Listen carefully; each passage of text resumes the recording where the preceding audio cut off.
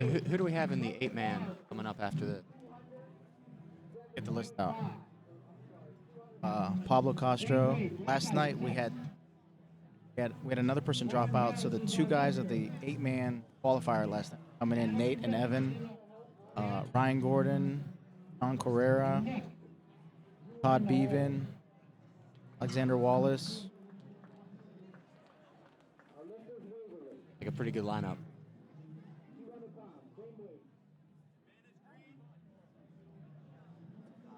Steve Maurer gets the advantage for the back take. A little bit of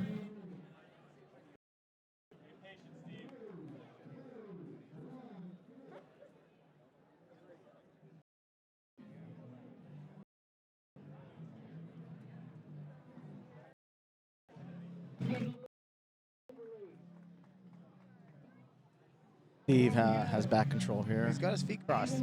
Better be careful here. He uncrosses them. Gets the belly down, and a lot of pressure now. That is a lot of man to be putting pressure on you.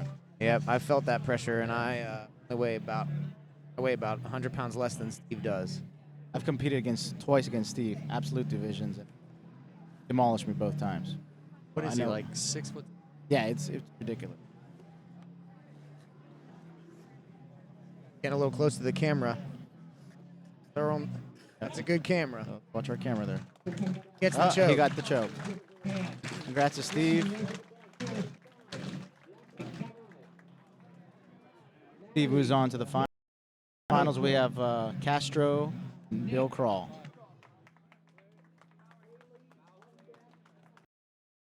Steve Maurer, a lot to handle, but Braden Bice gave him a run for his money. Right, Steve got it on that single leg right at the beginning of that match. Braden turned him over real quick and had him in some trouble there. That was very impressive wrestling. Braden's second grappling tournament. Wow. And now two big fans of the BJJ are competing against each other. So we wish them both luck. Alex Castro and Bill Crawl. Bill Crawl was on an old episode, probably in the first 10, right? Yeah. An old school BJJ hour. One of the originals. Alex been on a lot of our live stream events in the past. He's competed a ton. And for a bigger gentleman, Alex is going to do a lot of jiu-jitsu, full guard here, half guards.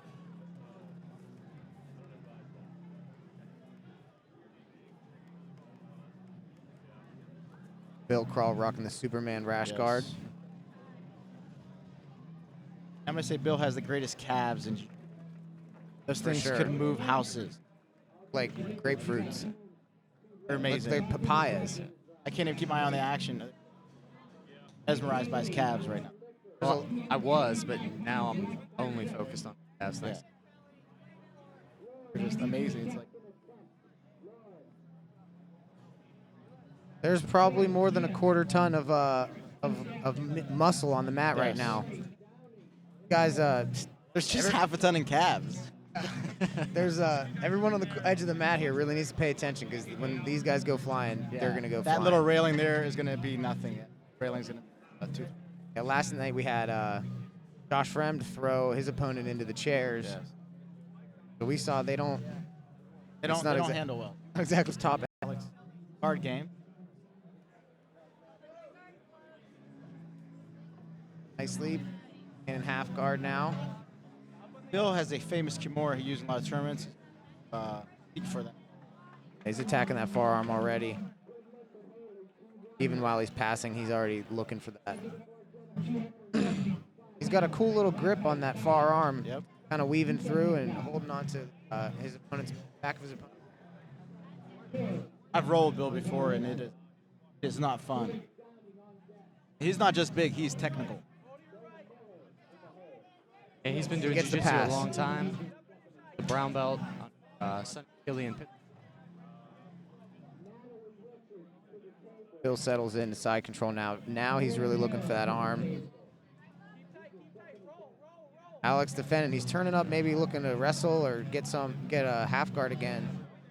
But Bill's looks like he's pretty much committed to that far arm for that Kimura, and he's now looking to separate.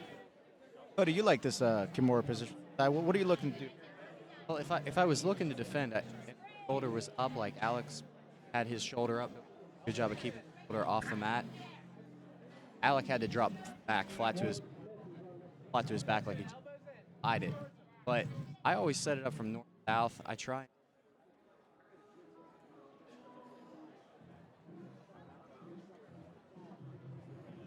Really, you just gotta knee a lot on the opposite bicep to keep it pinned to the mat and Drop to that break the grip. Yeah. And really, anytime the guy comes up into me, kind of like Alex is looking to turn into Bill, that's when I'm looking for it. If he's flat on his back, I can't really set it up a whole lot because when I transition to north-south, I try and keep them on their side. I end up getting out of a lot of Kimuras by dropping back flat to my back if the guy's got me pulled up onto my side. I think I saw Kurt Osiander talk about that. Yeah, if they can't get your arm behind your back, then they can't Kimura you, so might as well put your back on the ground. And we're still here in this side control position. Bill is putting a lot of pressure down on Alec. Alex seems to be staying pretty cool under there, though. He's not wasting a lot of energy. He knows where he's at. Bill's going back to that wrist, and he looks like he's getting that left arm weaved in, but Alex is doing a good job. Yeah, Alex is pretty wise to it now. Yeah. If you're just tuning in, this is the second round of the heavyweight four-man super fight. Steve Mowry won his first match against Braden Bryce. Currently we have Alec Castro on the bottom and Bill Krall inside mount. After this is coming the 8-man super fight.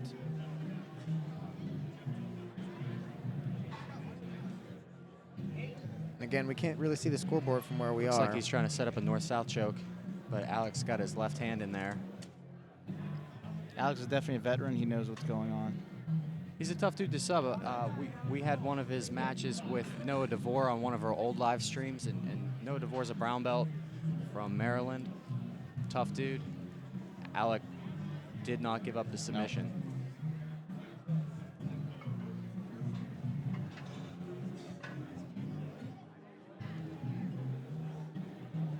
I think at this point, Alex's best bet is to try and work his way back up to turtle. Oh, Americana looked like he's going to get the grip. He's got to get his arm around the other side of the head, but he's going for that Couldn't even set up a one-handed. Oh, Alec was too strong for that.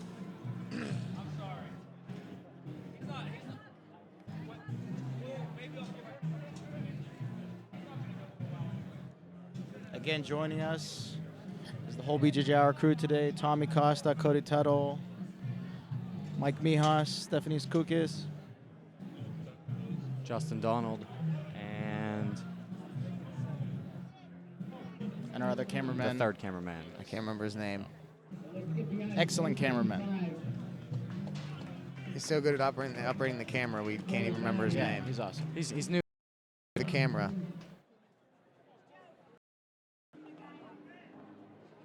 I know a lot of people have been asking when's going to be our next podcast. We'll probably be doing one next week.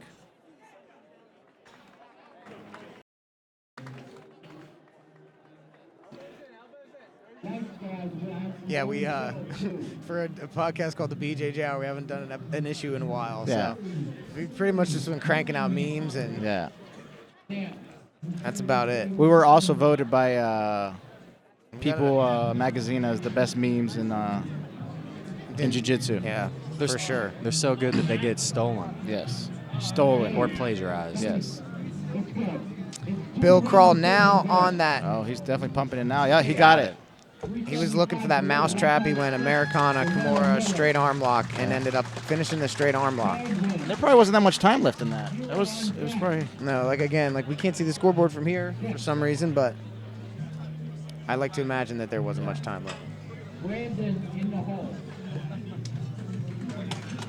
Mike Mijas stepping away from the table for a second, having a little power.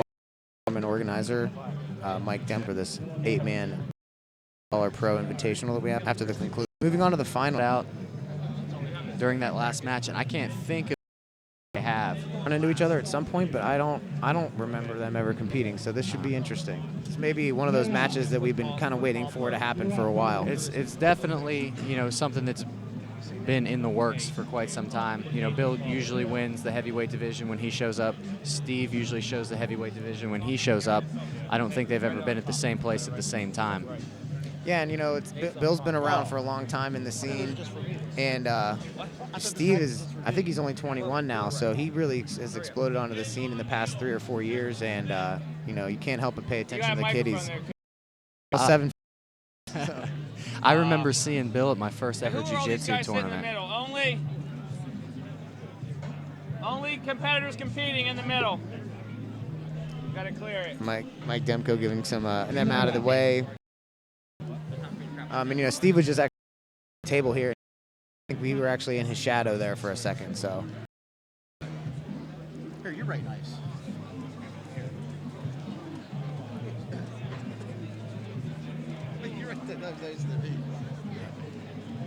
Yeah, we get. Yeah, I don't have to like. Great. Mike writes in Latin. We're having Mike Demko the because Mijas was big. Look like Greek symbols. Yeah. he's like, I didn't know Keenan was competing today. And like, it doesn't say Keenan, it says Pablo. Looks like a bunch of frats grappling each other. Wow. So are we running the first round of the heavyweight Yes. for the finals? So we'll have 4 more matches, and we'll get back to Bill Crawl versus Stephen Mowry. I believe the first match is in a big anticipated match of local grappling superstars, Todd Beav, Alexander Wallace. Nice. And this is kind of like what we just talked about with Steve Mowry and Bill, how it was something that's bound to happen. You know, Alex Wallace wins a ton of local tournaments. Todd Beav started competing more in jiu-jitsu now since he retired from MMA. Both of these guys are about the same weight. It's something that was bound to happen. And we're really happy to be able to bring it to you. Okay, guys. First match of the Okay, making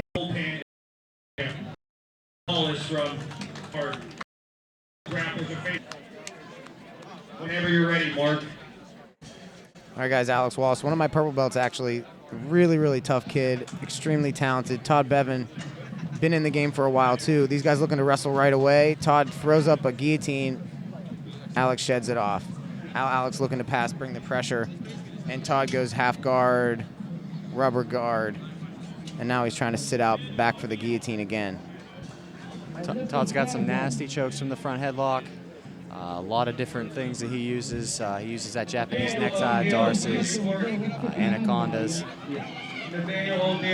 Really good no-gi game. You know, he fought MMA for a long time. He recently retired from MMA to pursue jiu-jitsu, basically.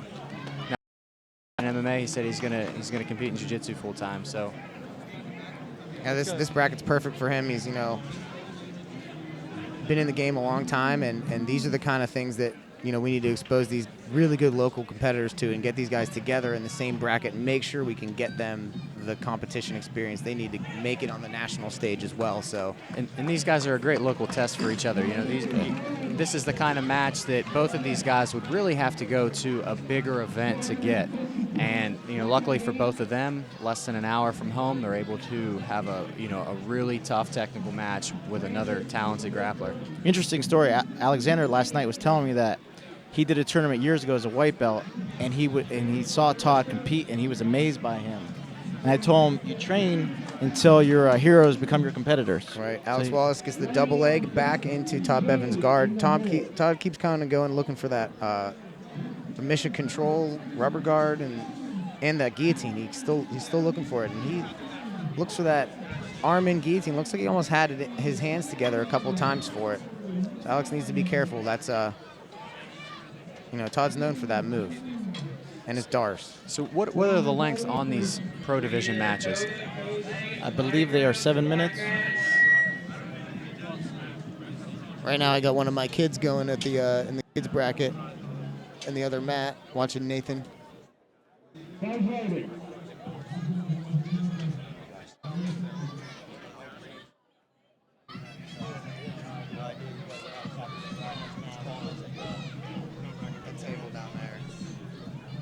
Alex Wallace looking to pass the guard. I think he got that takedown, so he's up on points right now. Todd's looking to Go for a switch. Yep. Todd has a very good guard. You know, there's a lot of build-up for this match. You know, I mean, jiu-jitsu guys in general, we try to stay humble and cordial, but there's about as much, you know, I feel like tension as you're going to get between two local guys with a lot of respect for each other. You know, these guys know that there's a lot riding on all these matches today. Hopefully this is one of many matches between these two gentlemen. Hopefully we have Absolutely. a lengthy rivalry going. Wallace bringing the pressure. Has like a body lock, passing the full guard. Todd staying active. He's really looking to make something happen here. He's not hanging out.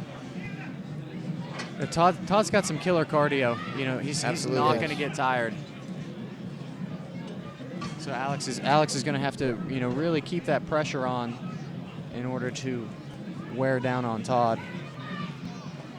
Todd gets in on a single of his own. Alex sprawls, now attacks the neck. Oh. That looked pretty deep. Yeah, that was deep. Even was wise, though. Got his head out. He's got like a 10-finger guillotine, right? Yep. The old 10-finger guillotine. Excellent match. Uh-oh, I got A couple claps from the ref. She's got back. She's on the back. Todd catches the neck. Oh, off that Todd's shot. got the neck. He's really cranking on it here. Alex Wallace is looking to pull his arm out. Pull his head out. He's got his head out. That was tight. Alex has no neck. Todd earns the advantage there. That 500-pound deadlift came in handy right there. You're not choking a 500-pound deadlift neck. Right. There's not a different way to choke it. Is that what it is, Tommy, or is it higher now? No, well, he hit 500 at our last powerlifting meet That's pretty that awesome. we held in house. So I'm not that sure is if he's ever amazing. done more in the gym, but And that's at what, a body weight of like 185? yeah, That's awesome. yeah. We got a couple criminal playing in the background. We got a few smooth criminals here. Todd just keeps to respect that thing, because it's a tight guillotine. I think if Todd's going to be able to finish it, his best bet is to avoid the arm. You know, Alex got a super thick neck. You know, he's got shoulders, strong guy. He's going to have us to the neck. Agreed. He's going to be fun. But it looks like Alex is in one of his own right. If I were Alex's coach right now, I'd tell him to probably try to spin to the back and maybe get himself to a better position than staying in front. And there he goes. I'm sure he can't hear me from here, but he looked for it. Todd threw up the arm, got the underhook, and now they're back to their feet. But this match is as advertised, even competitors. Yeah. Alex in on the single. And they move towards the edge of the mat. Todd snaps down. Looks for the pass. Now he's got it Goes in a to triangle. That was interesting. Todd gets the takedown there, but he's in a triangle now. He's defending pretty well. He's turning, kind of put the pressure on Alex's triangle here. So since we're not able to And he gets see the arm out. Since we can't see the scoreboard, it is now 5-2 with one advantage each. Who's got?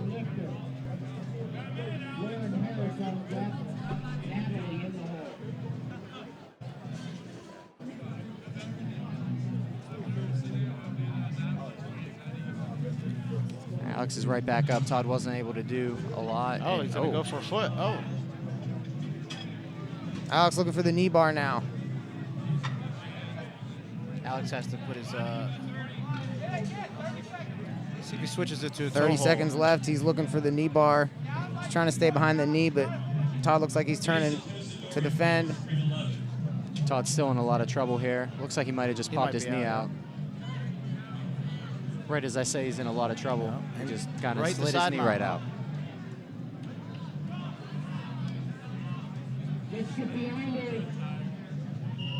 Time. Excellent match. That was awesome. You know what? I hope these guys go again today in the absolute, because I want to see it. That was an excellent match. Todd wins.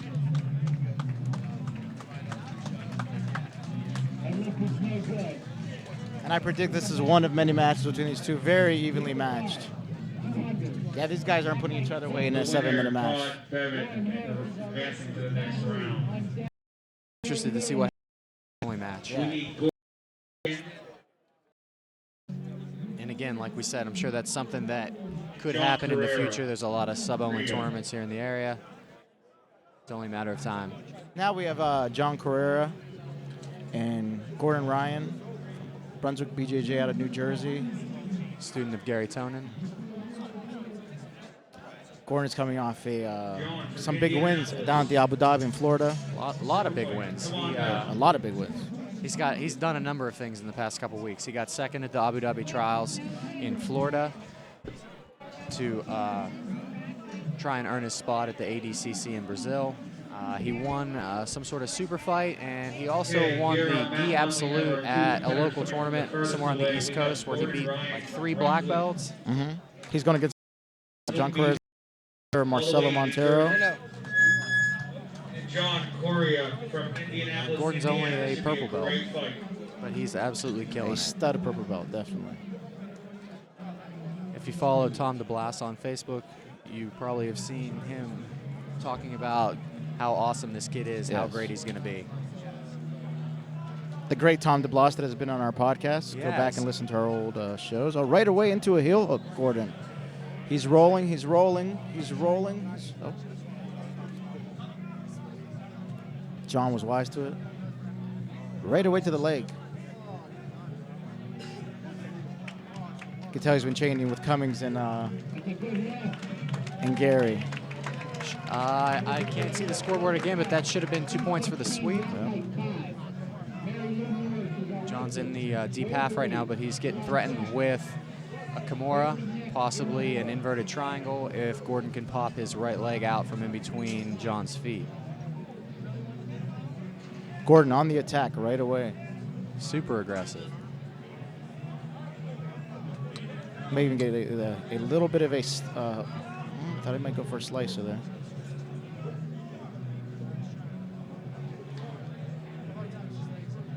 It was a tough match we just watched. I known Alex Wallace for many years. I can tell he's very disappointed.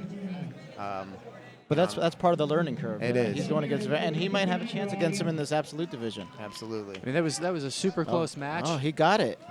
Gordon Ryan gets that tricky, like shoulder stretch kind of Like a shoulder slicer. Kimura mixture slicer. Yeah. So he'll go against Todd Beav in the second round on the bottom half of the bracket. Gordon Ryan takes out another black belt.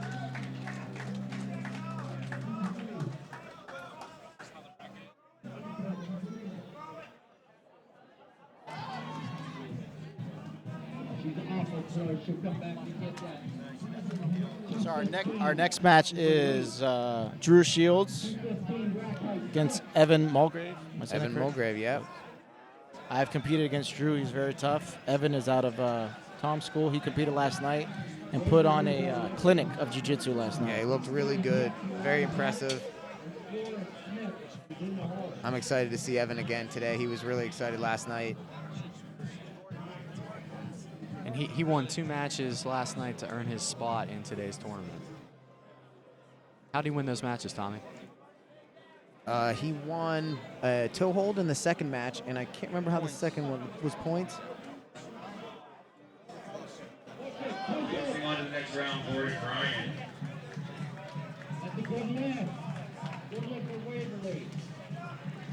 Evan's been in the game a long time. One of the first group jiu-jitsu pictures I have is of us, and we didn't even actually know we were in the same room together. It was about 10 years ago at the now defunct Combative Grappling Systems. At Bill Viol, the whole event promoter's old Shotokan, Allegheny Shotokan Academy. We used to throw some mats down in there, and there was a bunch of guys in there training back in the day. Evan was there, and I didn't even know him.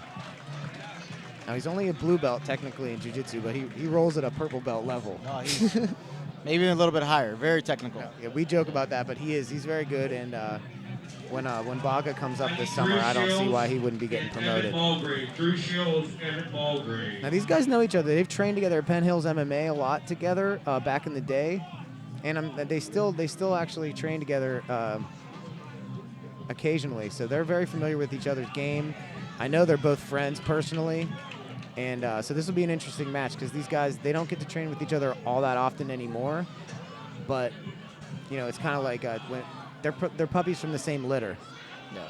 Drew is also competing in the bodybuilding contest after this in the front of the convention. And then the powerlifting, Yes. and then the CrossFit. Yes, He's he's, going from he's one going room to to- the other to the other. Yeah, he wanted. You can't stop this cat. He wanted to do kids divisions, but they wouldn't let him. Pennsylvania. Drew Shields from Mad Dog. Evan Mulgrave from High Ground. Drew is an Actually, absolute, Drew is from Penn Hills. Drew is an absolute juggernaut. Yes.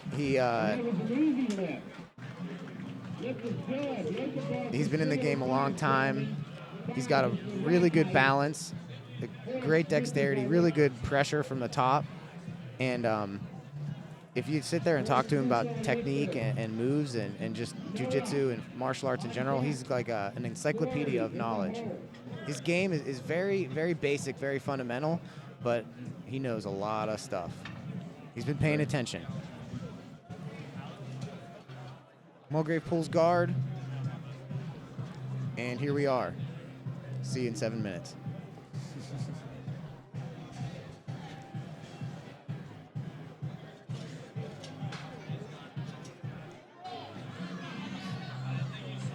Evan looking to use like a body triangle from the bottom, maybe to put a little extra pressure on Drew, make it uncomfortable for him in that close guard. This is about as comfortable as Drew is going to get. He loves holding people down in their close guard and trying to force them to make a mistake.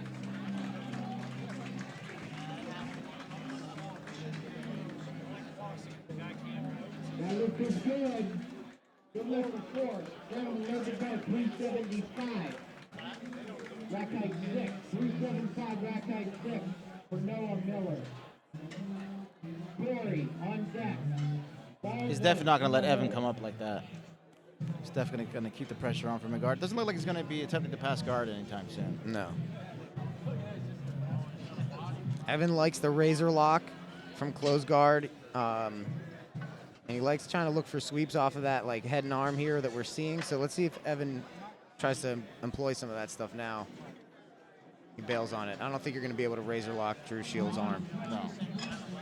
That's not an arm. That's a specimen. That's a leg.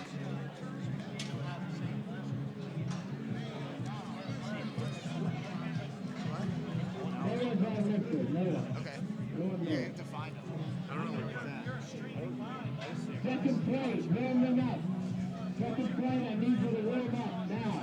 Evan going for some rubber guard, some mission control. Oh, he's got it in. See if he gets it over. Drew looking to pass off that. He has to bail on the omoplata attempt. Now Drew's looking at like a modified kind of smash pass leg drag thing here.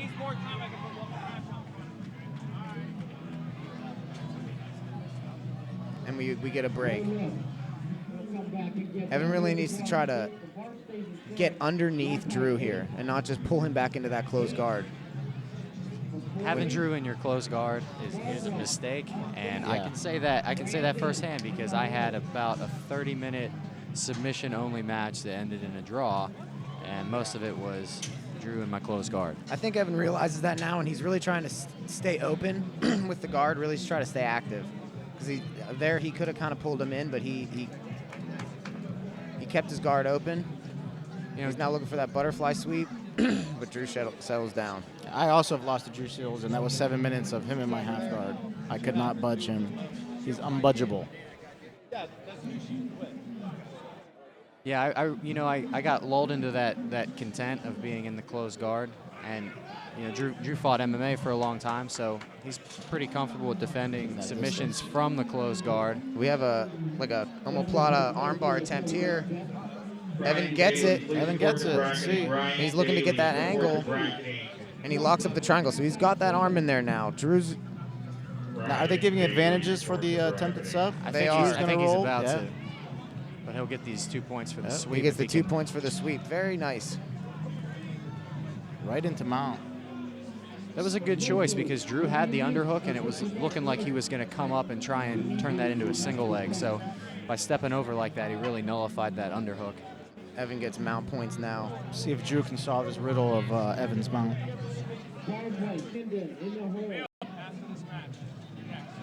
One of the few things in a minute match with Drew was I hit a sweep from deep half and I came up and he had that underhook, and immediately, as soon as I thought I was inside control, he exploded out with that underhook and single legged me. So there is about 2 minutes left in the match. See if Evan tries to advance position, see if Drew can solve this mounted. 2 minutes left in the match. There's a 6-point.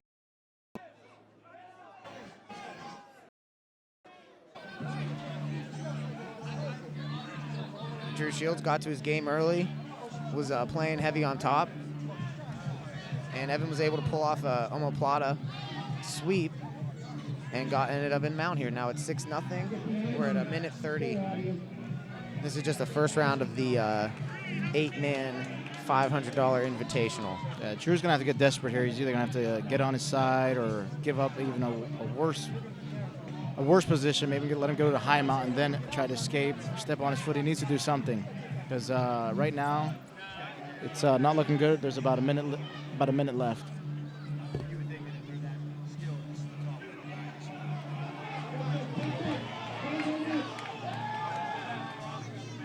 Evan looking for a gift wrap or Cobra clutch.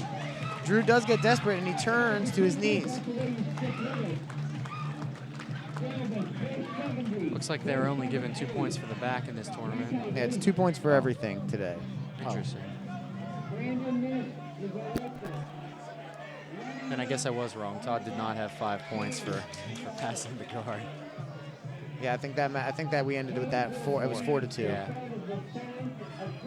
Either way, that one came right down to the very end. Probably the last minute of that match was what decided it. Yeah. 18 seconds left. Evan is cranking on this rear naked choke. Doesn't look like it's in, but he's looking to sell it because there's not much time left.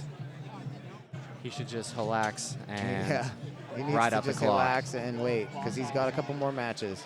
And he's moving on to the second round.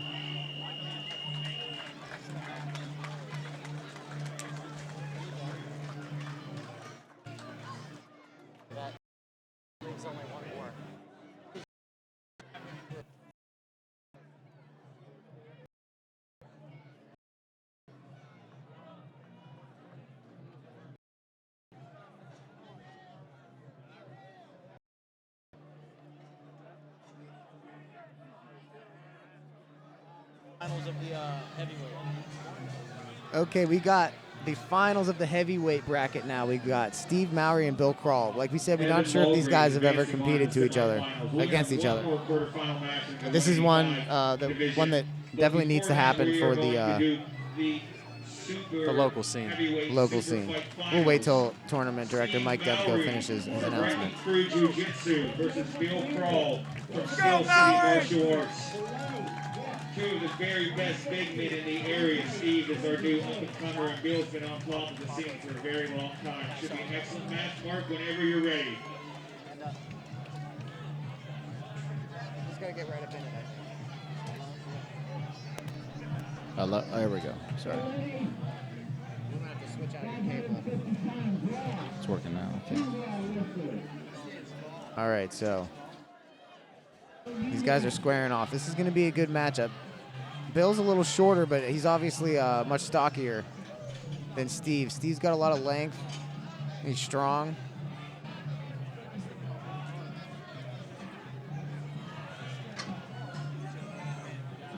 Steve's not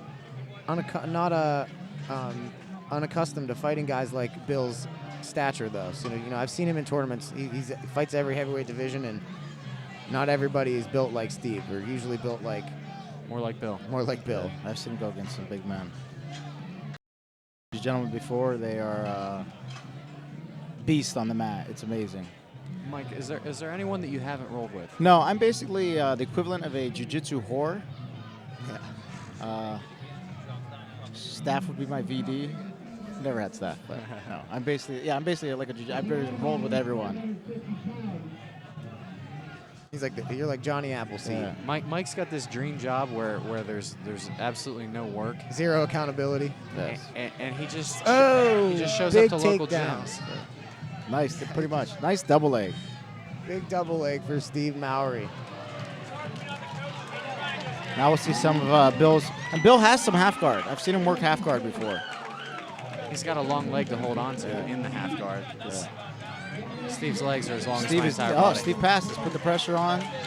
When they hit the ground there, I saw ripples in my glass of water here. It was like Jurassic Park. It was. Just need those thumping sounds in Yeah. the background. Doof, doof. Got about 5 minutes left in the match. Steven just moves over to mount and takes the lead to 6-0. Yeah, he's just looking to rack up a big lead here, I think, while he can. He's got Bill back on his heels. And this is how you force your opponent to make mistakes. You know, if they're down 6-0, they know they have to get desperate, and that's the best time to capitalize.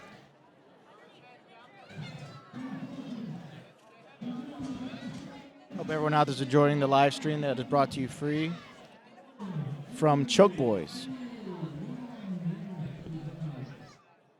Our friends over at Choke Boys, the preeminent brand. Based out of New York City, a bunch of guys training out of Marcelo Garcia's academy. You've probably seen their stuff on guys like Gianni Grippo, the Black Belt Dream Team, Zach Makovsky, Jay Cash. Go give them some support. Find them on Facebook. They got some pretty awesome stuff. Yeah, we're waiting for our box of swag. That's right. Big box. And feel free to write under the to drop some comments on us on the YouTube page. We'll try to talk back to you.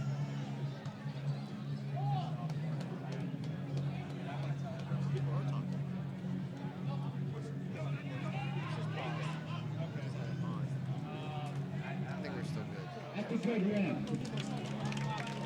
Steve Mowry still in mount. He's looking for a head and arm. Bails on that. Maybe looking to step off for an arm bar, trap for an Americana. Oh, There it is. This is that is a. But that's a lot that of arm. That's a lot of arm. Oh, he's Shoulder to isolate. Bill hanging tough. The big man showing some flexibility there. Some grit. Yeah. It looked like he was going to sneak out the back door underneath of the mount, but Steve reacted to that pretty well.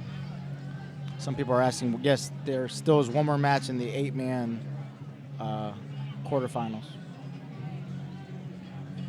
which is Pablo Castro and Nate Ham. Finished it. Kimura. Finished with the Here's the Kimura. shoulder lock. Steve points to the lights in the ceiling. Tell you what, rolling with Steve Mowry, yeah. Thanking Thomas Edison for inventing the light bulb. Or it'd be dark. We wouldn't see. Yeah, we wouldn't be shit. able to see jiu-jitsu in here today. Yes. Nathan, hang right here. No, Tell you he's, no, he's thanking God. Yes. Yes. And Thomas Edison. Report to bracketing ASAP. Steve, when you roll with Steve, it's not really rolling. It's more like climbing. He's like a big jungle gym. It's, he is a Winner of the beast. super heavyweight super Steve fight just came out, took out all the electronics with one bracket. handshake. He just knocked out all the electronics. Steve Mowry wins the 4-man heavyweight division. Bill Crow, Alec Castro, Brandon Bice. Great show, guys. Good stuff. We're already seeing some really, really good action today. And this is just the first round. I mean, we've got, still have our advanced divisions, our absolute division, all the gi and no gi. And there's some really talented grapplers here just looking around, the guys that aren't even in this bracket that I'm excited to see compete.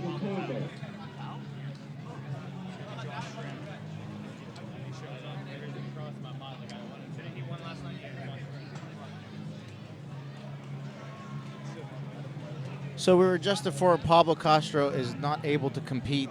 He's in the building. He's in the building, but he's not able to compete. We're not sure what is wrong. Forgot his rash guard. Maybe for his rash guard, right. So the gentleman that won third place last night is going to take his spot against... Now, is he going to fight Nathan? Because they fought last night. They fought last night, and they had a pretty good match last night. I thought we talked about this. I thought that the third replacement was Mike Mijas.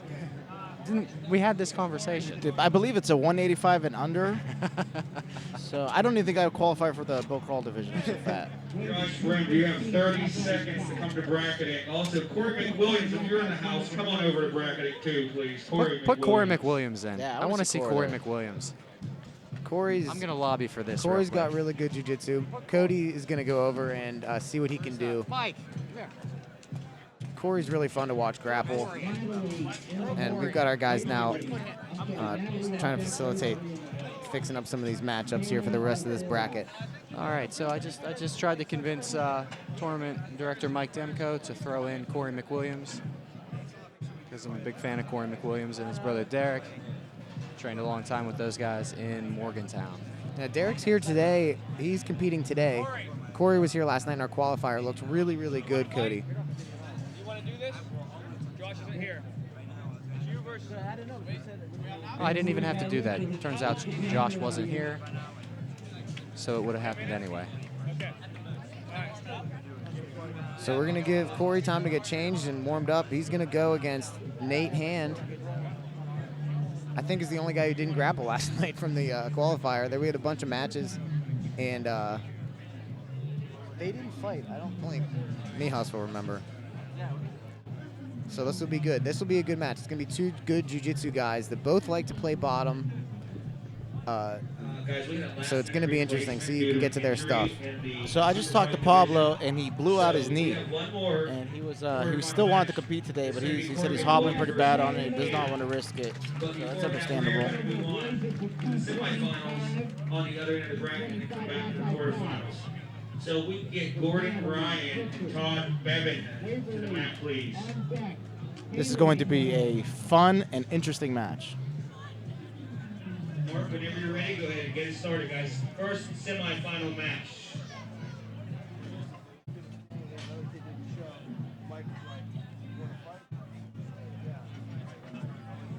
Quick shout out to Isaac Greeley at the Mat Factory. Eddie Vincent Black Belt. Just texted me, said he's watching the feed. And we're now here. Gordon Ryan versus Todd Beav. I'm pretty excited about this one. You know, I mentioned earlier that Todd decided to stop fighting MMA and was going to compete in jiu-jitsu as much as he could. Best news ever. And for a local guy, this is going to be a really good test. I was excited to see either Alex or Todd versus Gordon Ryan just because of how hot Gordon his is right now. streak is. He's going to use the take the back. All right, we're looking see at if he goes for a calf slice or no. He used to go to the back. And I'm excited that Isaac Greeley's listening to us. Shout out to Isaac. Yeah. Another shout out to our listener, Bill O'Brien, big fan. Yes. We appreciate the support. We know he's out there listening. Boss sauce. Gordon's got the back. Looking for that body triangle. Leaves the leg in the middle. And Gordon's a pretty tall guy, so that his legs are way long enough to hit that body triangle. Something that me, Mike, and Tommy know nothing about. Especially me. Exactly. Being a overweight T-Rex. I had a dream last night that I body triangled somebody. I woke up and my legs were still short. That's way better than my dream last night. For some reason, I dreamed that I was taking out impacted third molars. Oh, wow. I just wake up with drool on my face at my age. I thought about that on the way up here. I was like, wait a second, what? Why was that what I was dreaming about last night? Yeah, you're going to have to look that dream meaning up. Yeah. Terrible. Nothing good comes from that. Yeah.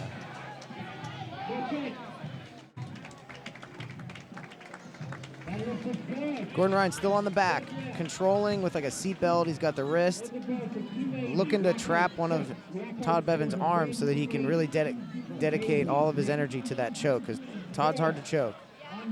Now he looks like he's got like a reverse triangle going for the arm lock instead.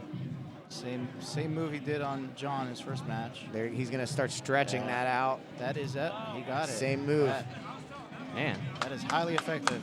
Reverse triangle, that goofy. Yeah, it looks like Beav may have hurt his foot. Now that might have been from that first match, Cody. When you said he may have dislocated his knee on that knee bar attempt from Alex Wallace. Yeah, his knee does look a little funky. That might have been what he's limping from now. He might have realized that he hurt his knee there. So it was as deep as I thought. Yeah, it looks like he's definitely got it. Haley Nick is our lifter, 280 pounds. Lot of weight. That's the last one. So Cory will be stepping in now. McWilliams, I'm pretty sure I see him with his rash guard on, drinking water. I think before we let Gordon Ryan go back to New Jersey, we need to catch him to see what that move is that he's hitting on everybody. I think we should try and get him to film that. Yeah, for sure. We'll get that. Get a quick interview with him. Nathan! Cory!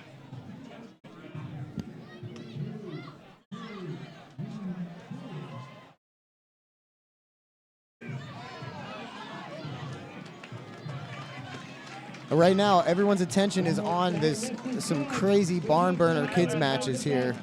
Looks like that girl may have got hurt. Might have got hurt. There was like a crazy flying armbar attempt, a big sweep.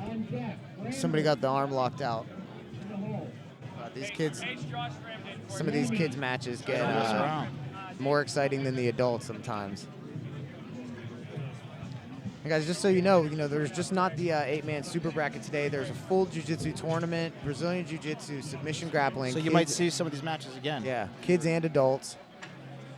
We've got a 250 no-gi absolute division. $250. $250,000 winner right now.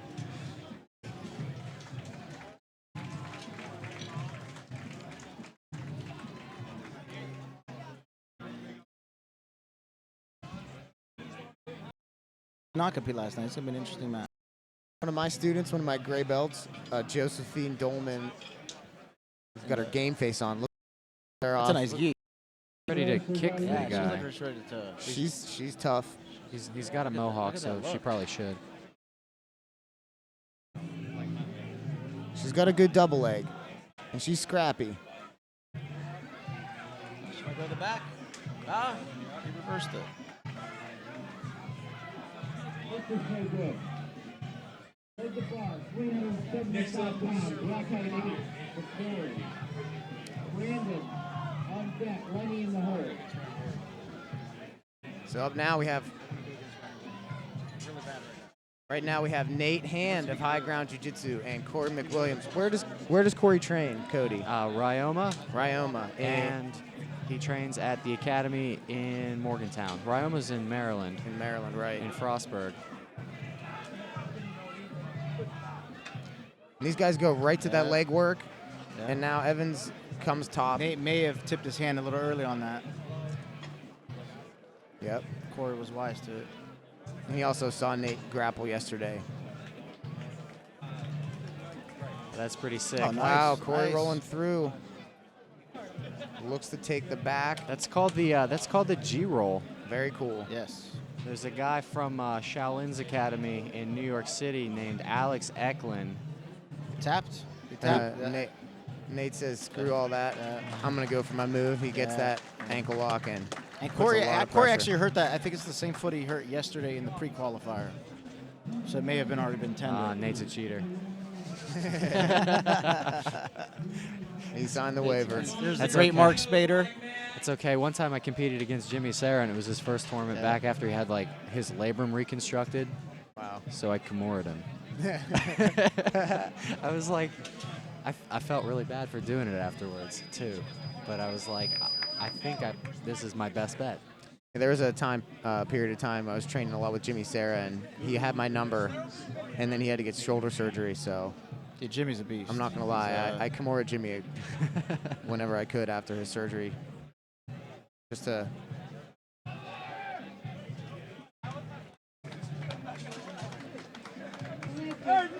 So now we're going to have one more quarterfinal. Is that correct? Since that was Yep. the first match of the Se- 8-man. well, I mean, se- one more semis. semifinal. I'm Yep. sorry, because that was the first match of the 8-man. And that will be Nate and Evan. Training partners. Tommy, who do you want to win?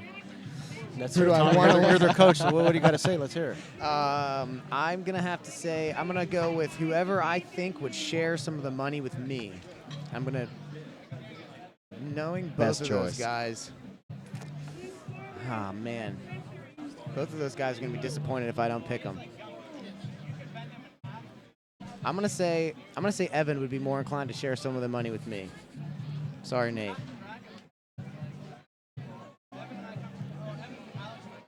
Now these guys are both gonna be. It's gonna be a good match. We're gonna get to see them go to another gear that they don't get to go in the gym. So,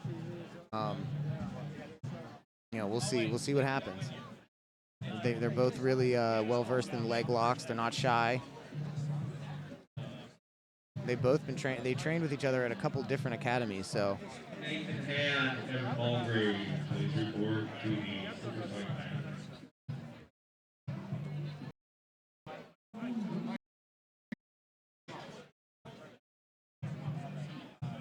Evan with the Iron Maiden shirt on. Death metal.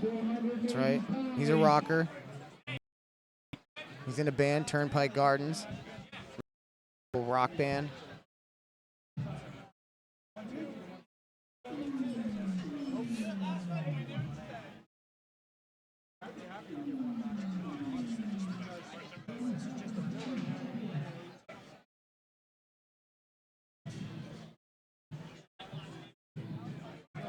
Only one of these guys can move on. Only be one. Right. When the cage, there can only be one. The ref was just doing some weird stretching routine. I think he's trying to get rid of that limp that Mike Mihas gave him 2 years ago. Yeah. Lingering injury.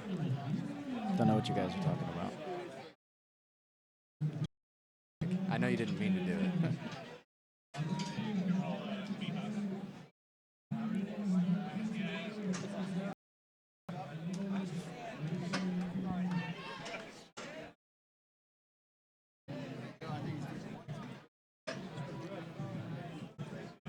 All right, referee getting these guys to square off now.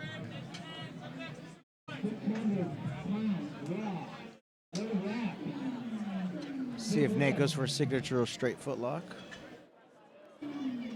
Since we're on the subject of leg locks, for all the listeners that aren't familiar, Mike Mihas has been doing leg locks since like 1995 when I was in like 3rd grade. Pretty much. Evan goes right for it, and he's got it stretched out now. Yeah. Nate goes right for it. He's got it stretched out now. He's got his legs crossed. And he's got that length to use to his advantage right now. He doesn't have the hand position, but he looks for the nice. heel hook instead and switches back. Evan's got his arm out of there, but it's still not good for either of them. Mulgrave is wise to it.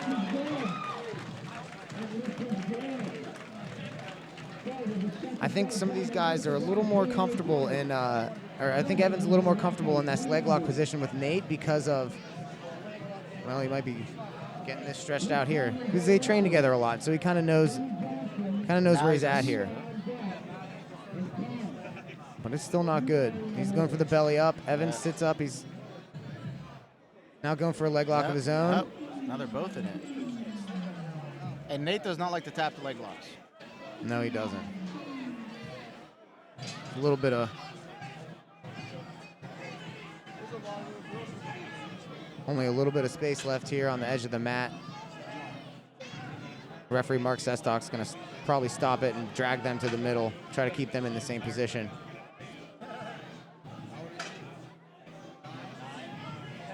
Also, we debuted our BJJ Hour shirts today. We'll be selling them for $19.99 on our website as soon as we have our first batch of shirts in. We have our other BJJ Hour shirts here. We'll be posting those up, all for the cheap price of $19.99. And all the money goes toward our equipment. That's right. We've had a pretty hefty startup cost. Stefanos put a lot of money in to get the equipment necessary to do this. Technology is not cheap. Even though we have streamed from an iPhone before, we've taken it up a couple levels since then. Yes. Now we're back in. The timer's going. We got our guys moved away from the edge of the mat. And there's no score. It's one advantage each guy, and we're still back in this leg lock position, which Nate just gets himself out of, and now he looks to maybe hop to mount or a triangle. And he's got the triangle. Oh, Nate shrugs his shoulder through. Nate is gritty. He is, and Evan's got a really tight triangle. He's tapped me a few times with it. It was a really great leg lock escape. Yeah. You know, he finally peeled that right leg off of his hip, elevated and slid over top of it, and ended up right in that triangle attempt.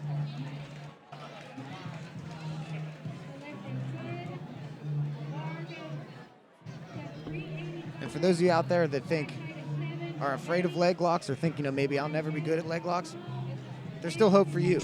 You too can be. Yes. I'm afraid of leg locks. Yeah. We, to be honest, up until about maybe a year and a half ago, we didn't train a ton of leg locks. We knew them, but we didn't train them like we do now. And these guys are using them in here like they've been doing them forever. So, it just takes a little bit of dedication and to do yourself some book learning, study some tape, and your knees will be okay. Look at this. If you're not training leg locks, you missed the bus. Yeah, and I really think the danger with leg locks is the ignorance. Instead, if you know the leg lock, the injuries aren't going to happen as often. So smart training partners are another important part of the key. Dean Lister talks about like a catch and release type theory. Yes. For training leg locks, I think that's a great idea. If somebody is being stubborn and thinks they're not going to tap to your leg locks in the gym, well, do them a favor and don't break anything, because if you break all of your toys, you'll have nothing left to play with. Don't break your toys. It's a legendary saying in jiu-jitsu. We got to have training partners to be able to train. About 3 minutes left in this match. Nate is still continuing to hunt for that straight foot lock. And these guys are locked into a weird 50-50. He's going for the inverted heel hook now, but doing a really good job of hiding the feet. It's 2-0. Evan's got points for getting on top there for a sec, I think, right? I don't know what the 2 points are for.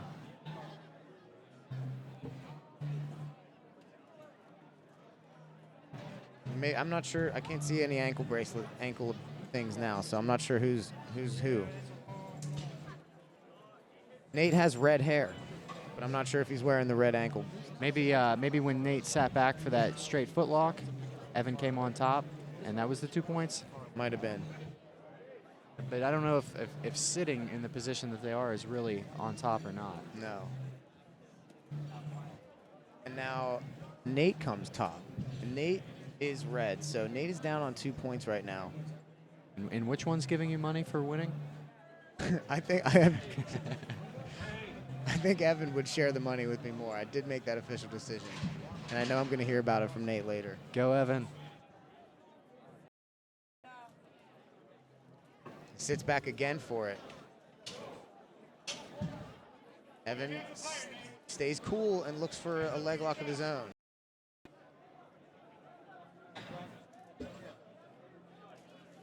Back and forth match here. Very evenly matched. Could go either way. Anything can happen here.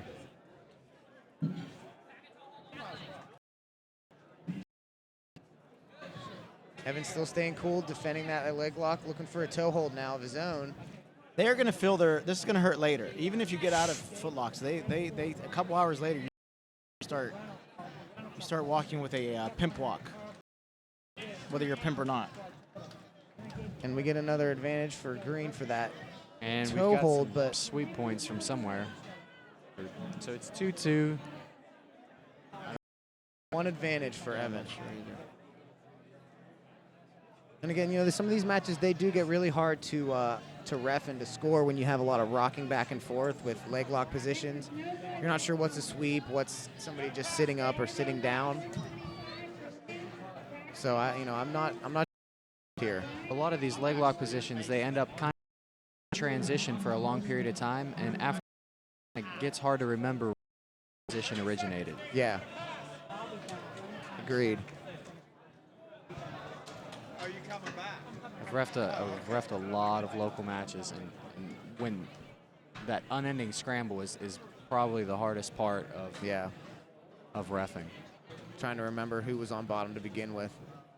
I have problem remembering just when we do like pass sweep submit in the gym. And we run time. Evan wins on 1 advantage. So Evan goes to the finals against Gordon Ryan.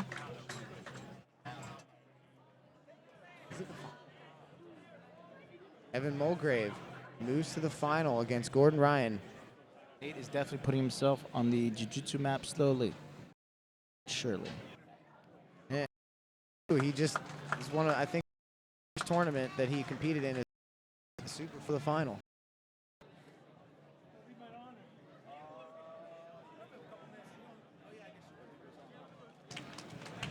I get it mixed up sometimes. Sorry, if Evan wins and is going to the finals against Ryan Gordon.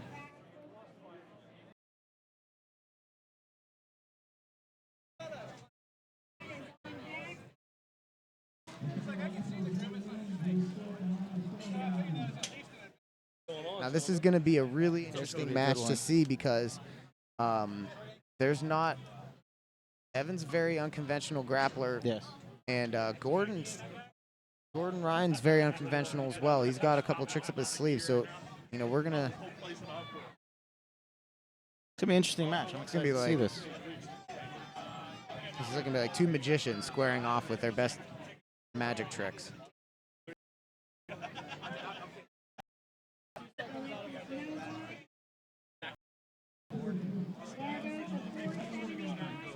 We're probably gonna give him time to catch his breath. Then we should be underway here soon for the final. $500 cash.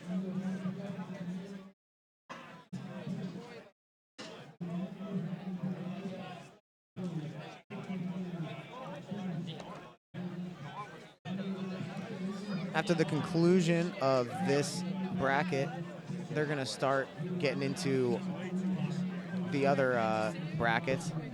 We'll probably be taking a short break, I'm assuming.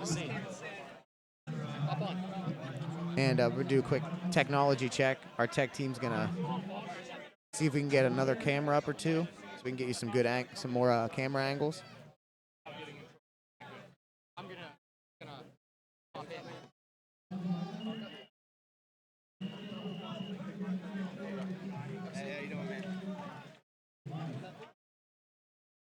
Joining us here at the table, one of our good friends, friend of the podcast, Cory McWilliams. Hey guys.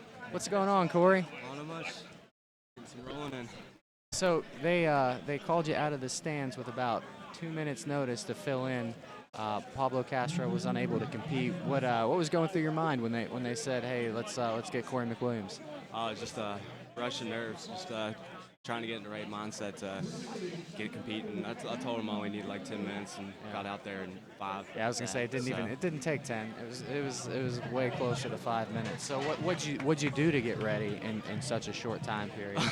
I went behind those curtains over there, just changed real quick, and then came on the mats and just did a quick warm up. It's mostly trying to get mentally prepared because I knew I wasn't going to get. I wasn't going to get my body as warm as I'd like it to, so you just got to get in the right mindset because, I mean, I feel like that's the most important part in these matches. Now, you competed in our qualifier last night. How did you feel coming into today after having, a couple of tournament intensity matches last night? Oh, it was great. I felt real good on my first match, and my second one, my ankle actually popped to a toe hold, and so I was looking forward to doing gi first today to see how that felt, but as you guys seen, things got changed up. But it felt all right out there. It's just Now, Are you gonna continue and compete today? Yeah. In yes. your divisions? Yes, I'm competing. I'm gonna. Now, are you and your brother the same weight? No, I'm actually pretty fat right now because of school. Where are you going to school again? I just finished up nursing school. Oh, okay, up great. in Cumberland, Maryland. All right, I kind of lost track of you. I wasn't sure where you were exactly. So, Yeah. are you training at the academy then, or are you still in Maryland? Where are you at right now? Right now, I'm up in Frostburg, Maryland, Okay. because Frostburg's like 15 minutes from Cumberland, and that's where I went to school. We're up at Ryoma Academy, Great. up there, who's under Mike Moses in Gaithersburg. I want to talk to you about that sweep that you hit. Oh yeah, the G roll. The G roll. Yeah.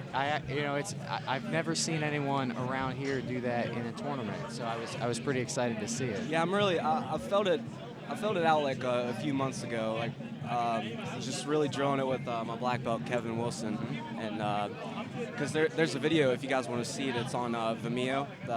And the Alex Eklund video. Alex Eklund, yeah. We started watching that, and then we started playing with it more. Yeah, And I kind of fell away from it a little bit because when the guy's like really pressuring into you, it's like really hard to get the roll. But just recently, I saw on Instagram of the Samir guy. Samir, I forget his last Chantre. name. Yeah, Coyoteros black belt. Yeah, he posted on there, and he did just a little variation that made it a lot better for me, so I went back to it. Now, do you use that variation when the guy's pressuring in real heavy, or what? Yeah, you can do it, like, especially if he's, like, you can definitely do it when he's postured back. Like, that's when I prefer it, is when he's, like, postured back.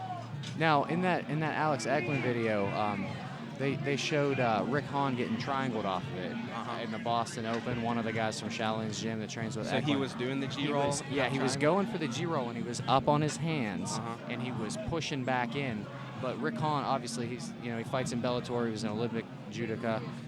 Tons of pressure, and he was pressuring in, so he went for the triangle. Have you seen that? Have you worked with that at all? I'd like to look at that. It's a pretty cool option for when somebody super strong is basically latched onto you and is just forcing their weight back into you. Yeah. So I was, you were mentioning the pressure. I was wondering if you played with that at all. Yeah, another thing I've really noticed with it a lot lately is just going for the G-roll. I know Alex, like he goes for like a push. He goes to a push-up position and tries to knock the guy on his butt. And I've noticed, especially like no-gi, they'll lock up a heel hook on you like right there. Yeah. So I've just been going like straight, dumping my shoulder, just rolling right under.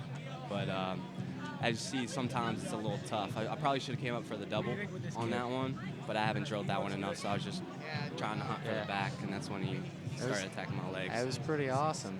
I was super excited to see that. I was like, I need to get him on and talk about that. So thanks for joining us. We'll see your other matches later today. We'll catch you in McGee. Yeah, appreciate it. Thanks for stepping up, short notice.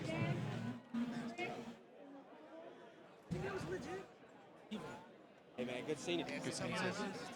When you first took your shirt off over here, I had to stop myself from coming over. I was gonna come say hey, but I saw you get on the mic, so I just got to back off a little bit.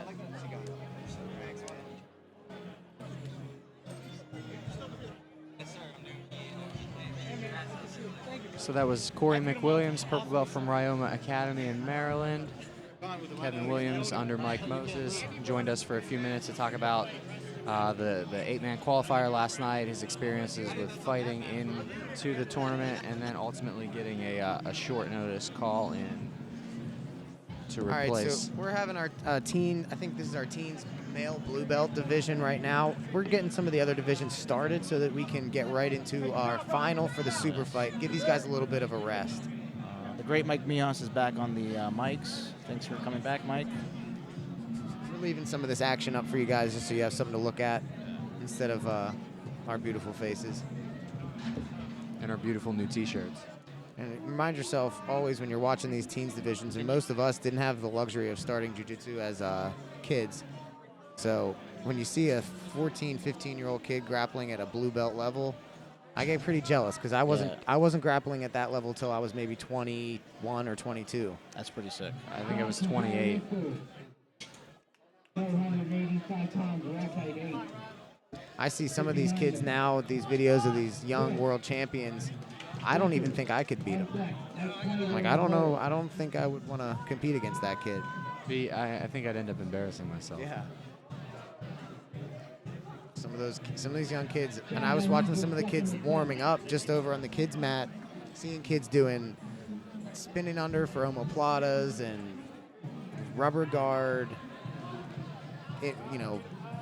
reverse De La Hiva stuff in their warm-ups, and it's pretty impressive seeing young kids now doing this sport jiu-jitsu stuff and pulling it off almost easier than adults can sometimes. 495, rack height 7 for Chris Decker. Mike on deck. Steve in the hole. It's a pretty big teens blue belt division. I think there's 4 guys. Yeah.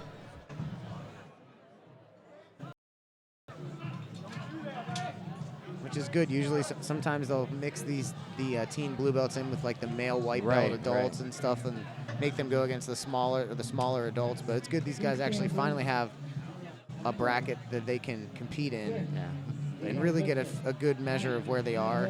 Because it's so much different when you're grappling a grown man. You know, Absolutely.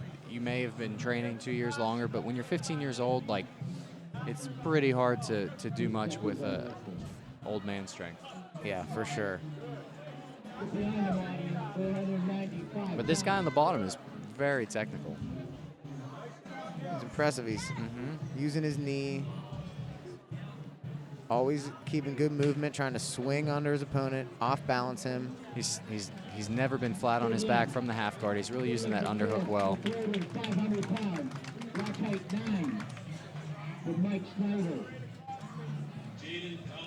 And we're seeing a nice answer from the kid on top. Defends the sweep, ends up getting back into the closed guard, but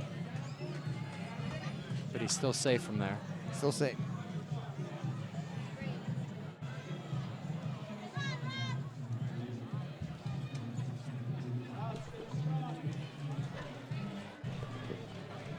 A lot today. Everyone, I'm sure, anxious to get started.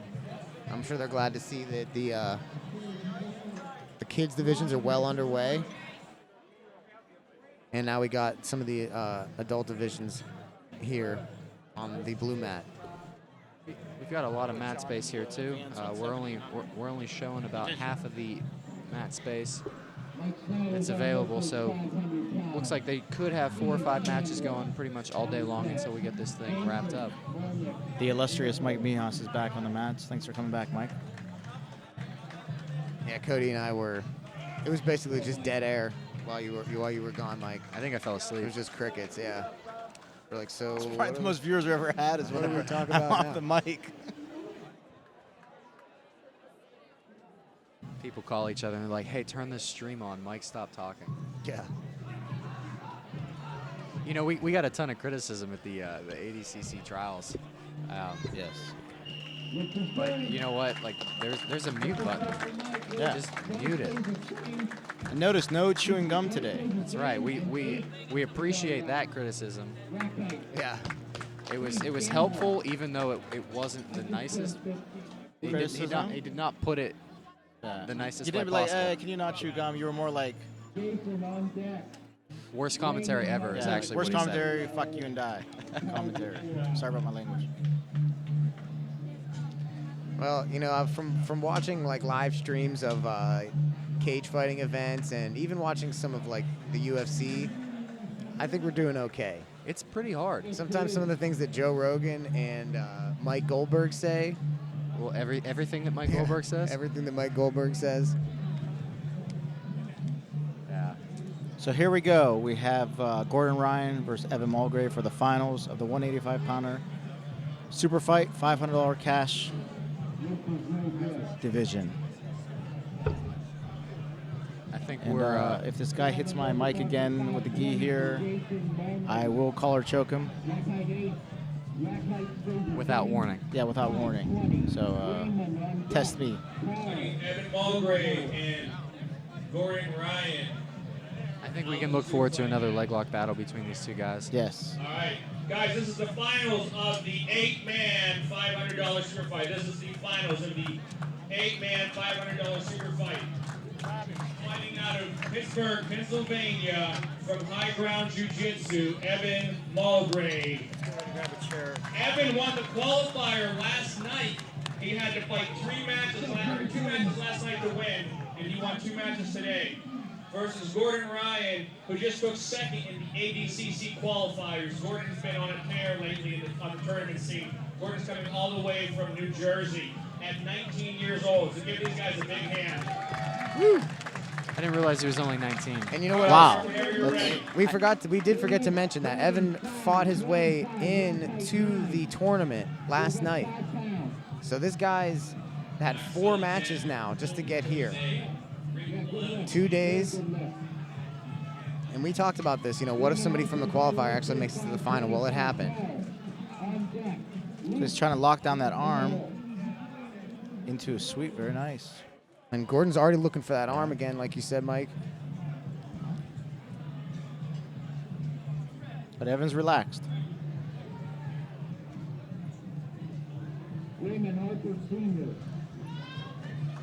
Yeah, he's going for that wrist right away. Even before he starts passing the guard, he's looking to start to set up the control of that arm. And Evan's dexterity on his legs is just insane. He uses his legs like hands. Or arms. I thought he might be setting up a knee bar.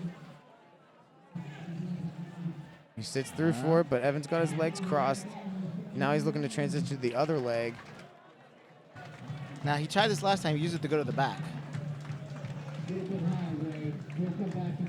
He could hit a straight ankle lock on that free leg if he's able to wrap it up, but Evan's doing a really good job of keeping that free.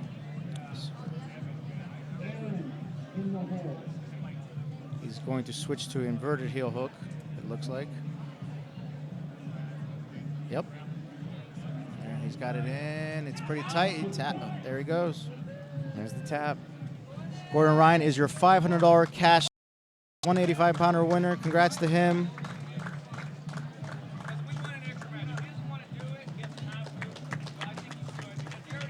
We'll see if we can get Gordon here for a quick interview. And that was his longest match of the day.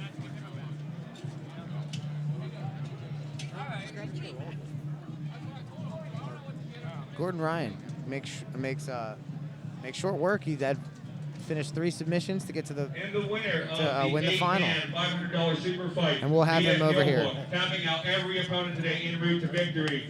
Gordon Ryan, 19 years old, guys. This guy's one of the next big things on the grappling scene. Oh.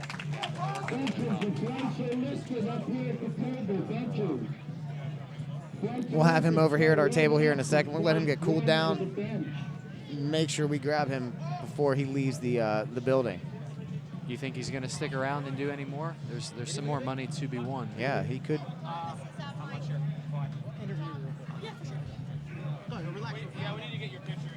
We'll have to ask him. We're going to need to get a picture with him.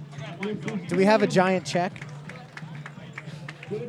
I think the giant check is almost worth more than the money that's written Yeah. on it. I want to hold a giant check. I looked into getting one of those printed out for some contest we were running at my gym before, and they're expensive, man. You got to buy the particle board. You got to get them designed. It's like $100 just for the check. I have had 10 people so far congratulate me on my black belt that I did not get. Pablo just congratulated me. I took a picture. There was a Marcelo Montero seminar last week, and I don't know, maybe people got colorblind, and somehow people just thought I got a black belt. I don't know why. And I got all these messages. You're hosting seminars now? Yeah, I'm hosting seminars now, sponsored by McRib, the seminars. But no, I am a brown belt. Well, you know that I think you're the first person who was actually promoted by the internet. Yes, I was. I'm officially a internet black belt. Yeah, it was like just a picture of you were just standing next to him, and then people just started congratulating you on a promotion, and everybody seemed fine with it. Yeah. Like, I'm gonna go stand by Warren Buffett, and I will be a billionaire tomorrow. So that's how that's gonna work.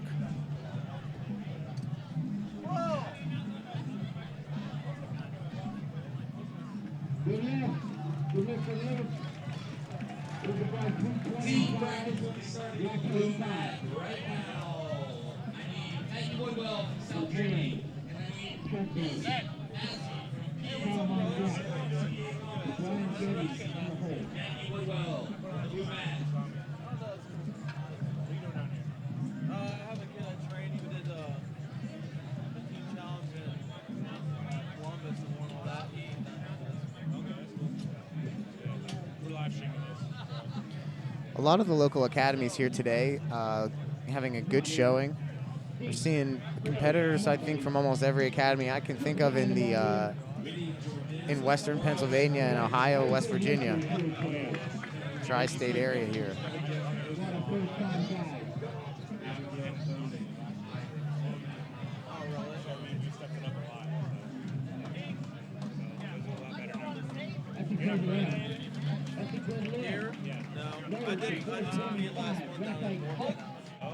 Yeah, go ahead. Go with that. After this match, Michael Walker versus whoever won. We're gonna have Gordon Rhino here and a couple of the other competitors soon. I think Gordon's getting toweled off. I think he's Tied signing off- autographs. Tied off by the women at the That's right. at the fitness expo. They were. Signing I hope he autographs. doesn't have a girlfriend. So he just ruined it for him if he does.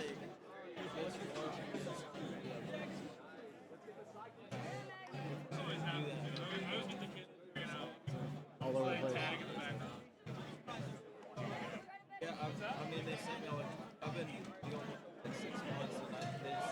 The winner of our 4-man heavyweight division, Steve Mowry, and now ref said there's a big game of tag going on in the back room. So we're trying to track down some of these kids that are finding some other use for their time.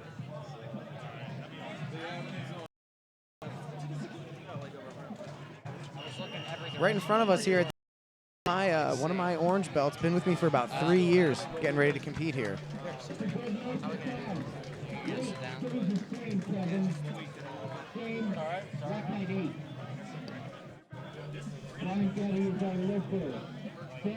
All right, guys, we're here with Todd Beav, competitor in the 8-man pro division.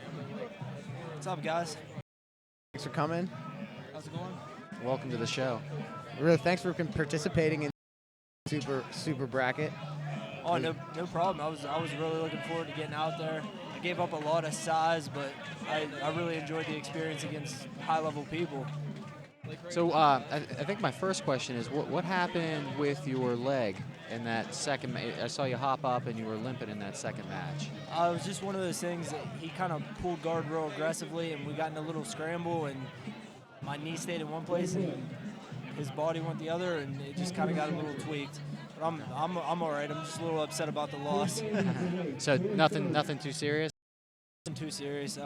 I'm pretty crazy about competing, so odds are tomorrow trying to fix my mistakes I made out there. So speaking of the loss and mistakes, what are you going to work on from that loss? Like, what are you going to take away from that experience? Just maybe that I need to branch out more, get exposed to different styles of jiu-jitsu. In this area mainly, I come across a lot of strong, aggressive wrestlers. Mm-hmm. I don't really train a lot with too many guard pullers or guys who play that really aggressive bottom game jiu-jitsu. I'm looking to branch out and just get exposed to more. Different experience different styles and come up with answers to different stuff. Absolutely, yes. Now, in your match with Alex Wallace, you had him in a one of the guillotines looked particularly tight. It was right over here. And I think you jumped into it from standing. How tight was that, do you think? I want to say it was tight, but man, he's tough. As soon as we locked horns, I knew I was dealing with a really strong, really well-versed grappler. Usually my guillotines have been hitting in my recent competitions a lot, but as soon as I got a hold of it, he had the proper defense. He was super strong. He was giving me no air at all to create the offense I needed. Hats off to him, man. He had an awesome performance. Yeah, and that was the first match of the 8-man super bracket that we ran, and I can tell you the tension in the room was like pretty high at that point. I mean, I know Alex is one of my guys, so I was like, the hair on the back of my neck was standing up for sure, and I think it was like kind of quiet in here. Everyone was really watching. It was a super close match the whole time, so we were really excited to see it work out that way, and kind of gave a good premonition to like how competitive this bracket was going to be. Oh, absolutely. I know a lot of people were seeing that as the marquee matchup of the 8-man bracket, and I trained as such. As soon as I found out it was Alex, I knew I was in for a dogfight, so I trained as hard as I could to get ready for it. Like I was saying, unbelievable strength. His strength is off the charts, and he was able to shut down a lot of the offensive things that I like to get going before I could even create any offense. So hats off to him. He's a really well-trained guy. So what's next for you? Where are you competing next? Well, let's let the announcements finish. Where are you competing next? What's your next plan? What's your next weekend that you're giving up for jiu-jitsu? I don't have anything lined up, but I recently made the jump from professional MMA to full-time jiu-jitsu. So literally I'll be on the mat Monday through Friday, and as long as I can find competitions, regardless of the weight, skill division, whatever, I'm going to hop in and compete. I'm only seeking out the best matches. For me, it's about the long haul in jiu-jitsu. I got beat today, but I promise you, whether I'm gimping around or not, I will be on the mat tomorrow grabbing somebody trying to drill the mistakes I made out there. I'll watch tape meticulously and try to fix everything I did out there. I'll tell you what, you looked really good. It's really hard to see any weakness in your games just from watching your matches today. And I can tell you for sure we'll definitely keep you on our short list of people to invite to the next one for sure. Awesome. Thank you very much. Anyone you want to thank out there? I would like to thank my coach, Thomas Hastings, my training partners. Big shout out to a young up-and-comer, BJ Hungerman. He's only a 17-year-old kid, but I force him to drill and lift and train with me every day, and he keeps on it. And big shout out to the Brazilian Jiu-Jitsu Hour for having me on and interviewing me, and for covering the events. I'm loving what you guys are doing for the local jiu-jitsu scene. Good. Well, thanks again for coming Thanks, on. guys. We look Thanks forward a to lot, seeing Todd. you on the mat soon.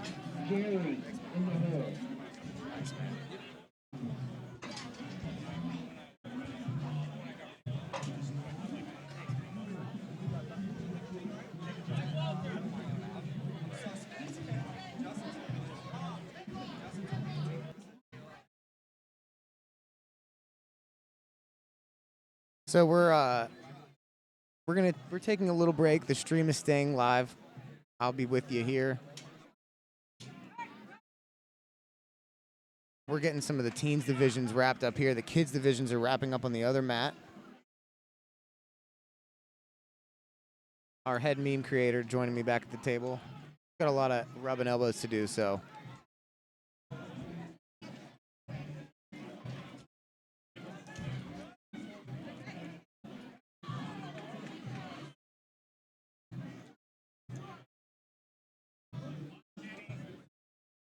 For those of you just joining us, we're here at the Pittsburgh Fitness Expo, the Kumite Classic BJJ Grappling Tournament. We just finished our 8-man $500 invitational super bracket with Gordon Ryan, a purple belt from Brunswick Jiu-Jitsu. Now that's Gary Tonen's school, right, Mike? Yes. No, Tom. It's either Gary Tom Tonen's DeBlas? or Tom DeBlas's. I'm not sure. I think Tom is Atlantic County AC BJJ, Okay, right? And I think Gary's Brunswick. We could be wrong. The internet might be going crazy right now. Yes. I think We're just trying to give credit where I credit's think due. it's under Tonen. Anyways, Gary or Tom or They're all studs. And they're all both the gonna same be team. They're both going to be in Brazil this year, competing at the Abu Dhabi trials, at the Abu Dhabi championships. Very, very impressed with Gordon Ryan today. Yes. Came in and basically was put up against the best that our region had to offer. Yes. 19-year-old phenom. And we just got some good tape of him pulling off a really cool reverse triangle Kimura, like bicep slicer / shoulder lock / dislocation. / Go to the hospital dislocation. for a long time. Move. Yeah, we're not really sure what to call it. I'm sure it's got a name somewhere on YouTube. It was but whatever it was pretty dope. yeah, so we're really like that. That was very cool. I seen that move from side control before, and I really like how he's able to put that kind of pressure on somebody's shoulder from There's the a guy back. from my gym named Rob Sullivan, if you're listening. He does that to me all the time. Very uncomfortable. And I think that's why my shoulder's a mess. From him torquing on it. Good jerk. We've got some really exciting kids matches here.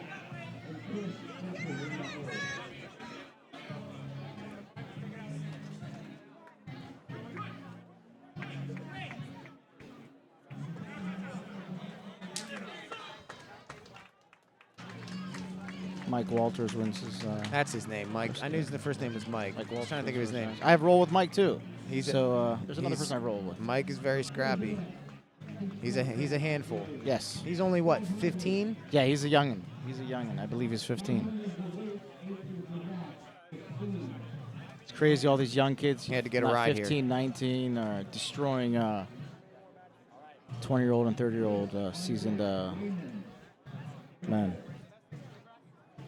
Seasoned as in training, not seasoned as their season, like food. Seasoned well, very right well now. seasoned. Yes. His game's a little spicy. Yeah, his game is spicy.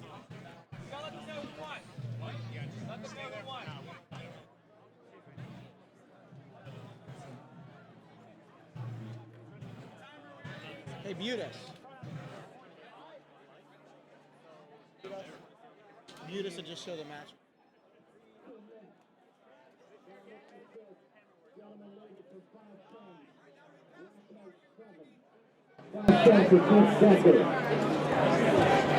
Raymond on deck.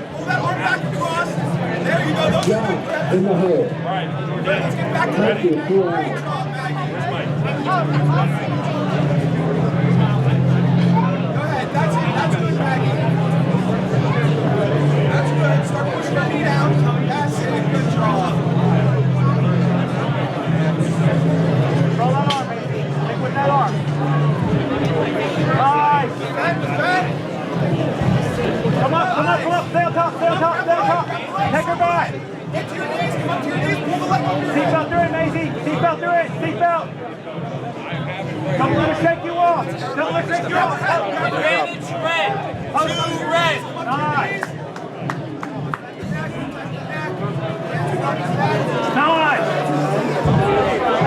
Knees together. Heads up. There you go. Good work. That's a good low. Physical 525, right tight 9. So Raymond, Harper, Senior, Raymond. Job, Sheila on deck, and Mike doing the... All right, so we're bringing you a little special match here. We're just right in front of us, so we might as well call this. One of my students, orange belts, Abby, is in the white gi.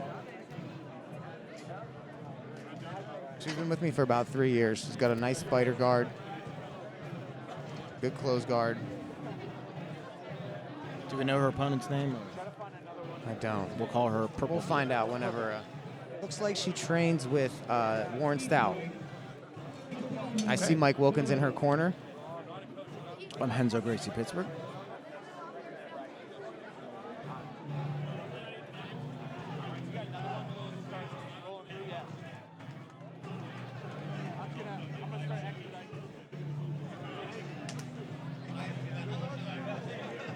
Abby's dad, Jay, one of my blue belts, probably at the end of his wit here, watching his kids compete. He's coaching.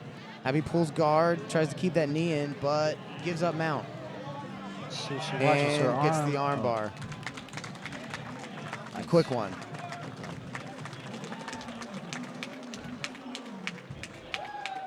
Good attitude. Yeah, for Most sure. kids, after they get armbarred, they seem to cry. So you can tell she's been training a while. Good technique. Hunted right for it, went for the kill. Sorry, Abby, we'll get him next time. Do we have a shirt for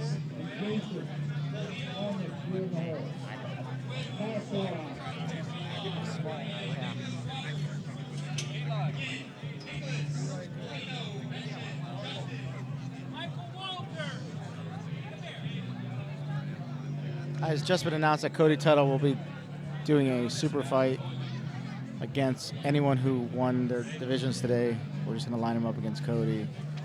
We're actually, the BJJ Hour guys are going to be, we're going to be fighting back to back to back to back. Yes. And then just letting anyone who wants to come on the mat just try to fight us. Yeah, so whoever wants some of this, step up to our table over here. We'll smash you. We're joking. Yeah. Thank God. I'm not fighting anybody today.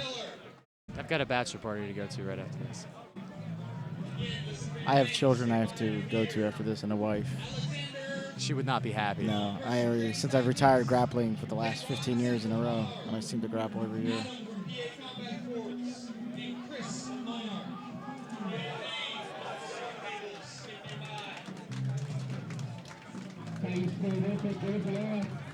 Good left, 525. Going to the fencer for tags from black mat, please. 535, black height 8.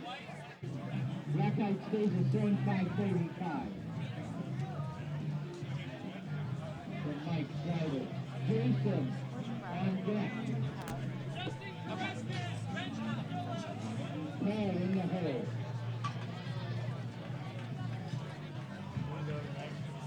Looking to get some more brackets going now.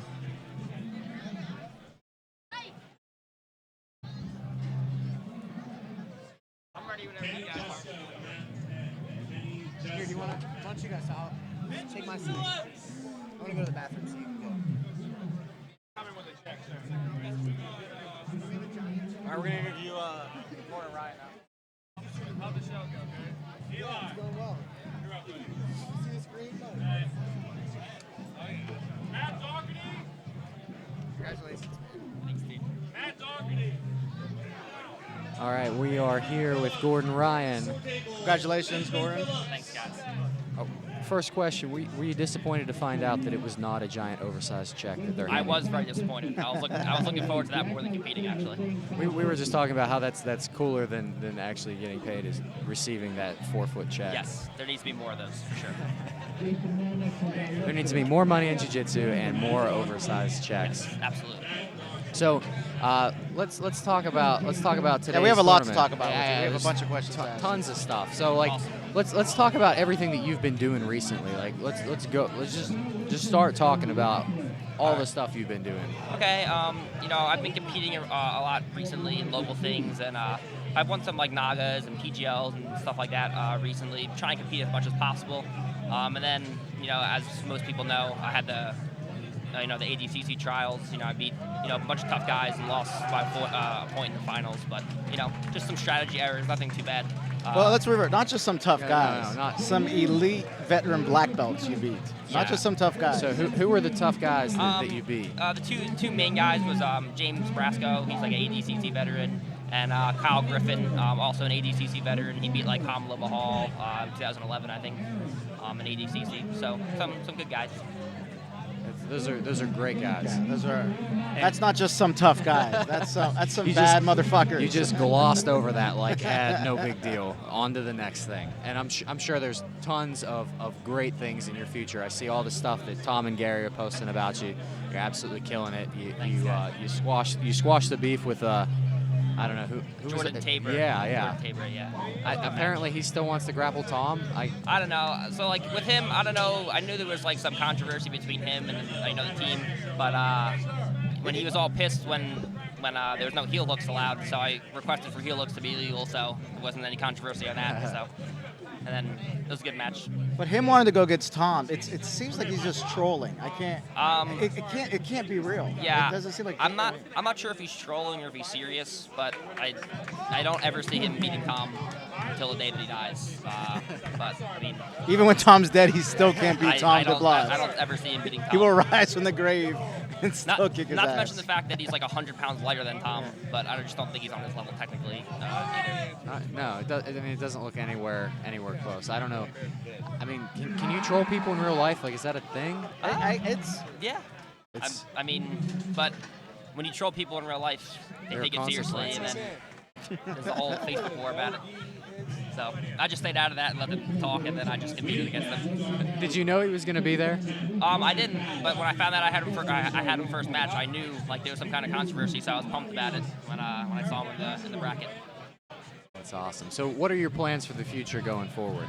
I mean, I got Gi World coming up next week, and then I have the Grappler's Quest Pro Invitational thing weekend after that. In New Jersey, correct? Yes, in Edison. And then, I don't have anything planned after that, but just training full time, trying to get some seminars so I can get some money, because I'm just, training and teaching right now.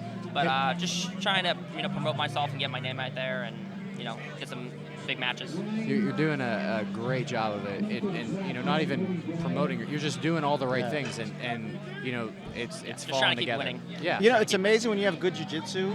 It makes money for you. It gets your name out there. You don't have to sit there and troll people online. You don't have to sit there and instigate. It's just Call people out. if you put in a performance like you did today, your name's gonna get that's, out there regardless. That's what Tom the Blast always says, is just keep winning and everything will fall in place. So listening to him.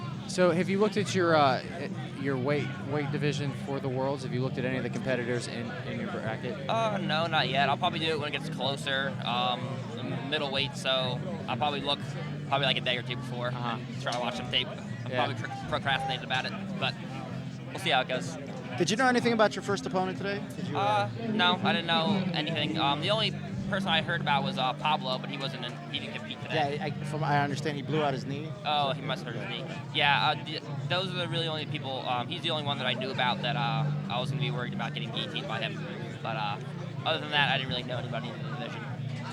So what was the move that you were using from like the deep half guard with the Kimura grip? Oh yeah, so when people shoot deep half guard, I know that in order for them to go for sweeps, their head has to come off the ground, and as soon as their head comes off the ground, I shoot my hips underneath their head to shelf their head, and then I work on controlling that far side arm and locking Kimura grips, and then eventually to a triangle, and then I can finish either the triangle or Kimura from there.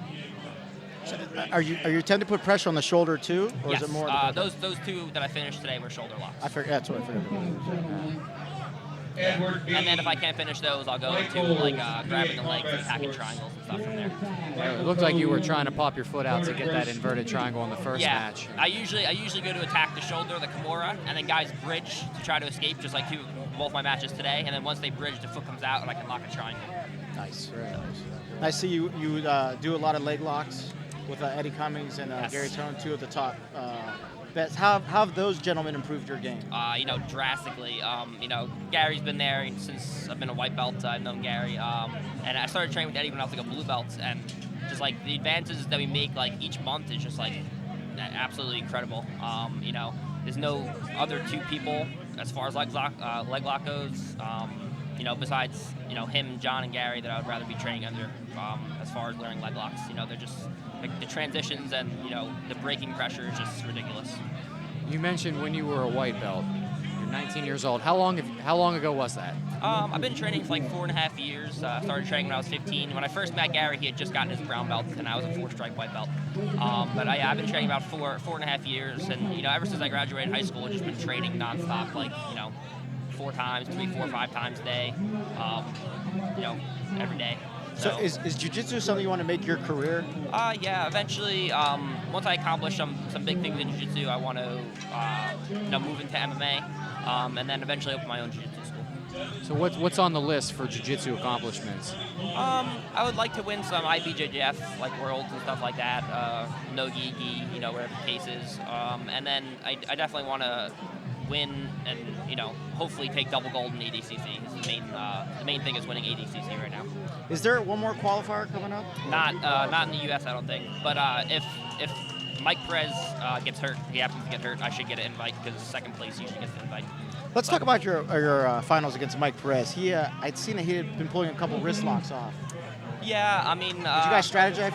It wasn't right before the match. What to do? I mean, the strategy was. I noticed he was like kind of conservative. Plays like a points-based game. So the plan before the match was just to push the pace, and try to, get him out of his comfort zone because I noticed he would wait and then explode into submissions and stuff like that. So I just wanted to push him, from start to end. Just like the strategy, when I was up on 2 points, I should have stepped back for a leg lock and made him try to pass as opposed to, trying to pass his guard and then giving up the sweep and eventually getting my back taken for a few seconds. Interesting. Your first match against who was it? First match was against some kid from Fight Sports. I'm not sure what his name was though. I had him, and then I had James Brasco, and then Kyle Griffin, and then Mike Perez.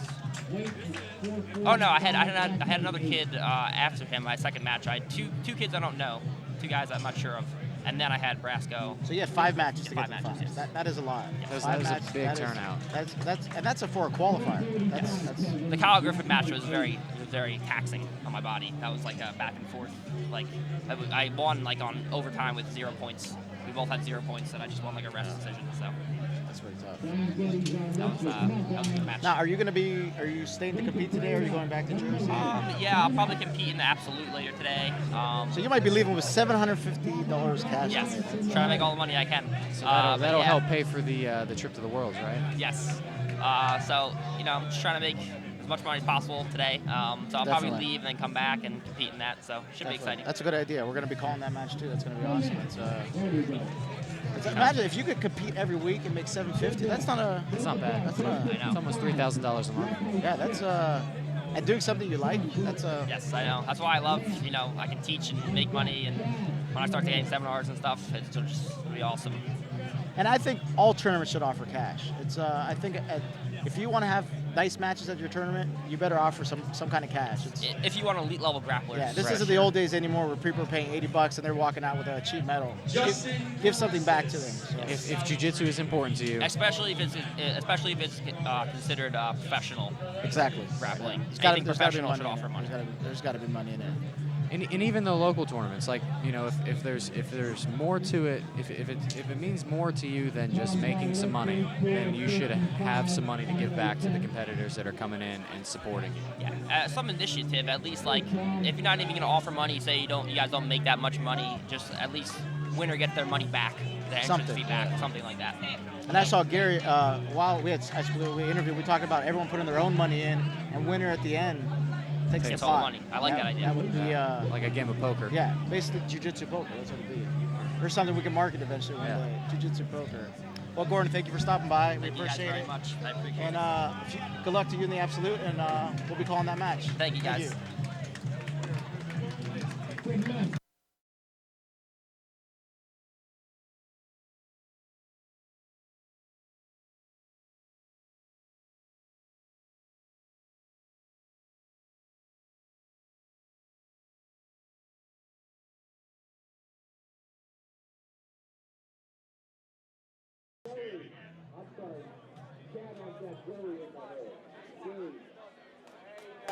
Four out. Keith Coolwick. Go to bracketing.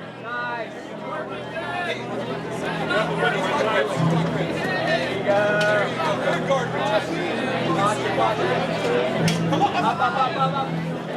Back guard. 2 red. Another hook. Position,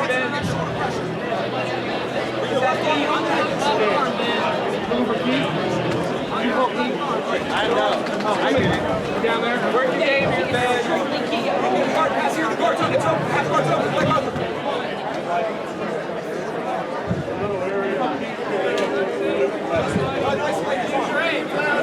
That guard back. Stabilize. You red. Now, start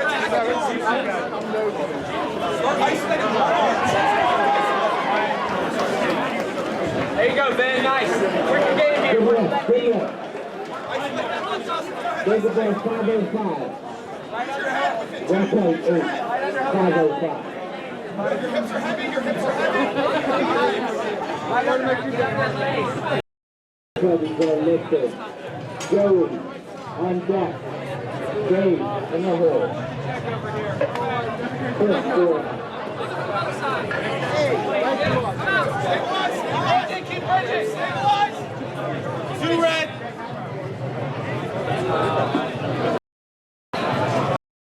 Watch that arm. Good. Keep turning.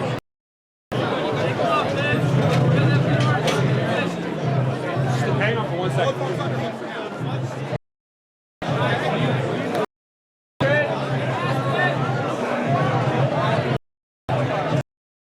Elbows out.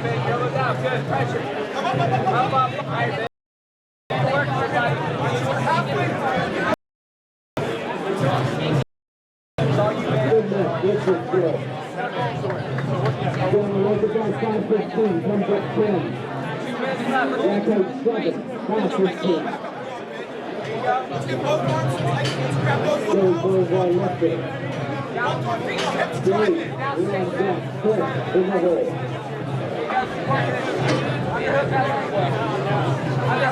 Underhook. There you go, buddy. Just working that angle.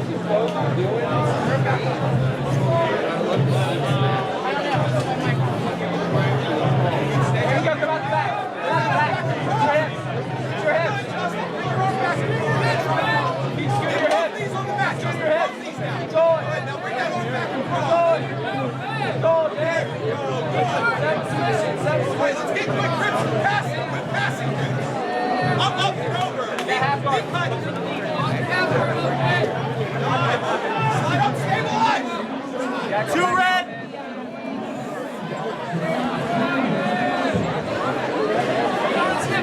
working separation back to it. Back to that. Use your arms.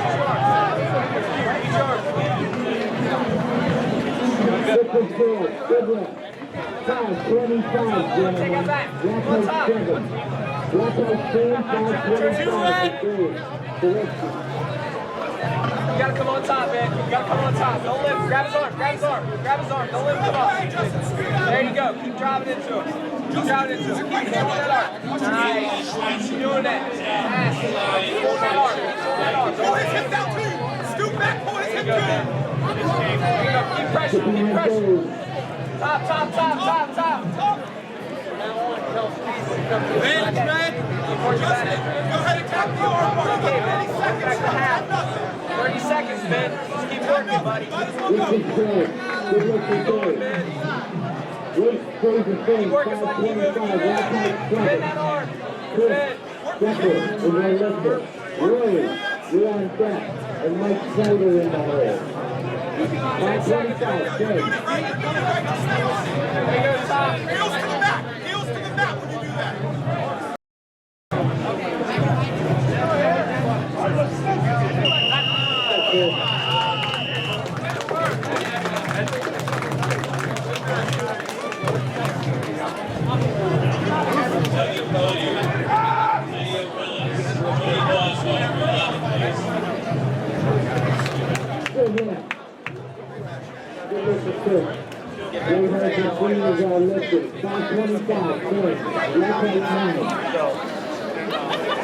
I'm gonna get this one. That one's done already. These are done? These are done. They're all done? Okay. So this is fresh. Four out, tag, five out. Hey, Mike, make sure you tell Justin to stick around. Roll! Roll! Get on top! Up, up, up, up, up! Hips out! Arm down! New bracket.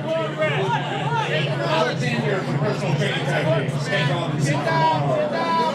Adam Turn it! Combat Sports Don't and turn Chris that back! Don't turn that! Turn that back! I'm working the Put down the audience. Just take it away.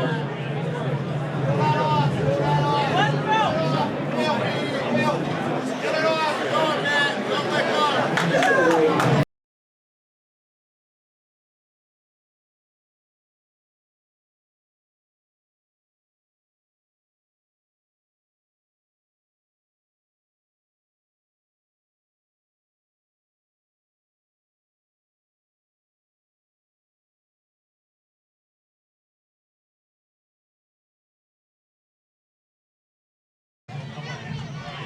Do we need that guy's permission to make him into a meme? I don't think we need any. I don't think we need permission. I think, yeah, I think his tournament registration covered the memes. So we're working on turning a guy in the crowd into our next jiu-jitsu meme. I'm gonna go talk to him real quick and make sure that he's okay with us using his likeness and spamming it on the internet. We got a guy, he's passing out right now across from us on the spectator area. He can barely keep his eyes open. He had his chin in his chest, and then he was like, his head was dropping back to like completely extended. Yeah, pretty awesome. I got a good picture of it. I don't know how you can sleep in here. It's loud. He's in an uncomfortable chair. I'm not even comfortable sitting in this chair right now. Me neither. All right, I'm going to go talk to him, see if he's okay with becoming the next BJJ Hour meme. Go for it. Okay, so you're not doing any more D after the kids? After the kids, it's going to be... Let me make sure the adult D is going to go, though, right? Yeah, so it's still for a little bit of a few hours. All right, so I just want to point out that, you know, we've kind of gotten used to the noise and the smell in here, but this event is hosting a bunch of different martial arts disciplines in tournament form. We have grappling, there's taekwondo, point sparring, there's all types of self-defense and kata, and there's also bodybuilding, figure competition. We have our grappling and jiu-jitsu here. So there's like a lot of events that have weight divisions. And when you have weight divisions, you have people cutting weight. And when you have people cutting weight, you have people destroying these bathrooms. And when I first just walked into the building here today, couldn't help but be overwhelmed with the smell of protein farts. So I just want to put that out there. Trying to set the mood, trying to take you guys into the experience here.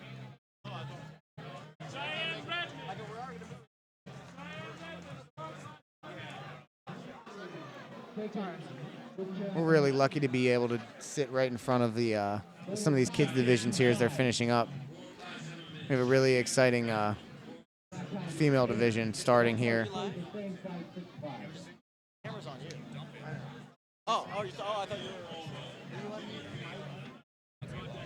What's up, internet homies?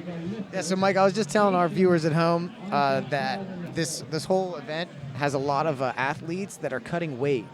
From the powerlifting behind us, the CrossFit, the bodybuilding, the figure competition. There's a lot of weight cutting going on here, and I'm just trying to describing the aroma and the atmosphere here, especially in the meatheadness in the air, the steroidness. Yeah, there's a lot of weight cutting. There's a lot. I just got back from the bathroom, and did it smell like andro? I'm glad I'm back. Yeah.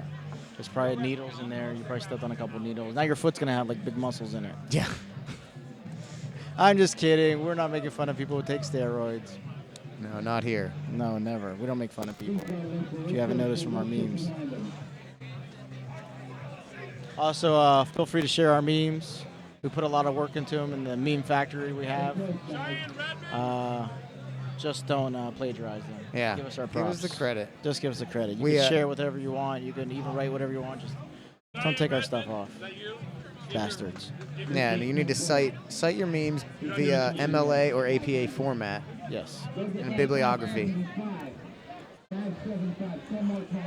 So we have we're still in the kids divisions here. We have actually one of my guys here, Jimmy Kuhn. He's also trains on Uniontown Fight Club. He's a white belt, but he takes the instruction really well, and he's competing right now. We have an adult over here. That is Chris Lozana. There's another person I've rolled with. There you go. So it is true. I have rolled with everyone, almost. Cody's getting back to the station here. He. I think Cody went and lifted real quick. Is that what he did? I think he went and power lifted. He went to talk to this gentleman who's passed out across the way. Make sure we have permission, his permission to use his photo because he's sleeping. That's awesome. And we're gonna make. We don't want to something get out of sued it. and lose our 2 cameras. Yeah. He said he's going back to sleep and we can take all the pictures. That is awesome. That is awesome. I said that you were powerlifting. Sorry. So Cody went over. Cody just walked up to a random person and asked if he could take his picture while he sleeps. Well, no, actually, what I told him was I already took his picture while he was asleep. Awesome. And I wanted to know if that was okay with him.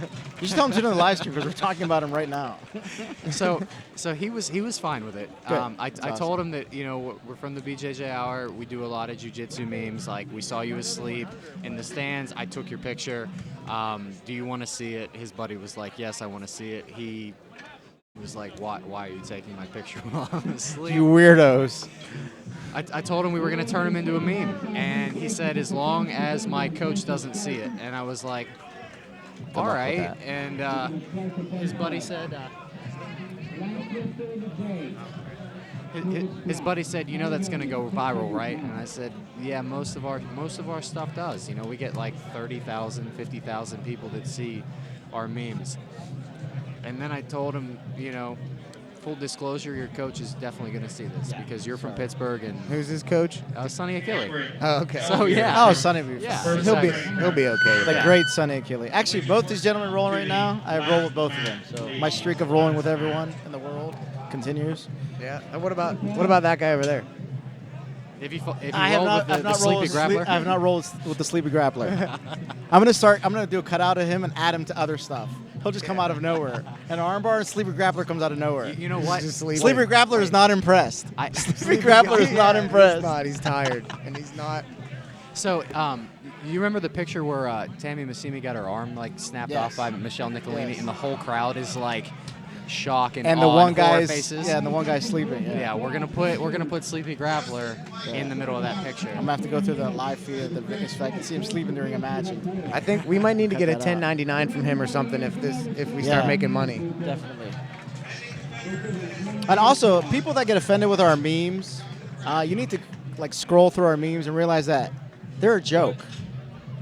They are Calm a down, joke. calm down. We've had people that want to fight us over our memes. Okay, it's a joke.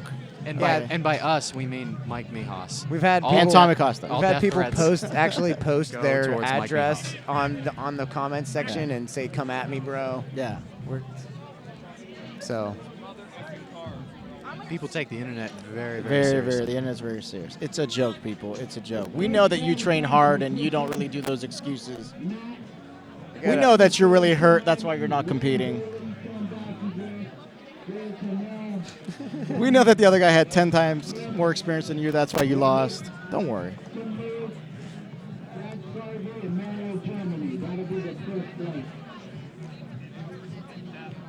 So we have some gi matches going on here. The no-gis. The no-gi advance is going to be going first when it starts. I think some of the most heated matches that we've had all day have been going on right at the front of that bracketing table. Yes. We've had to put up a little sign behind us to let people know we are not bracketing. We don't know when you're competing. No.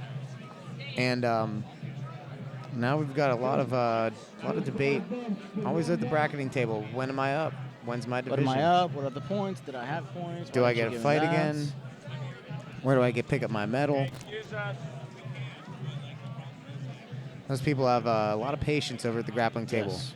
I don't envy them. I'm happy here with my microphone and a sign that says "Don't talk to me." Yes.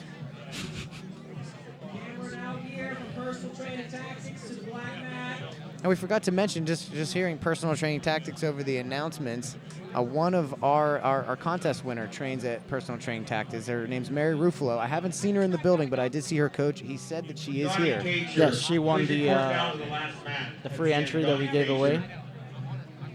She's a big fan of the page. She always shares our memes, and she entered in our drawing. So she was actually registered for free today for both her gi and no-gi divisions. She's been training for about 2 years, and I don't think her division's up yet, or we would have seen it. Mm-hmm. Also, shout out to Choke Boys for sponsoring today's podcast. They have some of the hottest gear out there. Check out their website, chokeboys.com.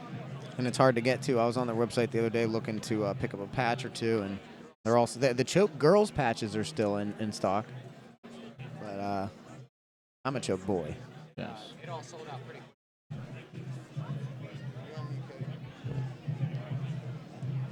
Yeah, all their stuff sold out super quick.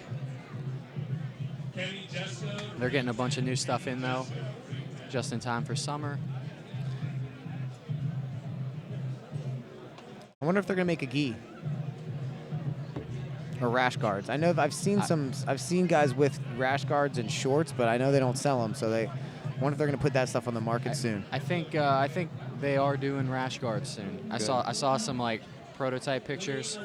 So those will be cool. Those are gonna be in the works. I'm in the market for a new pair of shorts.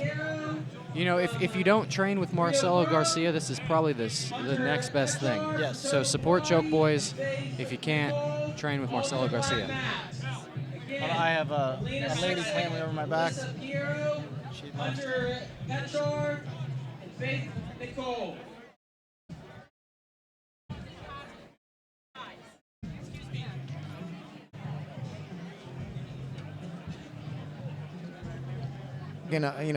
Want to stress most of the people here today running this tournament are volunteers. They're here because they want to be, because they want to contribute to the Brazilian Jiu-Jitsu and submission grappling scene here in Western PA.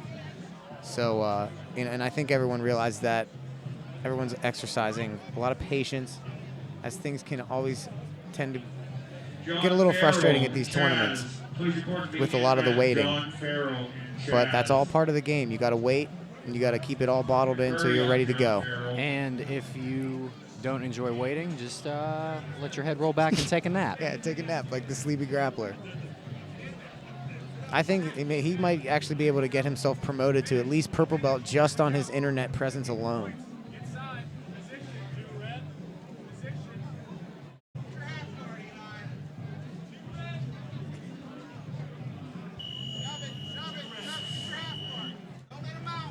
Thanks to everybody commenting on the YouTube feed. We've got reports of orange toilet seats from spray tans, apparently.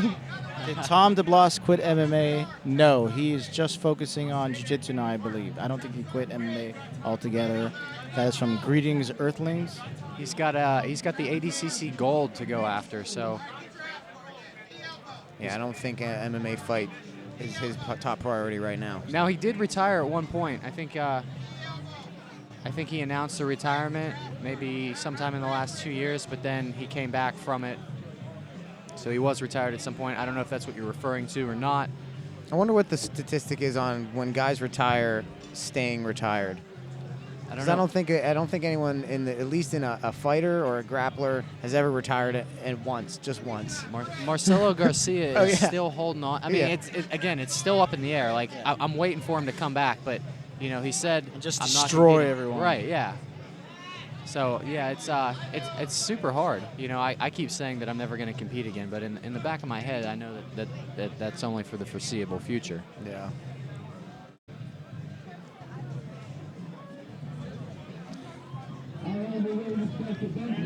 We're going to be filming. We're going to be broadcasting the Nogi Absolute.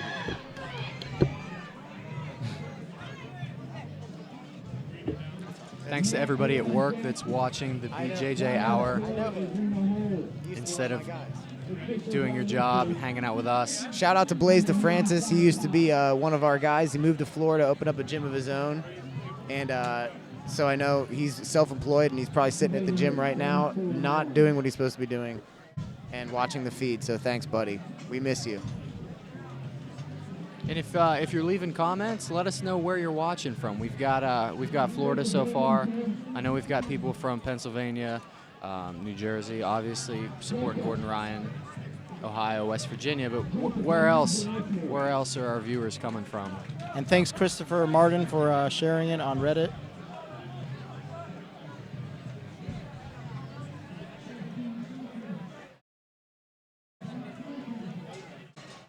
Greetings, Earthling says our mics are going in and out. That was 2 hours ago. Sorry. We have mute buttons too, so we've been muting. I'm them reading the sometimes. comments right now. Sorry. Stefan has been commentating. Greetings, Earthly. Greetings, Earthlies. Where are you from?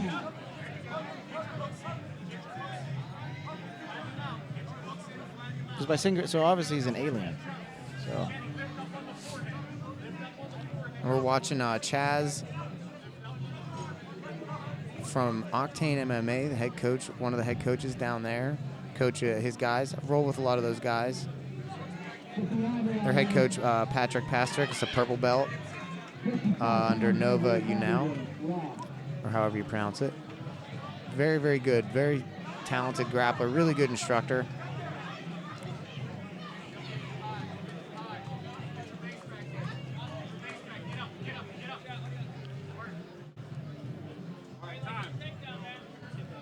And another local grappler from Uniontown Fight Club and comes trains with us sometimes, Carly Jo Thomas. Rolled with her. She's a teenager, really tough. Just won her first match as a green belt.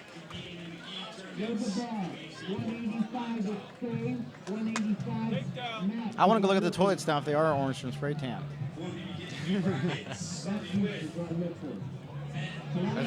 Is it the men's or women's bathroom? Probably both. Probably both, I'm guessing. Speaking of tanning, my tan game has been out of whack lately from working. I need to start tanning again. Keep up my mocha skin appearance. Yes, I know we're talking nothing about jiu-jitsu right now. We were talking about Bill Crawl's calves earlier, so this is pretty much just in line with that. Yes. How much spray tan would he need for his calves? 2 gallons. Easily. And he'd probably have to coat it a couple times. They probably have to put him in like one of those painting booths that they paint cars in. Tape him up. Tape him off. With the robot arms.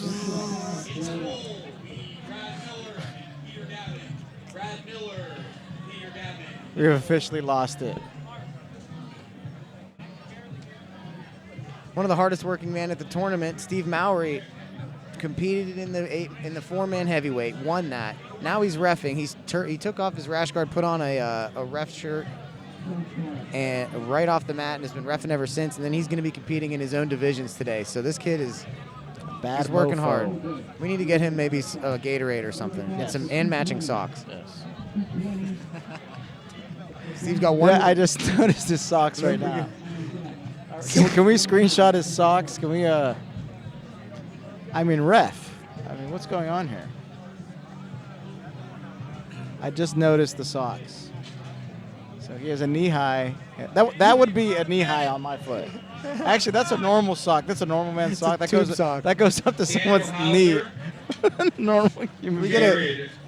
We're gonna get a camera on this. You guys you gotta see the socks. Sorry, Steve. We love you, but yes. Sorry if you're wearing pants.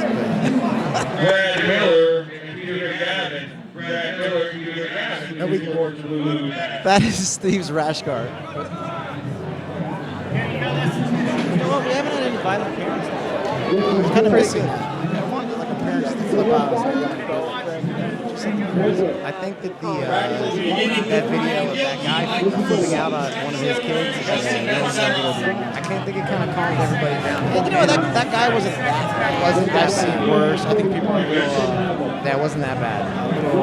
It's a jiu-jitsu competition. It's not ballet. You have to yell to hurt a lot of times in these things. But the way that now the videos will be like guy headbutting the kid when he came off the mat and stabbing him. Ryan Gilkey, Mike Caruso. That bad. Out here. He didn't cuss him out. I mean, Cody knows from playing hockey. Growing up, I don't know you guys personally. I would give my coach a heart attack. All right. I've had chairs thrown at me from my coaches. Steve, we're still zoomed on Steve's socks as we're talking. Yeah, stick nearby. You'll be down here. Okay. Still zooming in on Steve's socks. They can switch back those. Mike, I just saw a brown belt.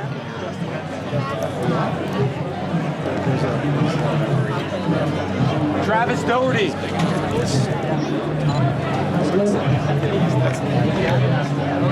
Oh, I see. Wow. That is a Travis Doherty. How do I have 2 matches in a bracket and I have 2 people missing?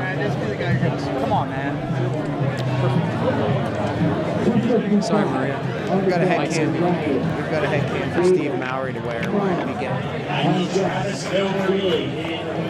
We're having some new technology for you guys, supported by Vive. We've got a GoPro and a head strap, so we're gonna try and pull like a Pride FC ref cam. Yeah, it's gonna be awesome. Now, hopefully Steve's socks are the same thickness, so this thing stays level. Yeah. Unfortunately, Steve is 7 feet tall, and we probably won't be able to see what's going on. We actually have 2 head cams here today. What if we had both head cams on both competitors? Steve. Come on, Steve, you can do it. Steve, we got your back. Come on. Give it to Mark. Come on. It'll be like Pride. Look, if you don't wear it, we're going to keep talking about how you're wearing 2 different socks. Mark. Which is what we've been doing for the last 10 minutes. So we'll get Mark to do it. we had the camera zoom in on your socks for like 10 minutes. That's all. We're just talking. Yeah, sorry. Yeah. Tommy brought the whole. I was like, why are you talking about Steve's socks? I'm like, it's. I mean, people make mistakes, Tommy. What's your problem? I got your back, Steve. I was defending you the whole time, man. I was like, guys, that's mean. All right, you can hear us. We can talk about him again. He's gonna go back over the video and he's gonna. Yeah, he's gonna be like, you mother fluppers. 10 minutes. All right, we'll get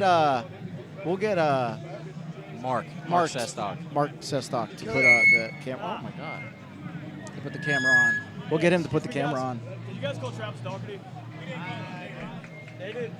Somebody did. Obviously, somebody's not reading the sign behind us that says we are not a score table and we don't know what's going on. We are not the brackets, the score table, the rules. We are not the tournament director. Yes. It's really big and taped to like a telescoping pole that everybody should be able to see. Yeah.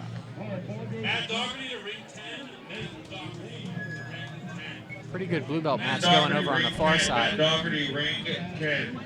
No, the tournament's running pretty smooth. There were a couple complaints from past years about the Kumite, but this year It looks like it's running pretty smooth. It looks like we're going to get a high-level match here starting right in front of us. Oh, We've got, here we go. Here we go. Got Alec Castro in a brown belt and a Saulo Ribeiro uniform. I'm not sure of his name. Is this the guy you wanted me to go against, This is Cody? the guy that I signed you up to roll Have you against. lost your mind? That guy would rip the shoulder that's already ripped even more out. Report to bracketing right away. Jordan Janowitz. Jordan Janowitz. People report to bracketing. Bruce Charles. Benjamin Phillips. Charles. Justin Benazima. Tilted forward. Logan Brown. Corey Donaldson. Logan Brown. Andrew Garrison. Donaldson. Jared from Steel City. I didn't quite say your last name. Jared It works. from Steel City. Charles, 460 pounds. Steel City. Daniel Oh, not Hauser. right now. Tell him wait. Andrew Sproul. Oh, there, it's working. Jason Strong. Donald. All right, we're working on getting our head cam set up. Yeah, he's practicing right now. Daniel Stepinski. We sent Justin out onto the mat with the head cam on. Give it a little test run. Evan Lee. And we'll throw it on the ref. And Jeffrey so Ofa. Justin's sticking close to the referee here to make sure he doesn't get knocked over. Justin has an amazing sprawl.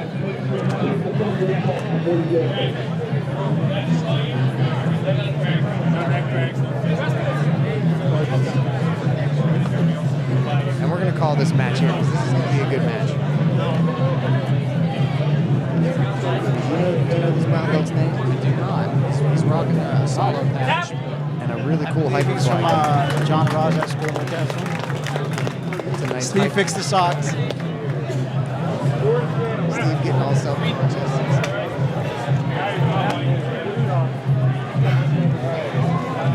Steve, you can do whatever you want. You're the ref.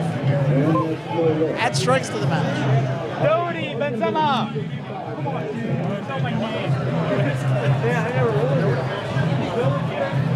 This should be a good match. I think Steve and Grappling will wake up for this one.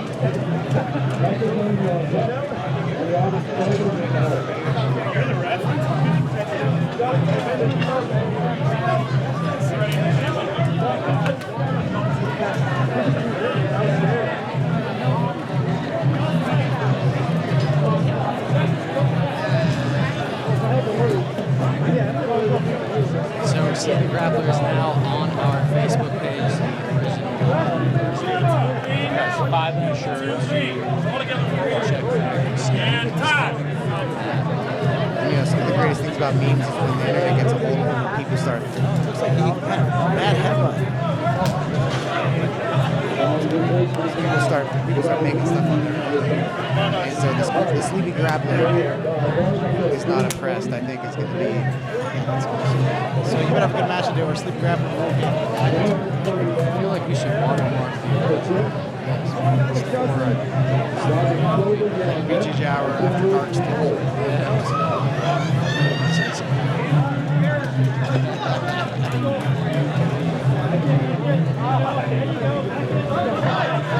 So the brown belt has he is attempting a sweep. He's almost out. He has to watch his arm, and he's out. You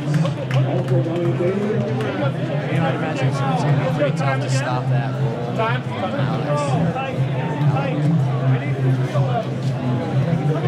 So, being experts, how do we okay, so watermarking the picture? Oh, there's all these different apps Two red. that are available. I'm sure you have them on your phone, and I sent you a picture, so I'm going to let you take over. So I just went over to the scorekeeper's table. We got Jonathan Stever. Or no, Jameson Stever is the name of this brown belt from John Rodsey's Academy. That's in Newcastle? It is.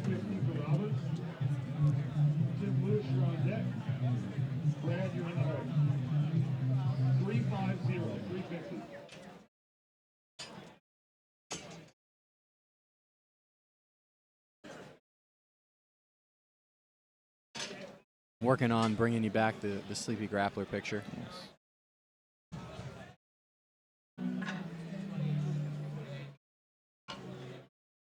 My little brother Lewis just texted me, said he's watching. Baba Booey, Lewis. What's up, Lewis? Thanks for tuning in, bud.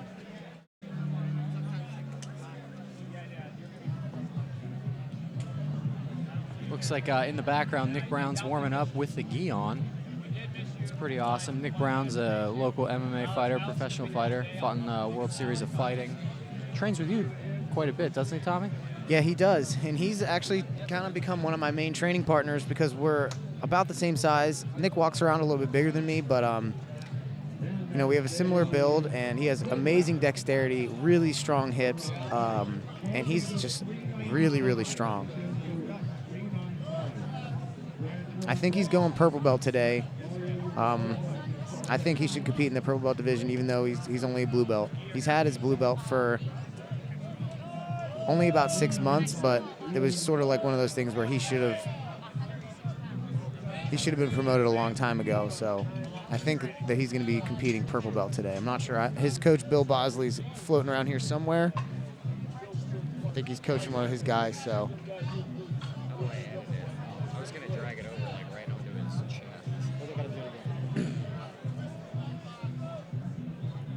This is gonna get stolen for sure. So Alex now in the close guard of Jamison. I've seen Alex submit guys from their closed guard before, and I know that's nothing that you really see happen very often. Right. But with a guy of Alex's size, he knows the risks, and a lot of times he makes it work still. A lot of times, guys that know they can do that will be able to get those submissions a lot easier because people think that no one can tap them from inside their closed guard, so they won't even respect the submission attempt until it's too late. A lot of times, as it happened to me actually in my gym one time, I got choked out unconscious when I was inside a closed guard with somebody, and I didn't respect it. I was like, yeah, he's not going to tap me. Next thing I knew, I was waking up, staring at my ceiling.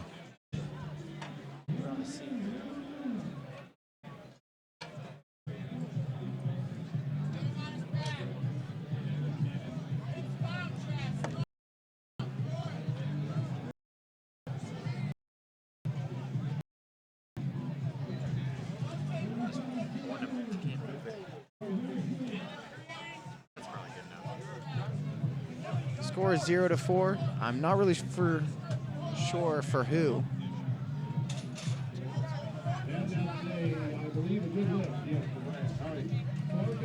Again, we're not having a great time seeing the scoreboards from here.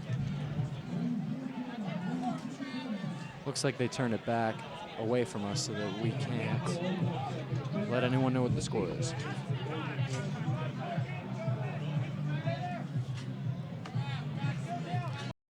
Sorry, I'm in meme mode over here. Our guy Justin's still out there, has avoided injury so far with the head cam.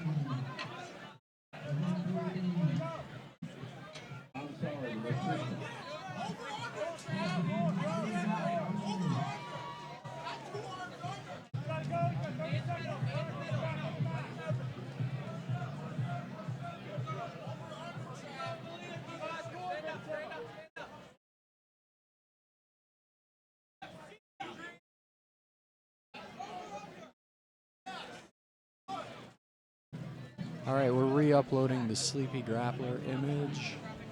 Have fun with it.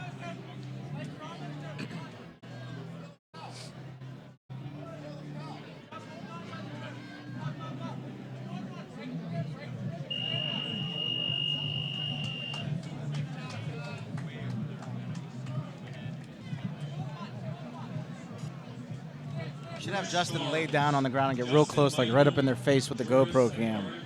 See how long until someone gets pissed and punches him. Yeah, stick his face right in there. If you had one of those like extendable sticks, you could just kind of like slide it right in there. Yeah, be like, Justin, we can't really see what's going on with that submission. We need you to get in there, buddy. Alec Castro got a nice knot on his head. Look at that. Yeah. Bloody. Could you imagine if you were on the bottom of front headlock, like fighting off a Darce or something, and all of a sudden, like a GoPro just kind of like appears right next to your cheek?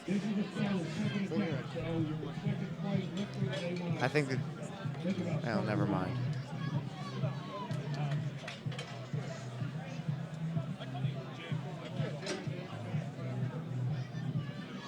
think the only way you could get used to that is if you work in porn.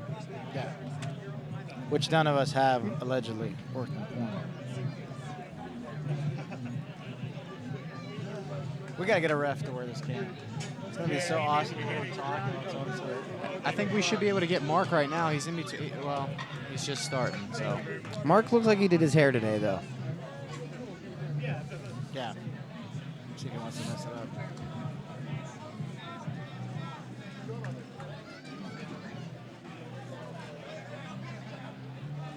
look at the gi patch on that guy's back. I have no idea what it is, but it's really cool looking, and I'm kind of jealous. It looks nice. He might have just cut the front out of like his coolest T-shirt. T-shirt, yeah. Yep. I'll allow it. What if someone does that with like an Aeropostale or something? Some horrible brand from the mall. Puts it on their gi. Yeah, did you guys know American Sorry, did I Eagle- just insult people that wear Aeropostale? I'm sorry. Aeropostale's making gis now, bro. How do you say it? Aeropostale or Aeropostale? I don't know. I don't think... It's better if you don't know, Mike. Good. Before they sue us, too.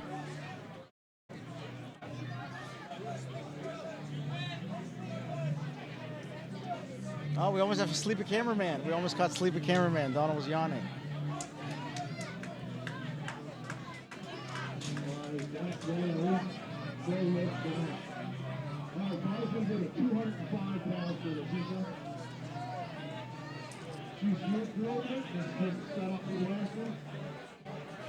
Tom, I see a lot of high ground T-shirts walking around here. Yeah, we Gym had is a exploding. we had a big showing. A lot of our guys are just here to support and watch. We do. We're starting to get a pretty big group. I'm getting ready to expand the mats.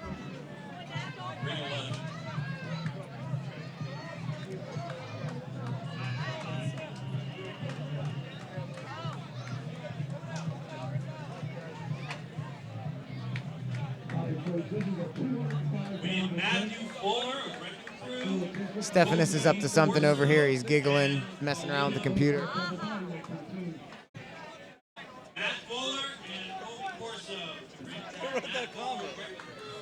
Who wrote that comment? Someone commented under Justin's favorite. Whoever wins will also win my heart. That is awesome. We're getting a lot of good Thank comments. you for fixing your socks, Steve. Don't kill me. Please don't kill me.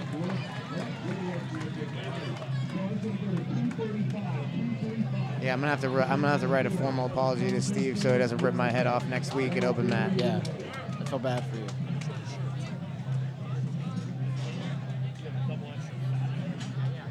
I bought a beer for him a couple months ago after the Slippery Rock tournament. I feel like I'm still like riding that favor. So you're still riding that beer, huh? Yeah, I'm riding that beer. I think he's still That lager. Yeah, I think he could take it. He could give me like at least give me one.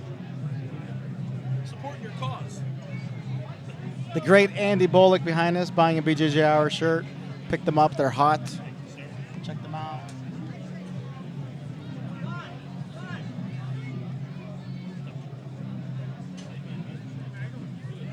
Got some Enter Sandman playing in the background now. Yes. We're getting a lot of interesting music choices here. That is a song by NSYNC, Enter Sandman.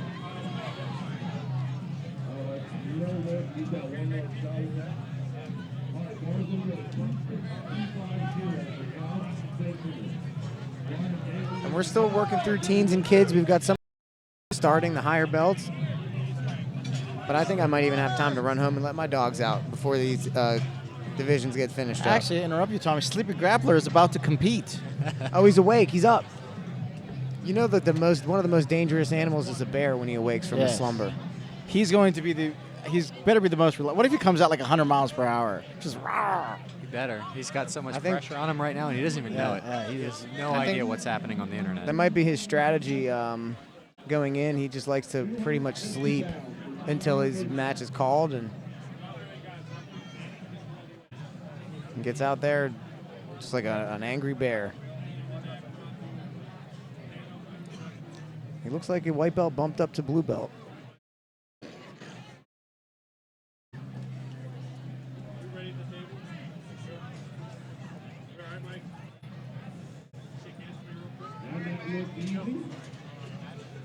You can see in the camera behind us over my shoulder, Mark Spader of local, the band Wade. If you guys have ever been in the local music scene, they were a really, really good rock band back in the early 2000s. Funny story, I used to actually be a big fan of theirs, and then Mark came into the gym one day, and I found out he was actually the lead singer in that band, and I sort of freaked out because I was a fan of his when I was about 15 or 16, so I didn't know it was him.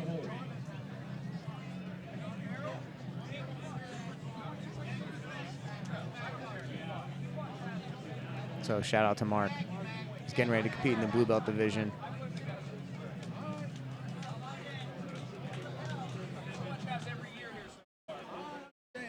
For all of our listeners just tuning in, be sure to check out chokeboys.com for some of the coolest jiu-jitsu apparel, gear, patches out of New York City, Marcelo Garcia's Academy. Some great players out of there, like Dylan Dennis, who just competed at Metamoris. Yeah, they got some cool stuff. I'm almost barely cool enough to wear it myself, so. You think we get the cam on? That's pretty cool. Mark now? Yeah, we're going to try and switch those cameras over to Mark. We were just talking about him, so. No, that's.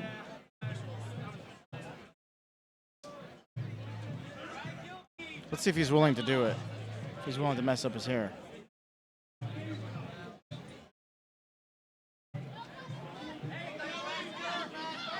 Maybe not.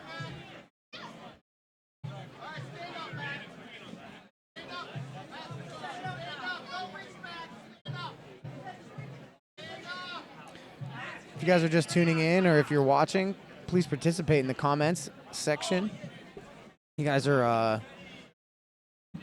you're all awesome. You guys are all awesome. You guys rock. Making us laugh here. Let's keep it coming. Get the comments going. Let's get some I want to see somebody get mad enough to post their address and say come at me, bro, on the internet, because that's the best thing about YouTube is the comment section, as we all know.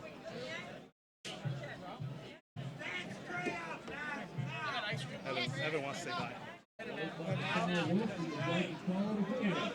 want to get Evan in here for a quick interview? You guys go. Sit down for 5 minutes. We'll take this one. No, put him in the middle. Put him in the middle. What is happening? That's what's happening. Yeah.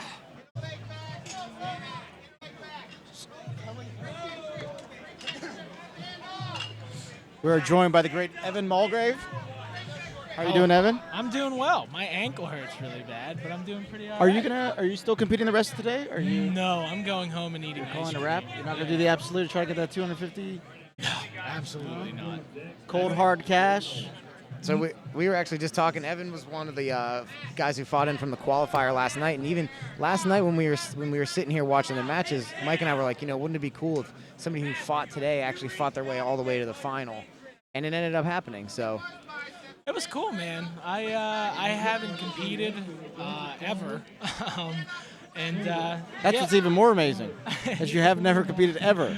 And yeah, it was a cool experience. Got to grapple against a lot of really good dudes. Gordon's tough, man. That kid has a really good game, really strong, and yeah. How do you think you would do in a rematch against him? Now that you know his game. I would hope I would do better, but he's really good, really good. Caught me in a bad position. I got tired and thought that I could sit there, and I paid for it. And did you guys catch the ankle pop on the live stream? Was it loud enough? We have everything caught. We have everything nice. caught. You can go back and see it. I don't think we caught the sound though, but everything's caught. We have everything caught on tape. So you can go back and enjoy it later. Speaking of the yesterday, you were against Mark Farrell. He passed that when you passed his guard, and he got that leg Kimura on your arm. Tell us a little bit about that. It was super slick. I felt really good in that position. I just gotten the pass, and I was thinking about moving to north-south, just kind of riding out, maybe seeing if I can get mount. And I felt him doing something on my arm, but I didn't know exactly what it was. And then by the time that it was locked on, I was like, this is really bad. Yeah, your arms seemed to at one point change colors. Yeah. And I was like, that is starting to hurt me now, and I'm not even in it. It wasn't really the pain, but it was like the fact that I had no circulation in my hand, and my hand was going numb. And I said, this is a good position, but I have to concede it, or else they're going to be amputating my hand at the end of this. Yeah. So yeah, it looked like the bottom above your elbow was purple, and everything below was like bright white. yeah, I had like a weird reverse farmer's tan going on. So yeah, I sat back, and thankfully he let my arm go, and was able to get back on top. But he's a tough guy, man. So what's one of your main takeaways from this experience when just thinking about it, even like laying in bed last night or today after the match? For me, it's about getting to a point mentally where you can roll like you roll when you're in the gym. Like today, I was so nervous and right. All the nerves, and I felt yesterday. Medic, is there a medic in the house? We need a medic over here. Grappling, medic at Grappling. Well, we got a bleeder. Wow, the way he made it sound like somebody was shot. Yeah. Jeez. Medic! But yeah, that was the main thing of yesterday. I felt like I rolled really, really tight, and my arms were gassed by the second time I had to roll. And rolling today, getting to a point when I was rolling with Drew to just kind of settle into my game and say, hey, this is just like you roll every other day, So you've never competed before. Are we going to get to see you in competition again? Is this like lit a fire under your ass? I hope so. I think so. I'm thinking about doing the Naga in July. It was cool. It was really Good. cool. It was a good experience, and definitely. Well, good, man. You looked really good in there. Awesome. Looked calm. Looked like you've been training for a long time. So you made us proud, man. Hey, man. You got a good instructor. You do have a good instructor. Thanks for coming, Evan. Thanks, guys, man.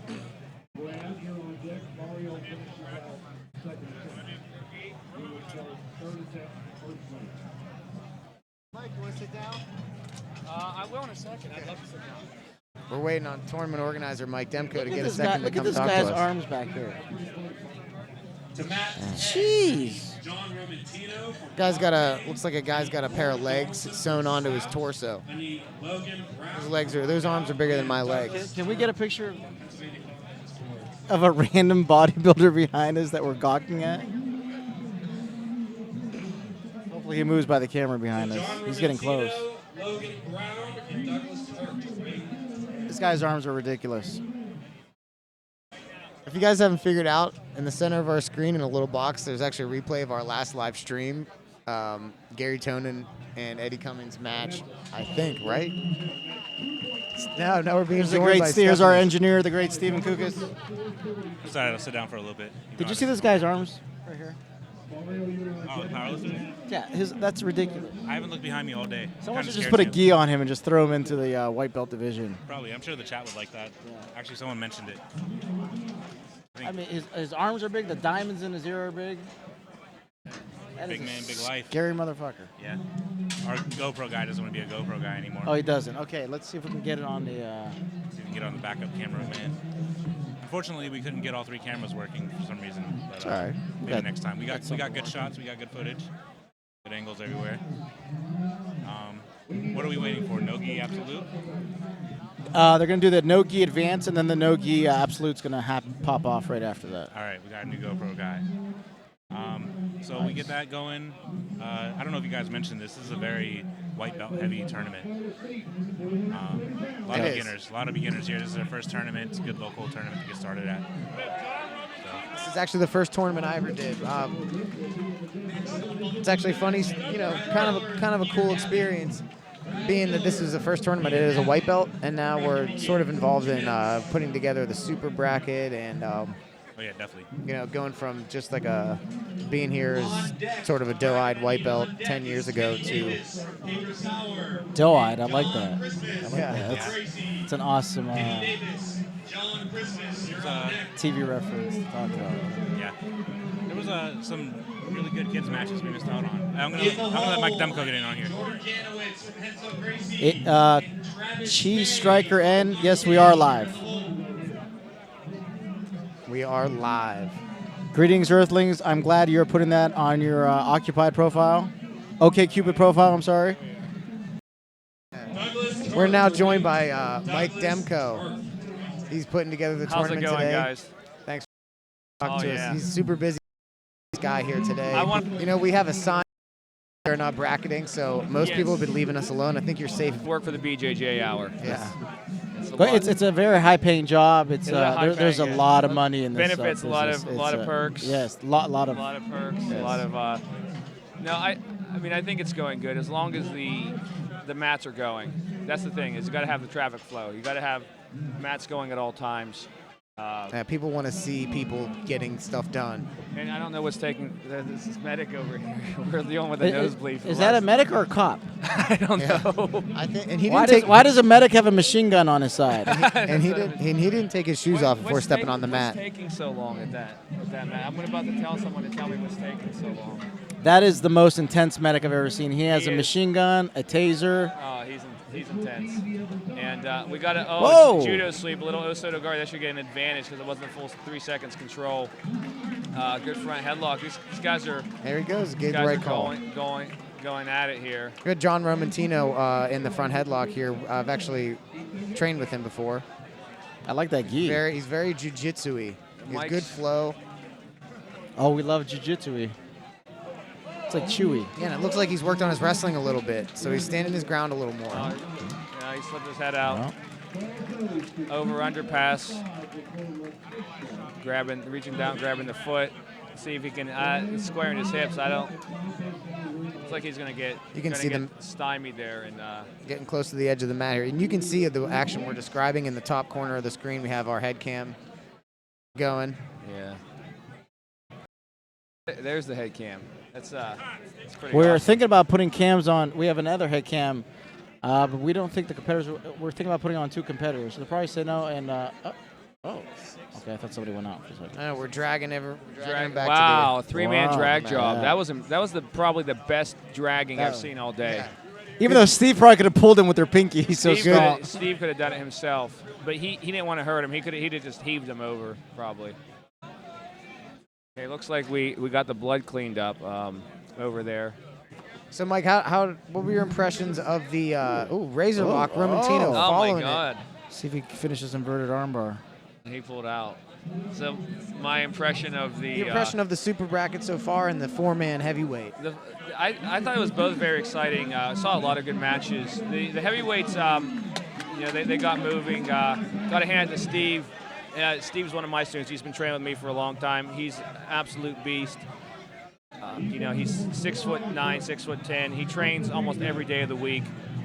Great wrestling, great jiu-jitsu. He ended up, taking it away. He beat Braden Bice in the first round and Bill Krall in the second round. Bill Krall's tough. Bill's been winning tournaments around this area forever. Yeah.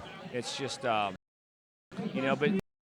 I told Steve, he shot the single leg on Braden in the first match and got sprawled on. I said, don't let Bill. Bill's bigger, and I think Bill's a little more savvy. You got to take better shots against Bill, and he took that double leg, got straight down to his back. Yeah, we were talking here. It was kind of like in Jurassic Park when the ripples in the cup.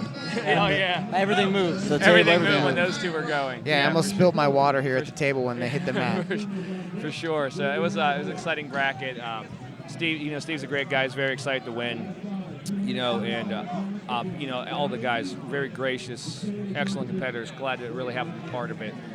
The Gordon Ryan, really is the next big thing. I think he's been on a tear lately. 19 years old, it's unbelievable. That's crazy. That's crazy. Purple belt. Only 19. He tapped out everybody. He tapped out 2 guys with a Kimura, I think, right? The first 2 was a Kimura from the back, some type of Kimura stretch. Thing. Yeah. Bicep slicer kind of thing. And then he caught Evan Mulgrave in a heel hook. And Evan's hard to put away. Yeah. Evan's got great, that's one of Tommy's guys, right? Yeah, he's got really great dexterity in his legs. And he stays very cool under pressure. Yes. Evan's flexibility really, gives him great defense. But, Gordon's on it. And he's like Mario Sperry back in the day, the Zen machine. Yeah. I come out, you ready to fight, Gordon? Yeah, I'm ready, man. And he goes out and he does it. He's lucky that he's at that young age, this big now, so he's able to stay calm. I can't believe he's 19. Getting a lot of good experience. Yeah. A year older than me. That's crazy. Somebody's walking behind us with now too, and and I will attack you if you have food around. That's my food that got here now. Oh, that's Mike's food. Yeah. That's what Cody was trying to tell me. That's our food. Is that what you said? No, Mike Demko. I said our food. Not Mike Mihas. Oh, that's our food. It was Mike Demko, not Mike Mihas. Sleeper Grappler just won his match. Oh no, sorry, Sleepy Grab lost his match, but he was competing. Don't sleep on the Sleepy Grappler. Don't sleep on the Sleepy Grappler. We're gonna go. I'm gonna do a Jim Ross here from WWE. C guard, C guard, C guard. Overhook, overhook. Lockdown, lockdown, lockdown. And now, Mike, I would enjoy your food over here, but we actually took a lot of heat for chewing gum. Yeah. I During heard the that broadcast. One in West That's why I Virginia. brought up. Is that the one in West Virginia? I heard you guys. You were like, oh yeah, this is gonna be Gary Tonin. I like the Eating horses. Yeah. That's usually how I chew. Yeah. So I eat my food. It was awesome joining you guys. It's actually the best part of my day. Yeah. So far. That's awesome. Yes, sir. All right, Good. thank you guys. Well, you're so always much. welcome back if you need a little break. Thanks, Mike.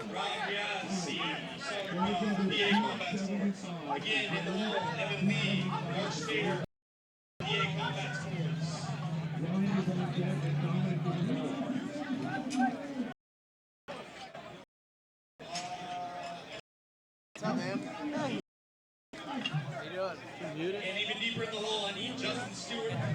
We're gonna mute for a second. Watch the match For a sec.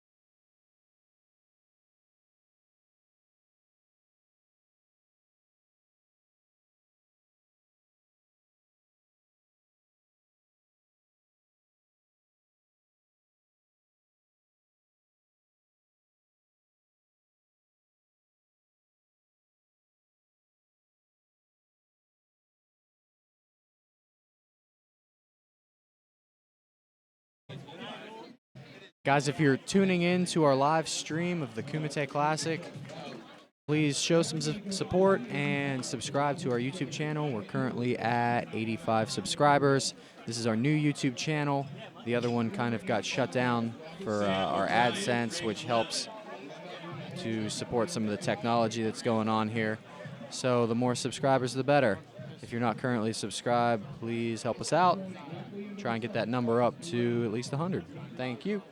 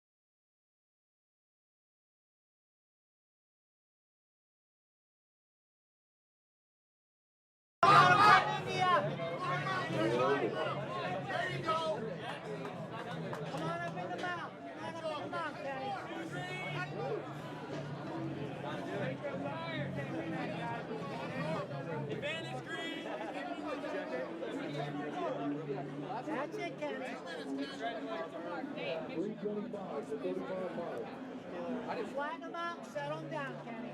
Now you gotta pass again. That's it. Cross knee pass, Kenny. Flatten them out, that's it. Left hand in the collar. Left hand in the collar, flatten them out. Other side collar, Kenny. That's it.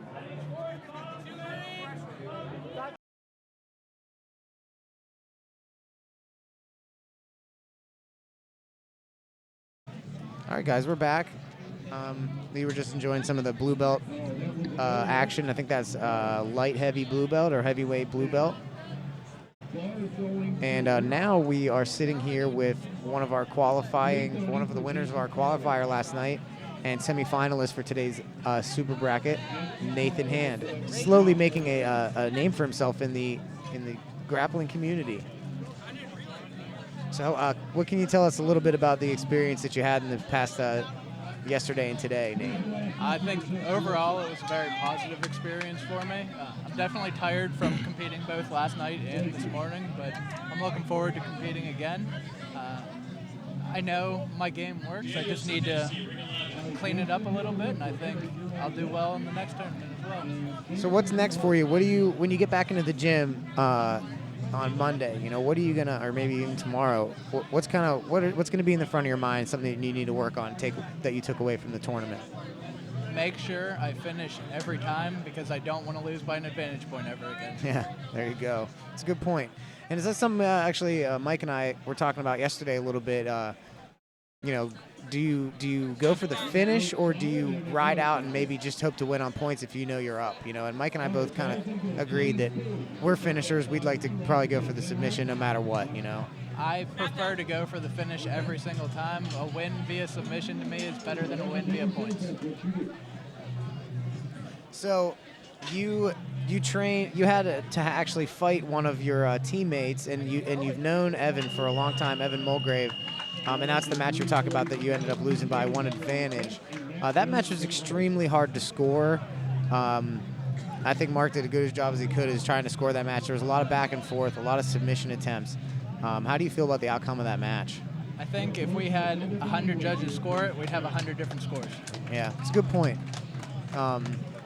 I almost would have liked to see that thing go to overtime just so we could get a real definite winner. Evan and I said the exact same thing. Both of us wanted at least an overtime. Yeah, winning by one advantage, and also in a match that was kind of a lot of leg locks, really hard to kind of remember where the position started to see who got the sweep, who got the advantage. It would have been nice to see a little bit more from you guys, but.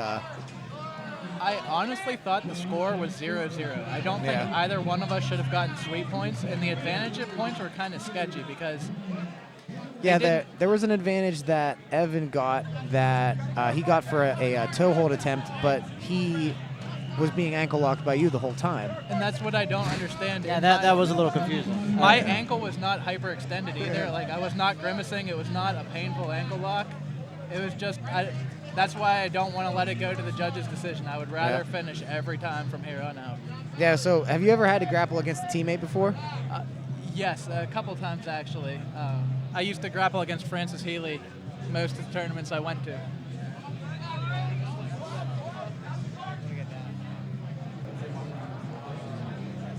We're trying to get a match while we're talking to you online too.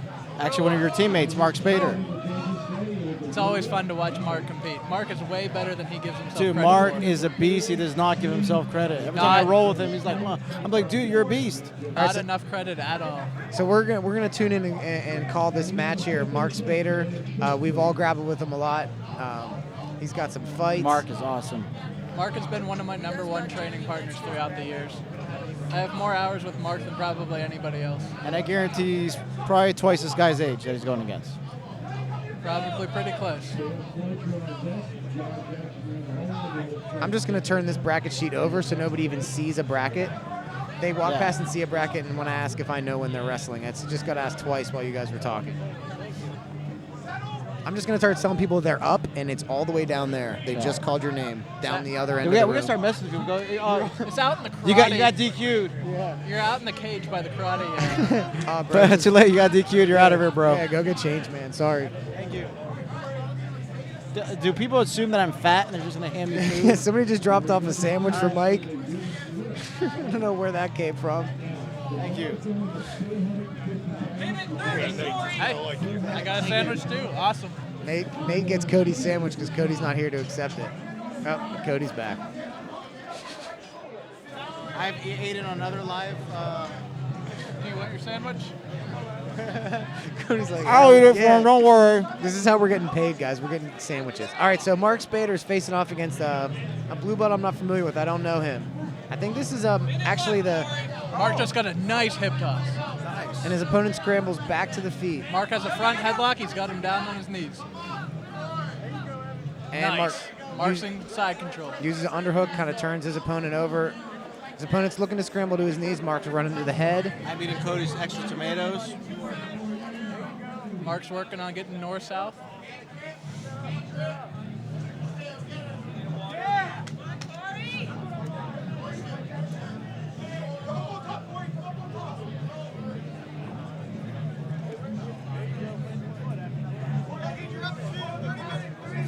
Still keeping that pressure down at north-south. His opponent's blocking the hips, trying not to let Mark drop more of his weight down. Mark looks maybe trying to switch off to a Darce or a snowman choke here. His opponent's staying really active, though, trying to keep Mark on his toes so that he can't really settle in. Mark's got the cross collar. He's going for that cross collar choke, called the penguin choke. But his opponent turns. It's like a little paper cutter from north-south there. Now he's really ratcheting down that head and arm, trying to turn his opponent. Oh, we have another match. Oh.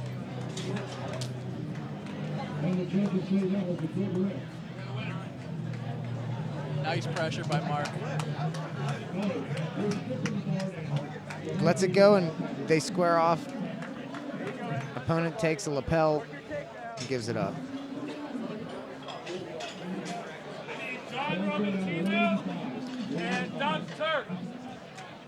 Mark landed a nice hip toss before. Let's see if he goes for it again or if he looks to just wrestle here.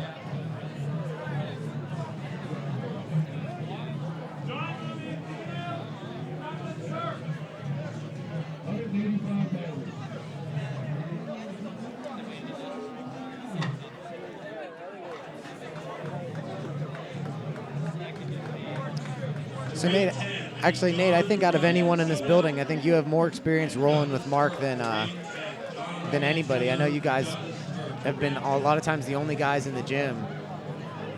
What can you tell us a little bit about Mark's game? Mark has one of the best half guards in the area. He's good on both the top and the bottom of half guard. He loves going for calf slicers, and he has the meanest calf slicer I think I've ever put in. He's got very hard bones. Very hard bones. A heavy snap down, and he just pretty much bowls his opponent over. Sort of manhandles him there.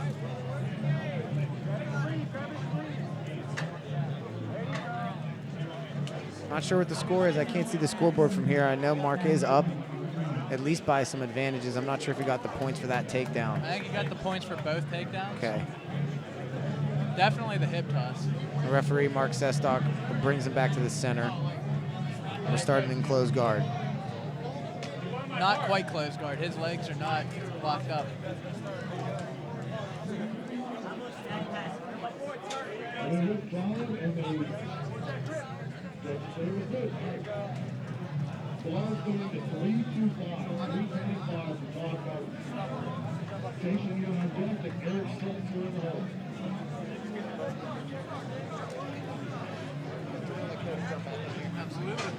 Thanks for stopping in, Nate. You did good, man. Yep, thanks for having me. We'll see you at the gym tomorrow. See you tomorrow.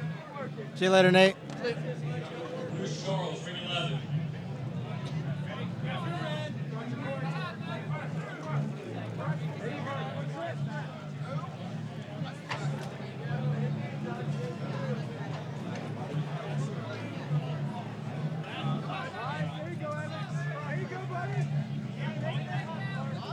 Mark Spader looks to take the arm drag.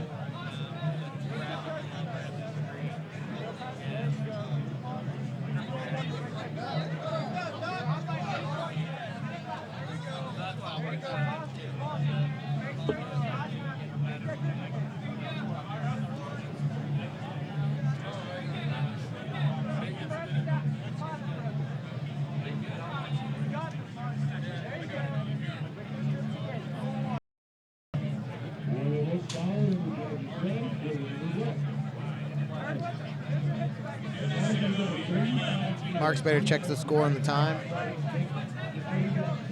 Throws up a triangle.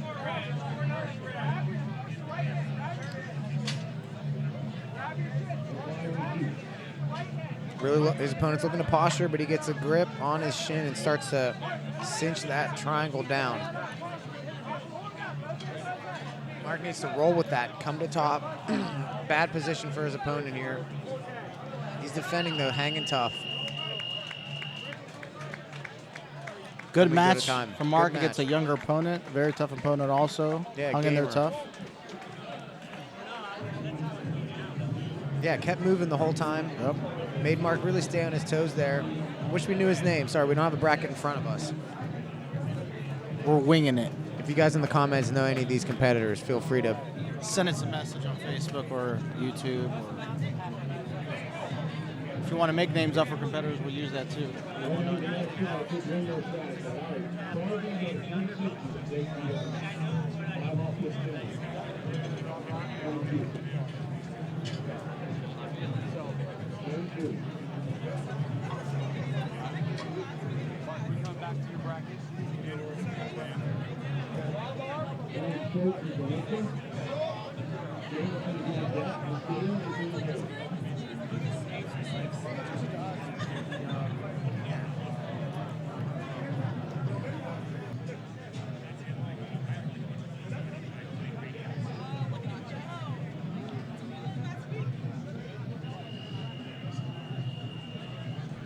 I really wish we'd get some of these advanced and higher belt divisions going here. Right in front of us. I'd like to get a front row seat to some of that stuff. And since there's not a whole lot to watch right now, we've turned the cameras towards us so you guys can listen to us talk about nothing. Yeah. So what's going on out there in the internet? What do we got? What's Greetings Earthling? Got a lot up of to? activity in the comments But where's section. Earth? Is it Greetings Earthling? Yeah, Greetings Earthling. Who is he? Yeah, we Reveal yourself. Name yourself. We need you to come to Open Mat. Here, I'm gonna call everyone's name out on YouTube right now. Yeah, we're gonna need you to come to Open Mat, or our tech guys will hunt down your IP address. We will find you. We will. Jane Silent Bob style. We can do anything. But yeah, I see a lot of advanced guys walking around. Thank you, Claire and MMA, for commenting on YouTube. Whoever you are. This guy just brought a sandwich. Awesome. You probably saw the look in my eye. Left. Oh, that sucks. I saw him right behind us at the powerlifting. Just now? Yeah. He was, Oh, he's back? He was in the middle of a squat. No, I thought you were serious. I thought he was serious too. I'm like, what?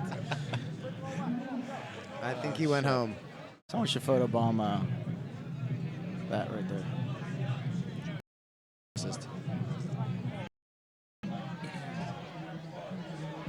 Into Sleepy Grappler. So, match go. Back and forth. Ended up losing on points. Was he? But he was a white belt, a four-stripe white belt competing in the blue. So did he come out on fire? He looked like he looked like he just woke up from like a bear that just.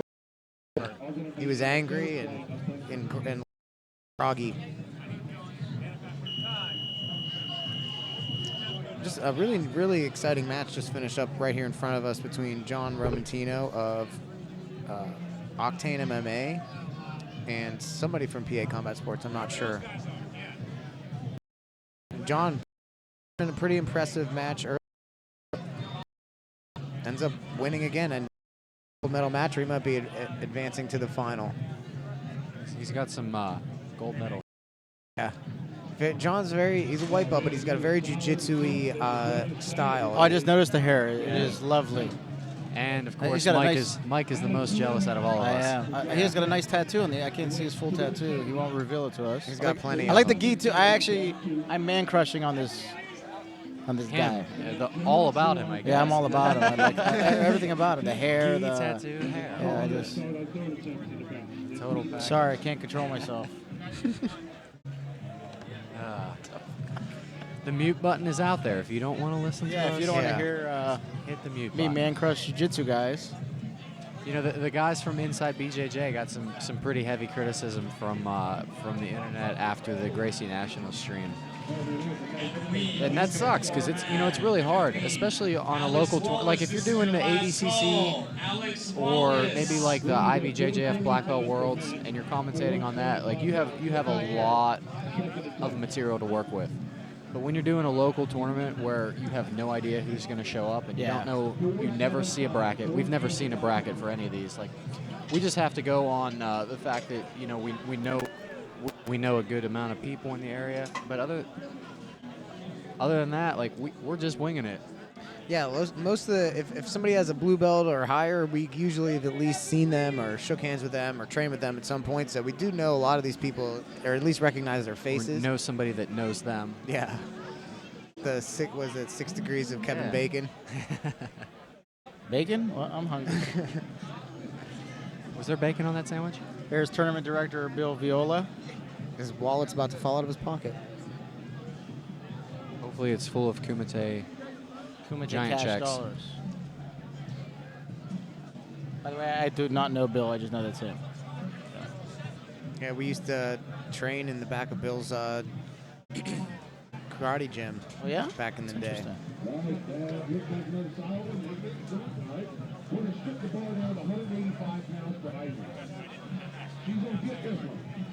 Wow, 178 comments in the comment section for the video. That's pretty impressive. Thanks, guys, for participating. What Tommy didn't say was 100 of them are from some Mr. Ohio BJJ. Right. I cannot figure out who The that fuck guy is that is. dude? Jeff Brakey comments, if Mayweather had the same mentality, maybe his fights would actually be fun to watch. Are we talking about boxing during a jiu-jitsu? What? And maybe he's just Is there any purple belts? really or liking blue the belts, action. High-level blue belts or purple belts around 189. They would like another fight. Come see me. Here What at if some my random booth. guy is wearing like a Any purple belt he or doesn't blue know belts that they're would talking like about an extra jiu-jitsu? fight around 180 to Yeah, I got 190 purple. pounds. Come see I'm me high at the level. microphone. There is a there's a karate tournament going on. And we apparently just had somebody place an order for a BJJ Hour shirt. Rick Stevie.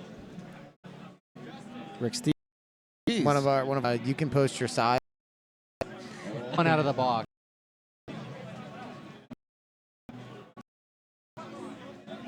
Oh, who's? I will apologize.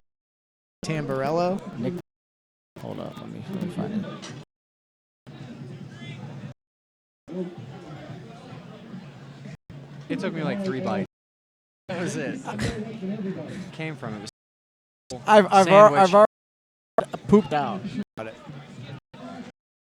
XL for you, Rick. Already committed to it. You can post your credit and it'll be safe.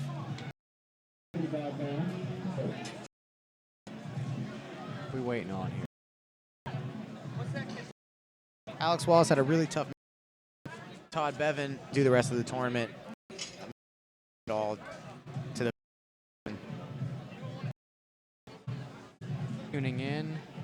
Once this live stream, that was a very great match. Todd Wallace. It's first match of the 5 Pro Division. Also, subscribe. Helps. Showing you cool jiu-jitsu. And Choke Boys.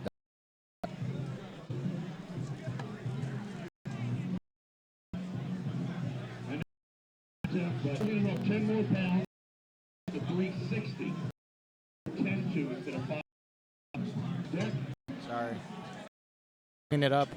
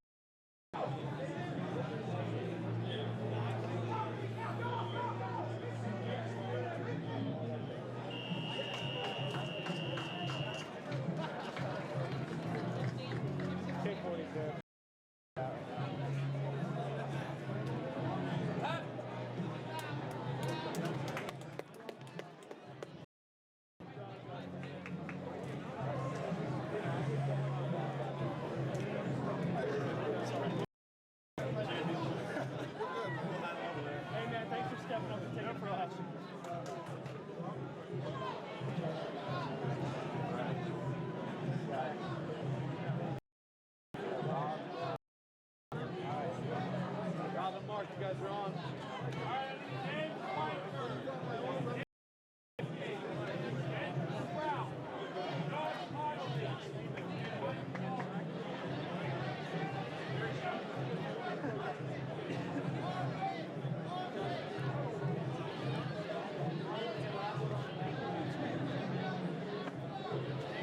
to ring 10, we need James, Daniel Stepinski, Andrew Strauss, Josh Connolly, and Michael Walters to ring 10. All to ring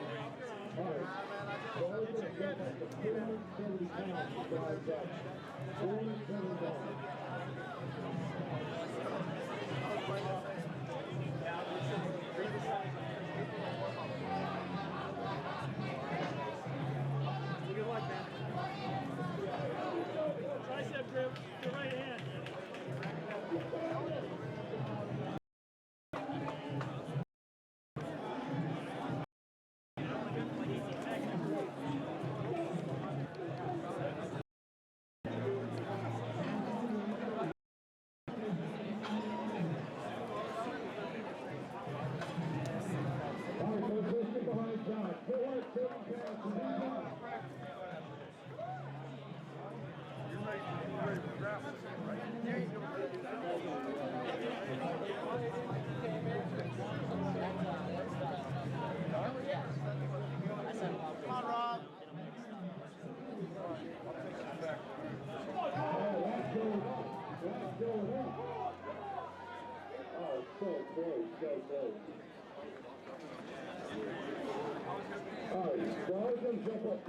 All right, we need Daniel Stepinski and Josh Connolly. Daniel Stepinski of South and Josh Connolly of High Ground. Yeah, last time.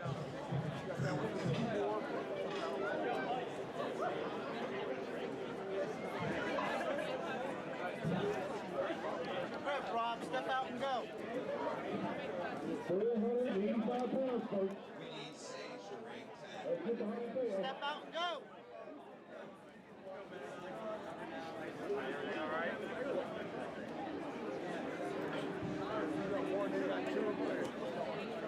Don't fall asleep on me. You'll come down and tell us all y'all 5 hours episode.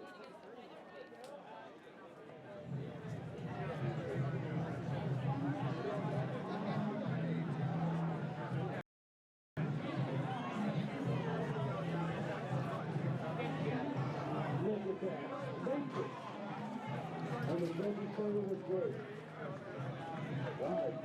Boys, lifting lifting 500 pounds at the weight for Matt Jones. The round just in the second place.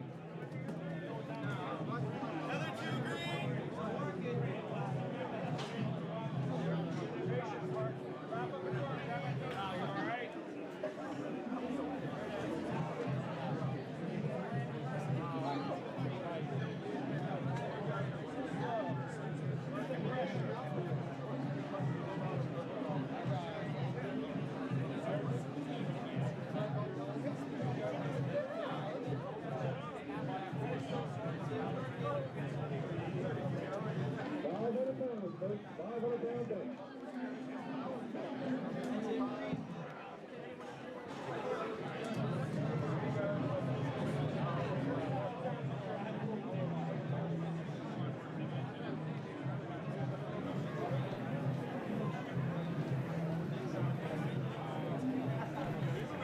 David Steiner, Andrew Murasevich, David Steiner, Andrew Murasevich, Nick Corley, Andrew.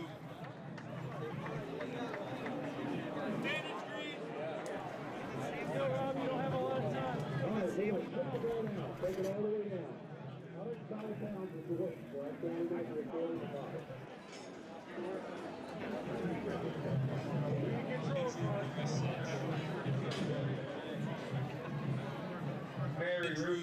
Mary Ruffalo, come see me at the microphone. Mary Ruffalo. Oh, come see me at the microphone.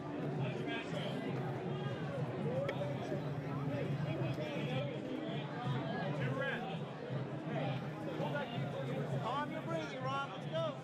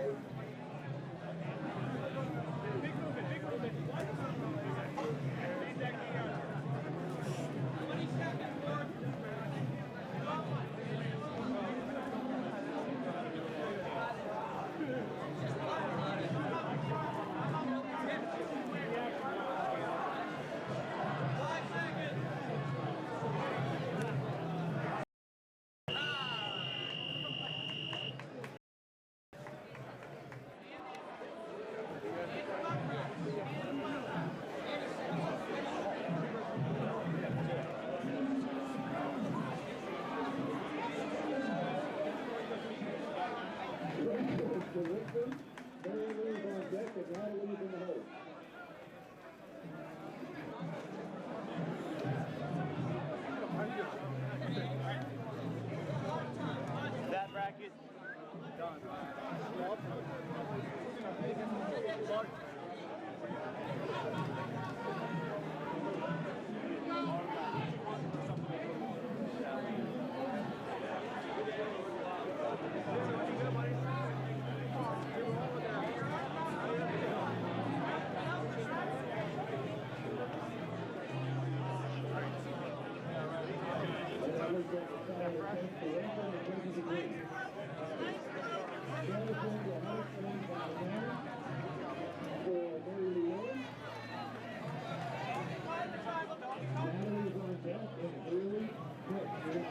Next bracket will be beginning in 2 minutes with Catherine Farrell from Next Level, Brianna Walker, Strong Style. 2 minutes in Catherine Farrell from Next Level, Brianna Walker, and Strong Style.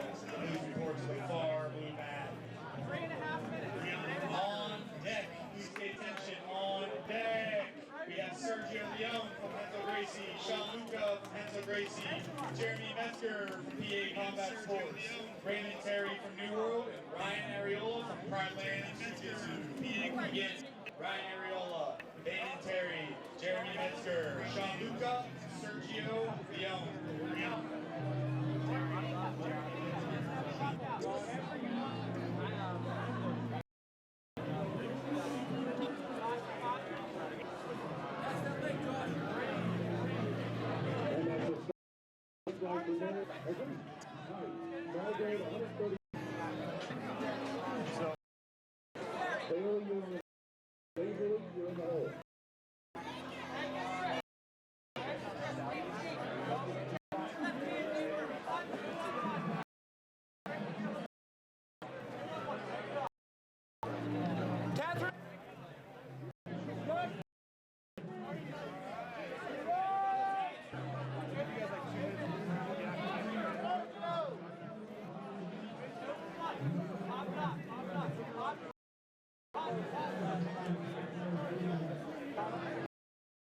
Brianna's red.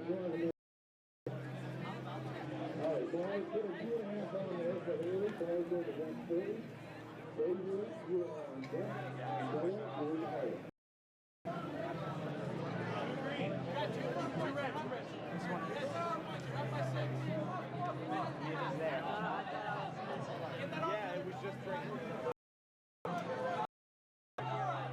You get a first round. You're gonna have the first round.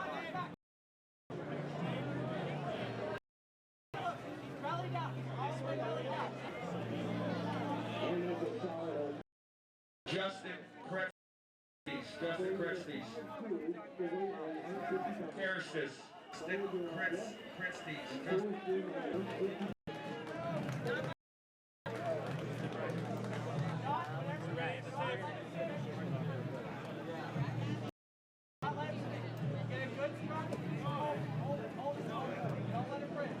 I know.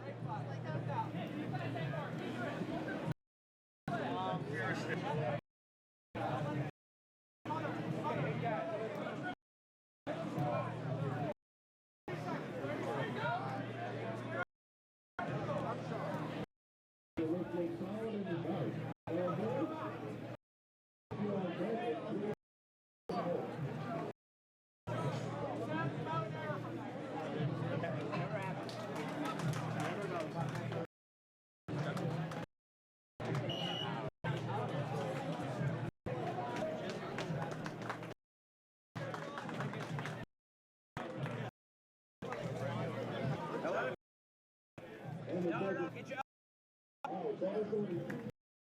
elbow through. Control the pants. Knee in the middle. Open it up. Keep that knee wide. Go up, pass. Keep your knee in the middle. Go. Right, come around. You get double. Watch that arm.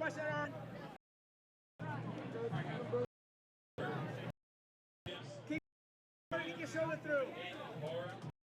Get that posture. Turn it in. Keep going. Watch your arm. Step over. Now bridge. Put her on her belly. Wrist, come back. Take it back. You got triangle. Drop. Get your leg through. Turn, get your leg through. Hold that leg. Get your leg through. Sweep. Hit the sweep. Sweep, recover. Get your leg through. Keep the hand on the hip. No pass. Keep your knee. Go back. Go, yes. In the middle. Your shoulders up. You're up. Control the hips. She's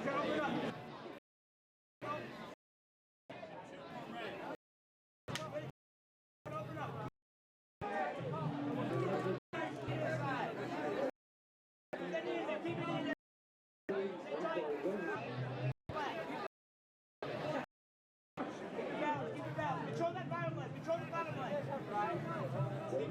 Keep the balance.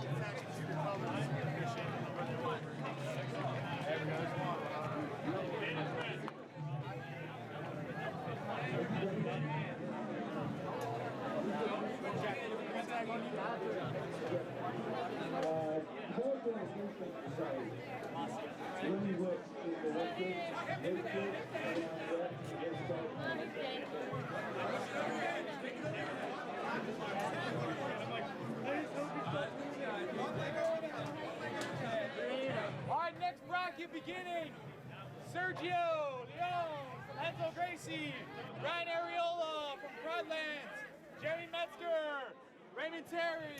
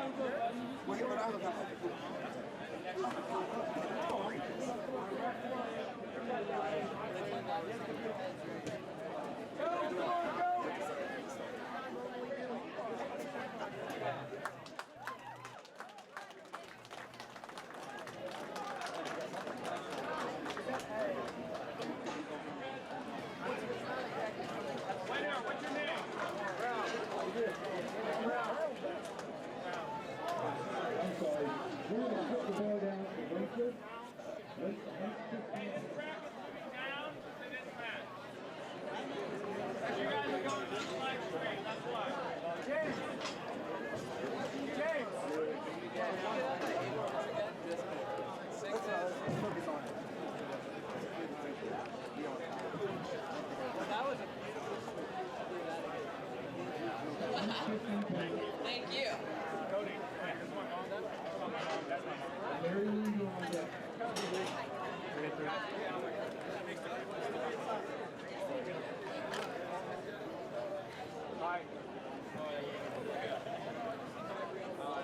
Mark Farrell versus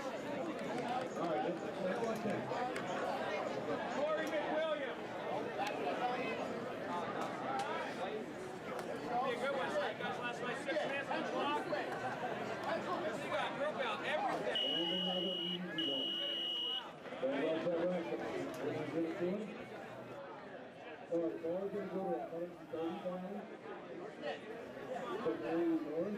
Keep cutting the knee, Serge. Keep cutting the knee.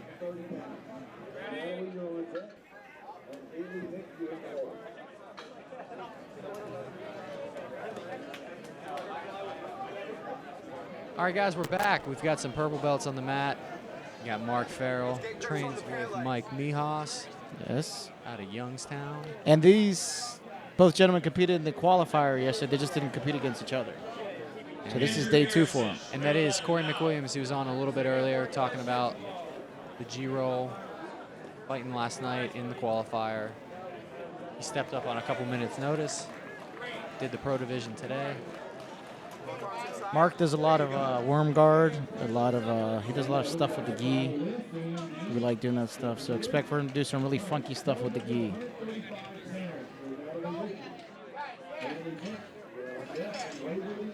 Looks like there's a little bit of a weight disadvantage for Mark. What's he usually? He's about 140, 135 around there. So yeah, But he's a gamer. He likes it. Right. Yeah. He likes to compete. It's certainly not going to stop him.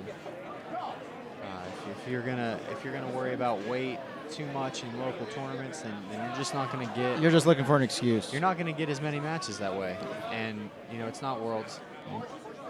The point here is to figure out what you need to get better at. Hand grips. We're up.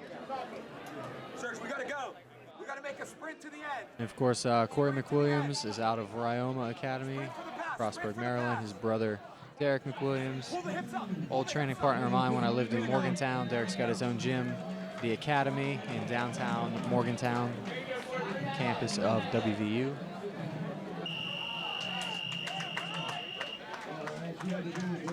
Cory passes the half guard. Gets an advantage.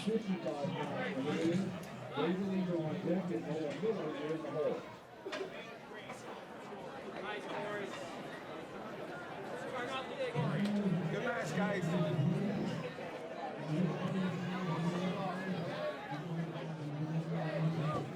now Cory's up some sweep points.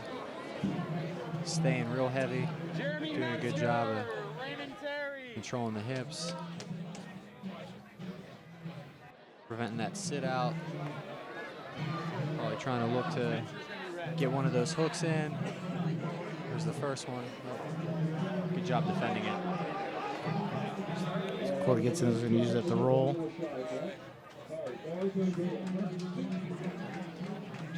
And from the camera angle, Derek McWilliams is the one in the white gi, filming his brother's match.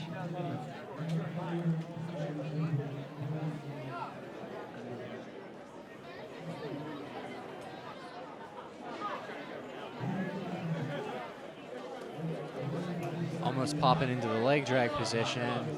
The mark of regarding. He's got a Z guard.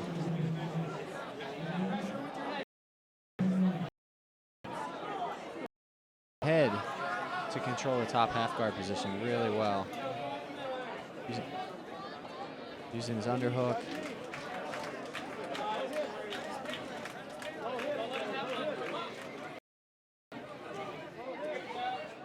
We have Mark's kids are on the mat.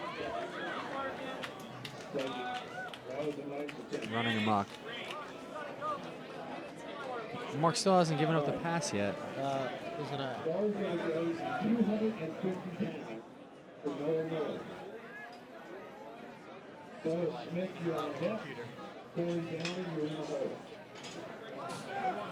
So it's still 2-0. Cory got a sweep earlier.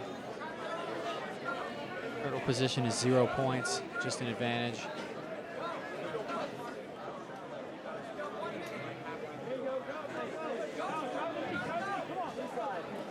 Mary Ruffalo, Alyssa Lundgren. Ring 11. Mark's coach, James Sherlecki, is yelling that he's down 2. You need a sweep. He's also my coach, James Sherlecki. Also a really nice guy. Yes. Unless he's choking you. He's going to set up. He's in a triangle right now. Is he still in a triangle or did he clear his head? Can't see his head from this position. I still think the head, no. Oh, yeah, the head's in there. It isn't. It's a super weird angle, though. Yeah. Good match. Yeah. Cory's a beast. He's really good in the gi. And the winner of this gets Nick Brown, correct? Or does Derek? Derek's in there somewhere. So one brother leaves the mat, one brother enters. Brothers show respect to each other.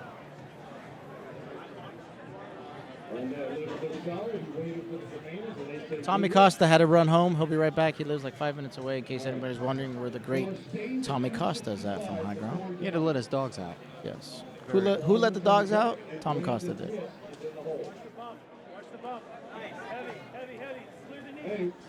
Looks like there's some controversy over here. Is there controversy over a match here?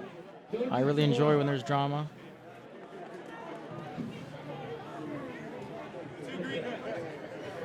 Let's see here. Something's about to happen. Are these people arguing? No, they're not. Sorry. Sorry, no drama.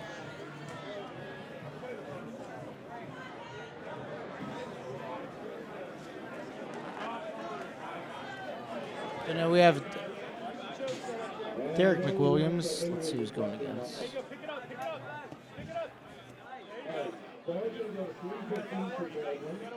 No, Derek has a bye, actually.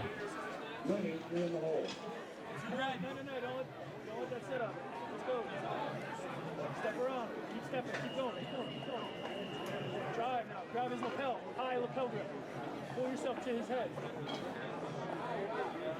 Keep the pressure. Keep the pressure. Nice. Hold it, lock it down. 2 red. Right. Hey, you're still down. You're still down. It's easy. Closer.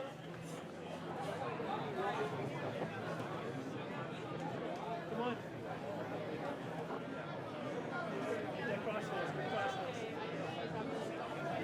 Go back to it now. Put the knee on. Don't let him get to his knees. Let's go. Back, hooks. Keep it.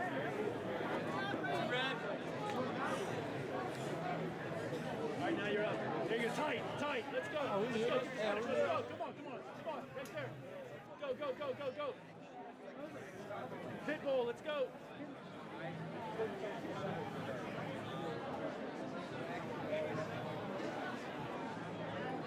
There you go. Yeah. Stand.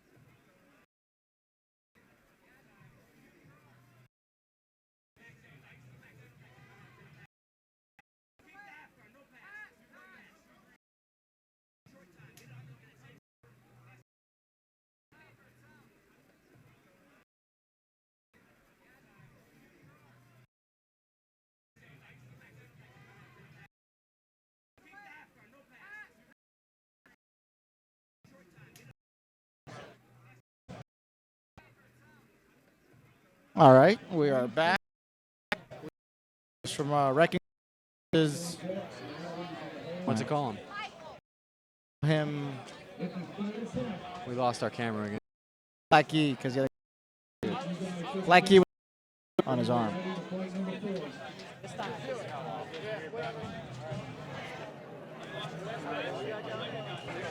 Mike Walters is like 15. I'm going to say the gentleman he's going against is a little bit older.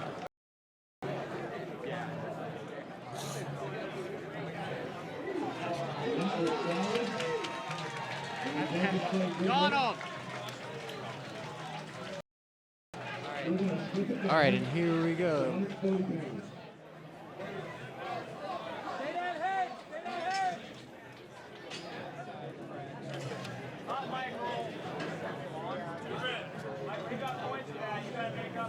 It's a nice guard pull and sweep right off the bat for Mike Walters' opponent.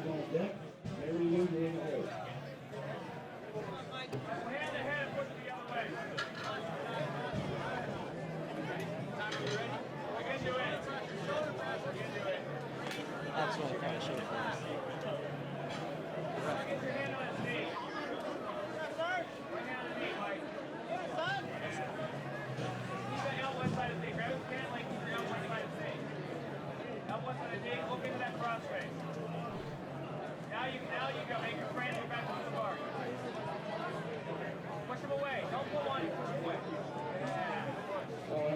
I think the Kumite should give us plaques for podcasting today. First place for podcasting. I have a third place Kumite Classic medal from 2007. The middle of it spins like one of those fancy rims. Yeah. Mine was paper when they were doing mine. Mine was a little longer. Wasn't it called parchment back then? Scroll that they unroll. They found it in the Dead Sea Scrolls with everything else. Cave drawings of Mike Mijas attempting to leg lock wild animals into submission for his dinner. Oh, that's Josh fighting Mike Walters. Tommy is watching. The guy's podcasting with us is fixing us. Thanks, Tommy. That's what he for. Yeah. That's why he gets paid the big bucks. That's exactly why he gets paid the big bucks. Guillotine! Tommy, we can't wait for you to come back. Looks like Josh almost got the pass, enough to score an advantage.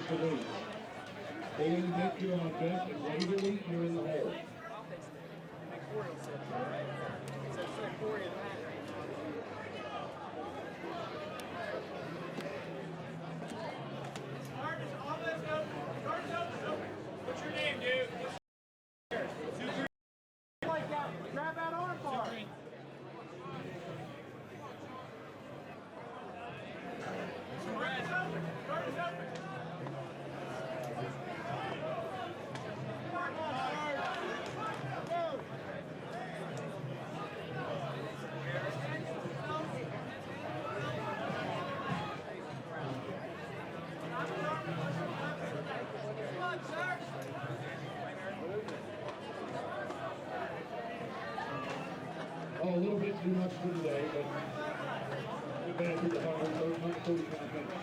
Natalie, you can on the tape, there's a good opportunity.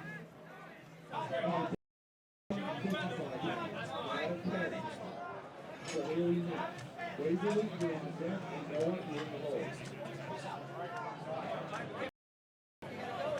Looks like our next match is going to be Derek McWilliams against the winner that will face Cory McWilliams in the final of the purple belt mixed division.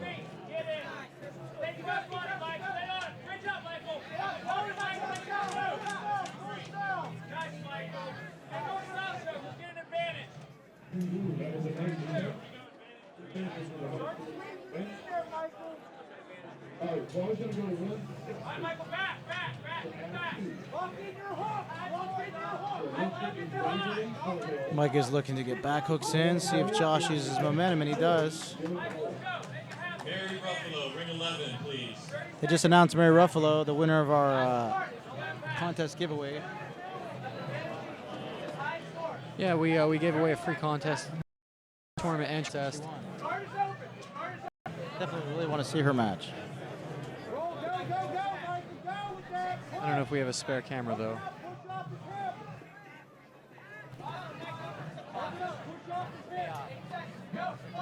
Mary's going up.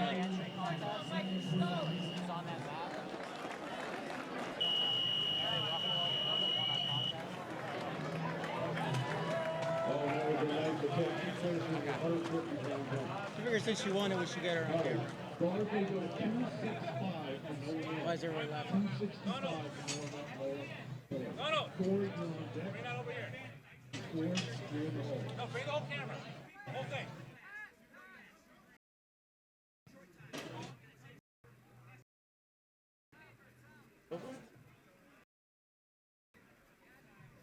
Wait, I think.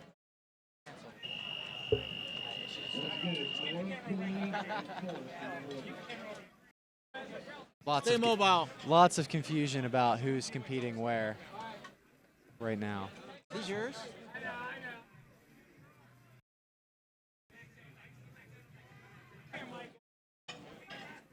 All right, we're back. Can you see my hoodie sunglasses?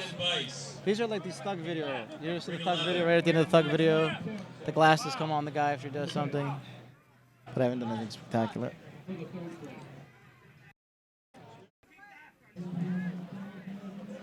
So they are going to overtime. I guess Mary's not going yet.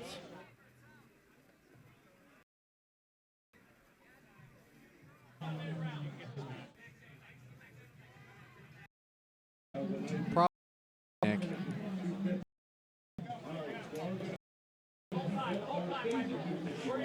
Nick, if we can rear naked choke a dog, like hypothetically, if we had to. What kind of dog? I know that my Westie would bite my hand. Didn't Renzo Gracie in Brazil? I don't know. I've heard that story. He choked Mike Walters has a very tight guillotine, and he tapped. Yeah, I heard that story that Renzo, I said Mike Renzo, Renzo Gracie tapped out choked a pit bull in Brazil, which doesn't sound too far-fetched, especially with Renzo. Sounds like a terrible situation to be in. Like if yeah. Donald, get that one over there. We have our contest.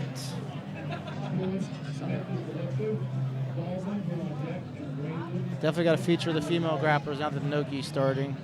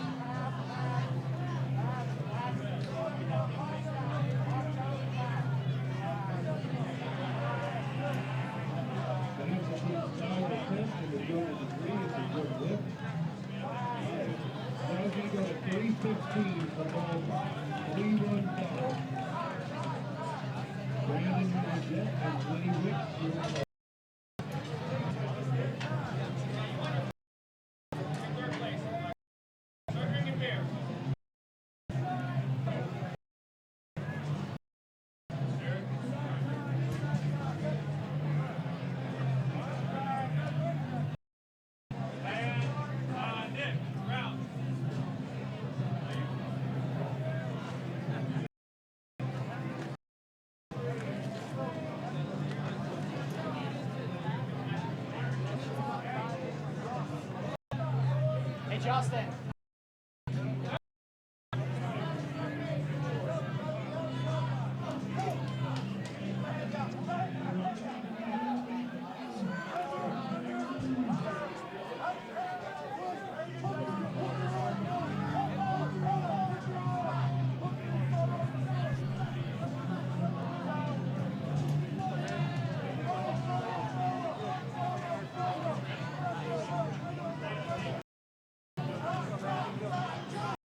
Two matches going right now. We got Derek with the belt, Nick Brown in the white gi with the blue belt. Nice throw. Excellent takedown from Nick Brown. In the other match, we have a women's no-gi match going on, attacking a Kimura or armbar. Something's being attacked.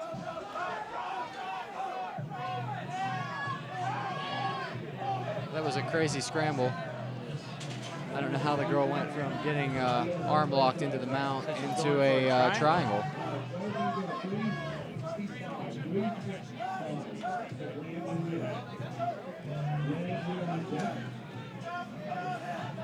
Well, they were all over the place. Yeah, what an intense match.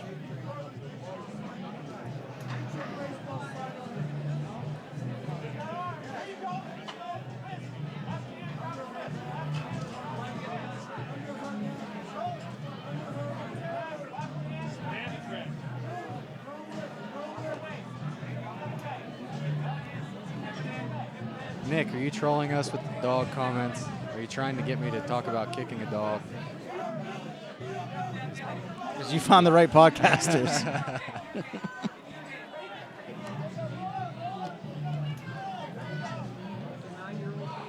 Nothing good can come from this conversation at all.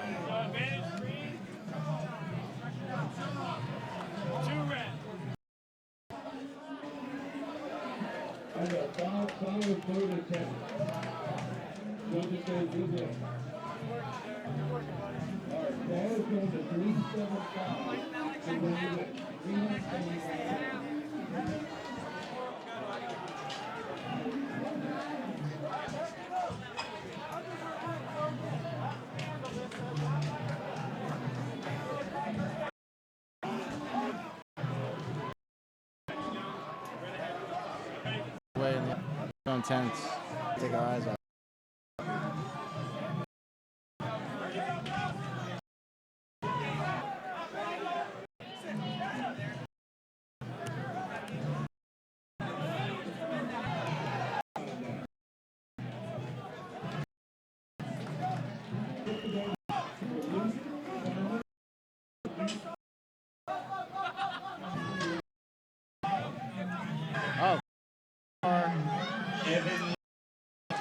So it's about a go. I've been waiting for this all day. Some controversy. Look at that, right in your face, the controversy. No, no controversy.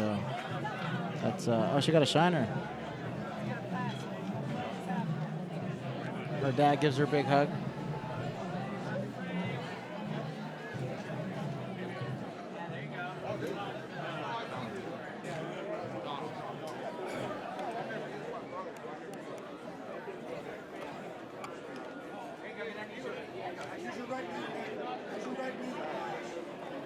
Right here for now.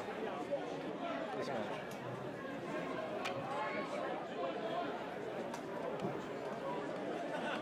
Alright, that looks like an easy opener to lose.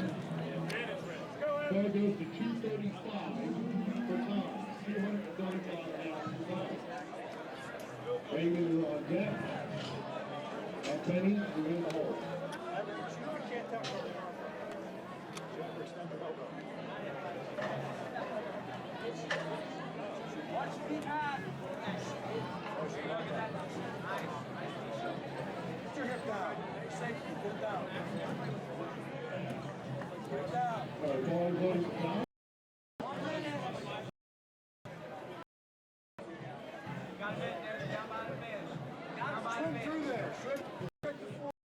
And that was an easy opener. Penny Jones and Steve Brazil. Short time, Nick. Don't get swept. Short time. 15 seconds down. Go for it. Yeah, hold on. 10.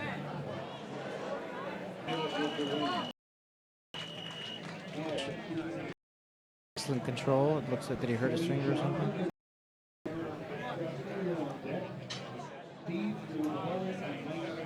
think he was. I think his finger was blue on the back of Derek's feet. It's the problem with white keys. Make everything stick out. They are bound to get dirty.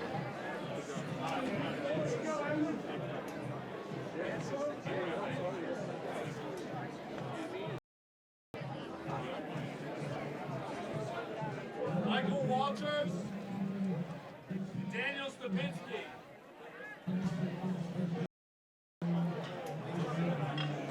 Michael Walters.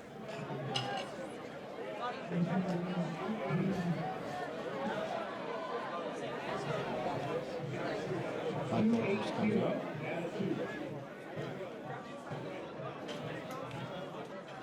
Benny Johnson in the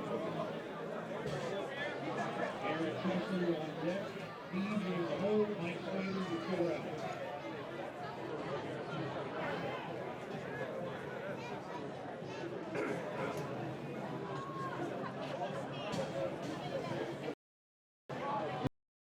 Does not want to stand.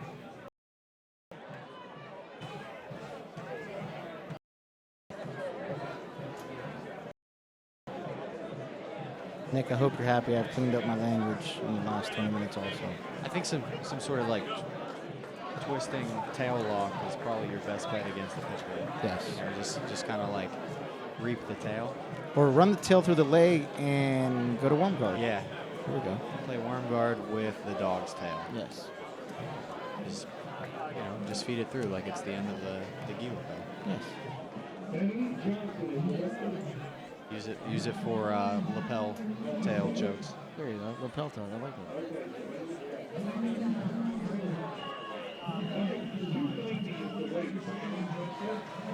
You might be able to grab some of the like the dog's scruff behind the neck, get a grip on that, and like hit like a cross choke with the dog scruff. You see that video of that lady with the ponytail choking people?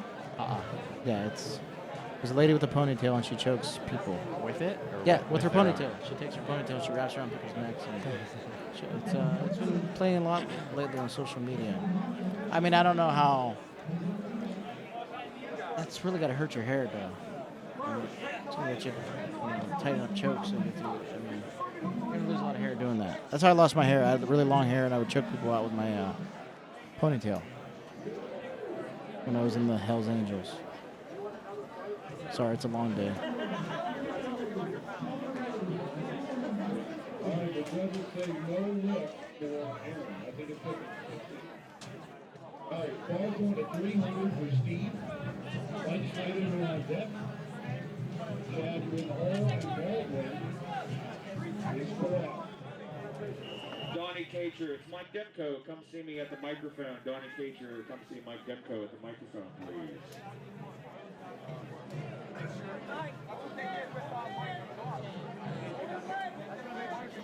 Need something else with slippery rocks. I just want to burn out.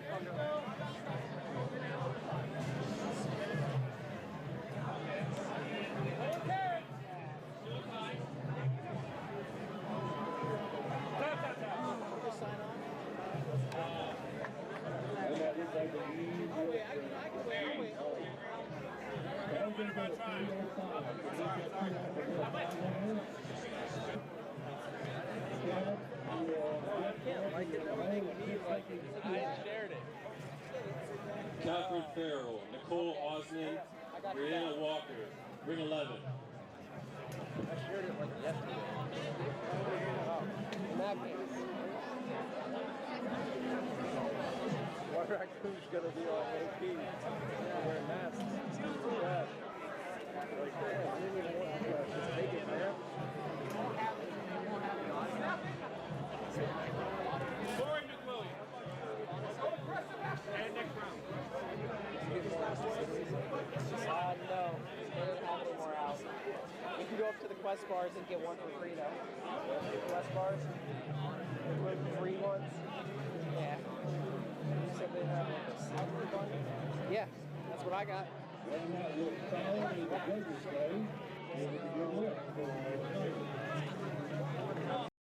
You unscrew this handle here, you get What I don't like, I got that. What I don't like is the actual tripod extension. It goes up and down. I wasn't doing that. I mean, if you... Oh yeah, this match? This one? Got it. This has to be unscrewed. And then just kind of... Yeah.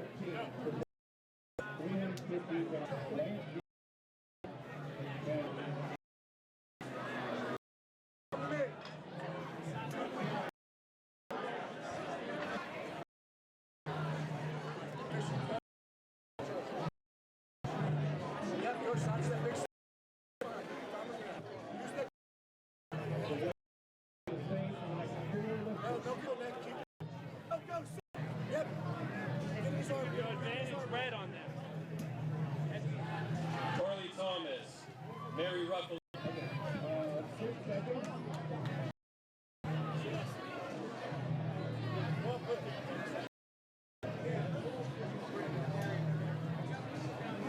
Attention competitors, we'll be getting no far blue mat. Keep that.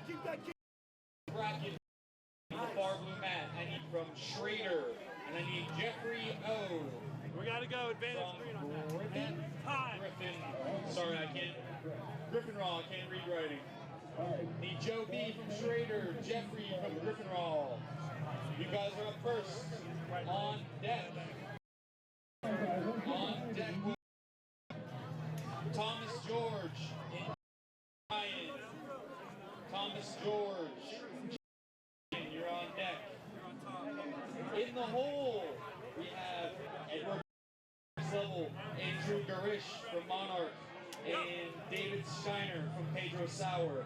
Again, David from Pedro Sauer, Andrew from Monarch, Edward from Next Level. You're in the hole. Use your head. Use your head. Use your head. Go ahead, get through. Go on. Go through, full, straight to full. Use your elbow. Yep, straight to full, straight to it. Go ahead, Joe.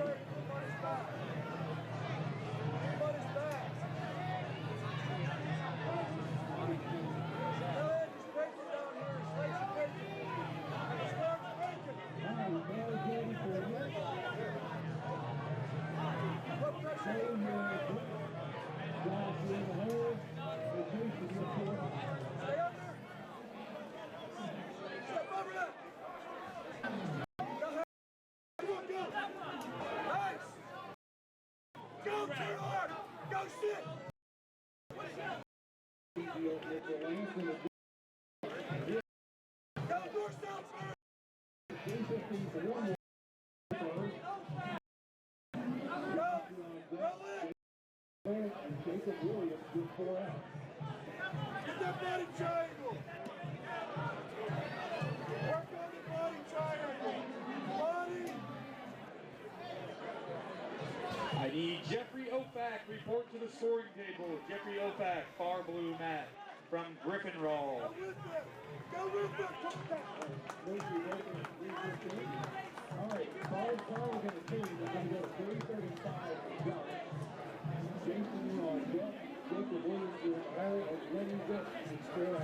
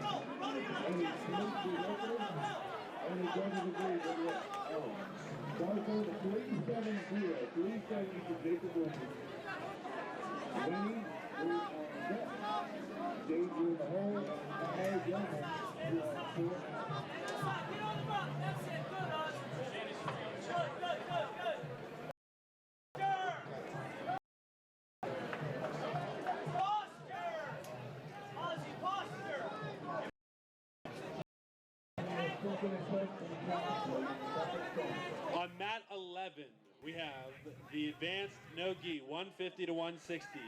It's Daniel Stupinski, Andrew Sprout, Mark Farrell, and John Kaufman.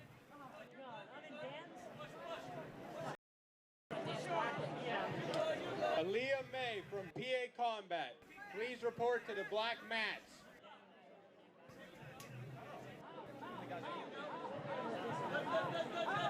Good.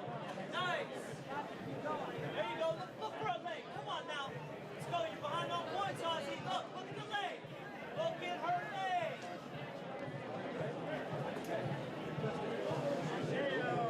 Right there. There it is. Pull. That's it. Push. Push her up. Is that mat 11 down there? Or is this the catalog over here?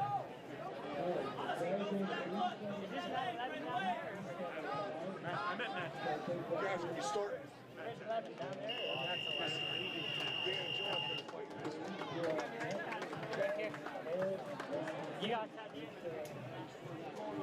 I'm sorry, I'm mat 10. We have no-gi 150 to 160.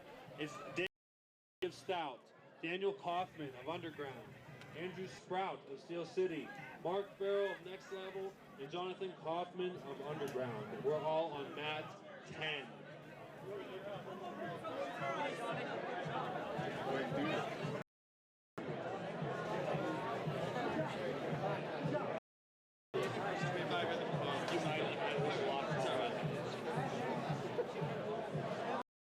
No-gi 135 to 140 on the far blue mat, mat 9. We need Edward Bean from Next Level, Andrew Garasish from Monarch, and David Steiner from Pedro. David from Pedro Sauer, from Monarch, Edward from Next Level.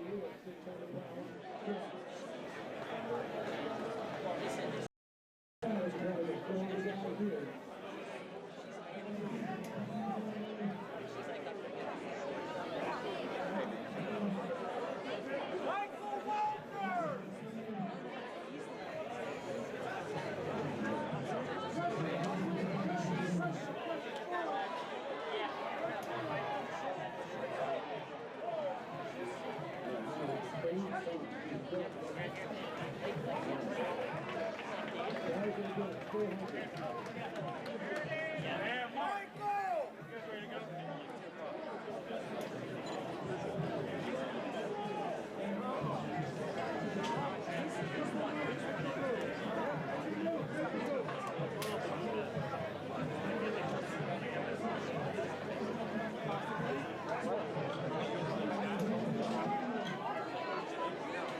right, we're back here. We have the no-gi advance is starting now. This is 155 to 170. I don't know. Joining us is Stefan. That's it on. All right, yeah, I'm here. Stefanis is here. Got some intense girls matches going on over Yes, on the other mat. very intense. We got the Mark Farrell match. Justin. We only have one camera running, so we're trying to get as many matches as possible.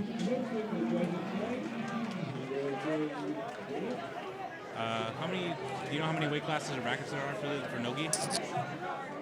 I'm gonna say probably 4 or 5. Quick heel hook attack. Oh. Farrell, he went for it, just went out. Still going for that. So he's gonna go for it again. Gets that foot through, he's got it.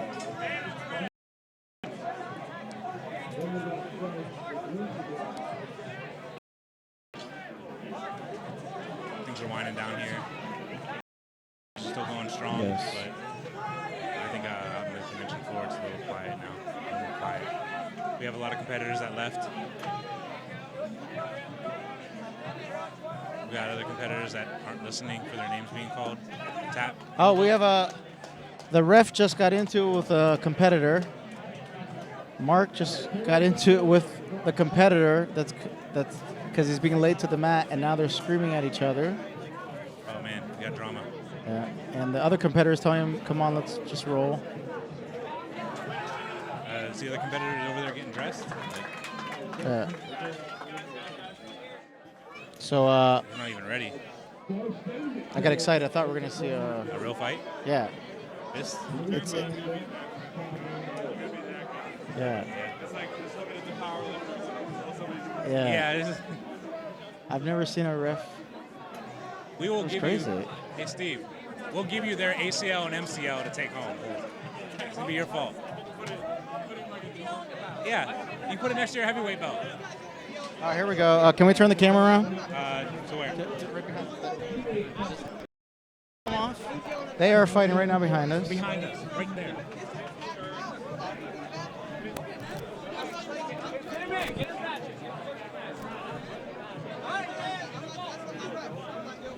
All right, so he doesn't want him to ref him. He's not dealing with him, he says. So James O'Brien is arguing with ref Mark Stesok, I believe. So let's see what happens here. I think the ref and O'Brien should compete now. It seems like that would only be fair. That they can get all the bad blood out by rolling it out. So.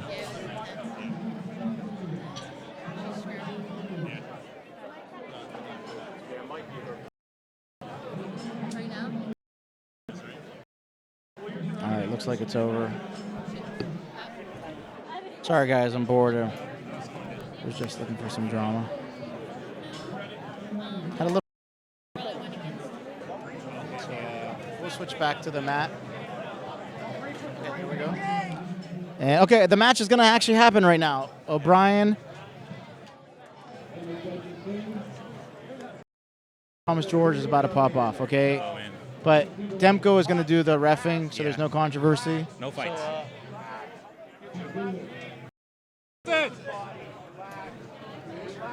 And now O'Brien's all pumped up. Free marking over. Let's see if the anger helps. Thomas has a wrestling background. Did O'Brien wear the one Yes, it looks. Yeah, so is that why he was in the... Could be. Let's hope there's no pee on the bottom of the sheet. Yeah, hopefully. I hope not. Everybody's going to go home with MRSA. An extra special gift. Ring 11. I like Thomas George's rash guard. It's very, Very bright, colorful, very yeah. colorful, like he is. Thomas is. I've rolled with Thomas for a very tough kid. Yeah. Oh, O'Brien to his signature flying triangle. That was a good fake. I like that. tight. There's still a little gap. A little bit of room. Yeah. Oh, he gets thumbs up. Thomas gives a thumbs up. He goes Top Gun. Oh. Is it a straight armbar? Kimura off the triangle. Yeah. Good match. Quick match. Thomas O'Brien angering him with the ref. So Yep. I still think O'Brien and the ref should roll it out. Yeah, probably. That'd be Argazam and should do that. Rocha did that. If we ever run our own thing, we should do that. We should make that happen.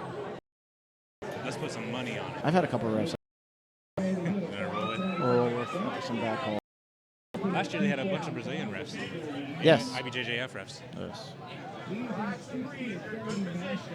like, yeah, we get paid like a couple $100 to come here.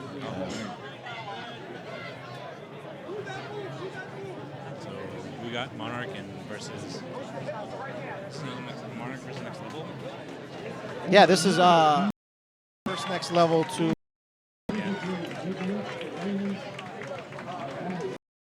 Missed out Tommy Costa. Some good action. We almost had the ref and O'Brien get into it.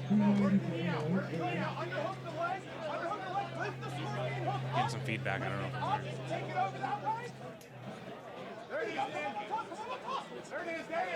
We apologize for the cam not working as well as it. We got a tap over here. These no-gi matches moving right along. We got the kids going on the other mat. Hope you guys saw that women's match on the other. Right into a guillotine. Pretty good. Oh, that pops out of it. He's still not out. He's still not out. He's got it under the chin. He's got it locked. Yeah. Oh, he is extremely tough. He's only been training about 4 or 5. I think about 4 training. Yeah. All right, I'm back. On the cost, we missed you. Be back. Good to have you back. I got back and just drove and I saw Cody in the parking lot. He drove me up to the front door. To bachelor party. Cool, Cody.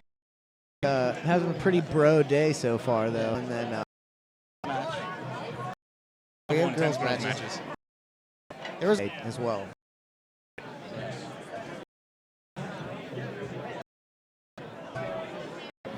How did we sound? Great. Talk about chicken. Yeah, You have Hercules choking a lion.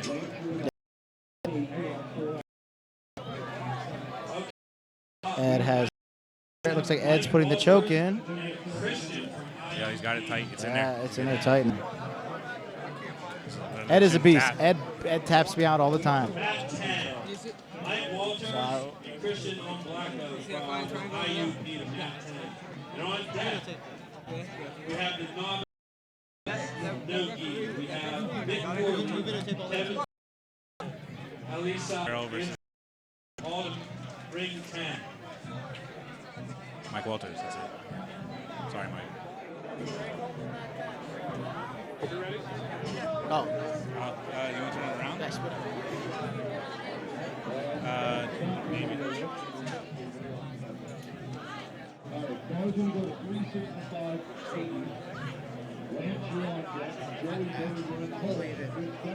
Should be a good squirrely match. All right. Right in front of us here, which is up in the corner of your screen now. We got both cameras on it. Yeah. Yeah, we now have 2 cameras. Jonathan Kaufman and Mark Farrell. And these guys have to grapple. Yeah. But Naga Mark maybe has had a lot of matches today. Yeah. Yes. A lot of matches. And his wife. His wife ringside has won a bunch of matches. They're both very intense. Very family. Mark is very technical. Mark wrestled in college. Yeah. I think. Yeah. Even though he likes to he likes to pull guard. He loves the whole jiu-jitsu thing so much that he doesn't want to do any of the wrestling. Yeah, definitely. When you roll with him, you can see, but it's mostly very good. You can definitely tell from his ears that he's a wrestler. Yeah. His ears are demolished. I've never trained with Mark, and I'd like to. He's, we're about the same size. I will bring him up one day. It's a good family. Even the kids love it. Yes. The great jiu-jitsu families of the region. Yes. Mike Mijas is trying to make the second one. Yes. I'm trying to make my boys the next Diaz brothers. Diaz brothers? Really? No. Those are the brothers you went to. I don't know, Mike. I understand you come from Youngstown, but man. Just trying to keep that 330 hood up. Yeah. Son.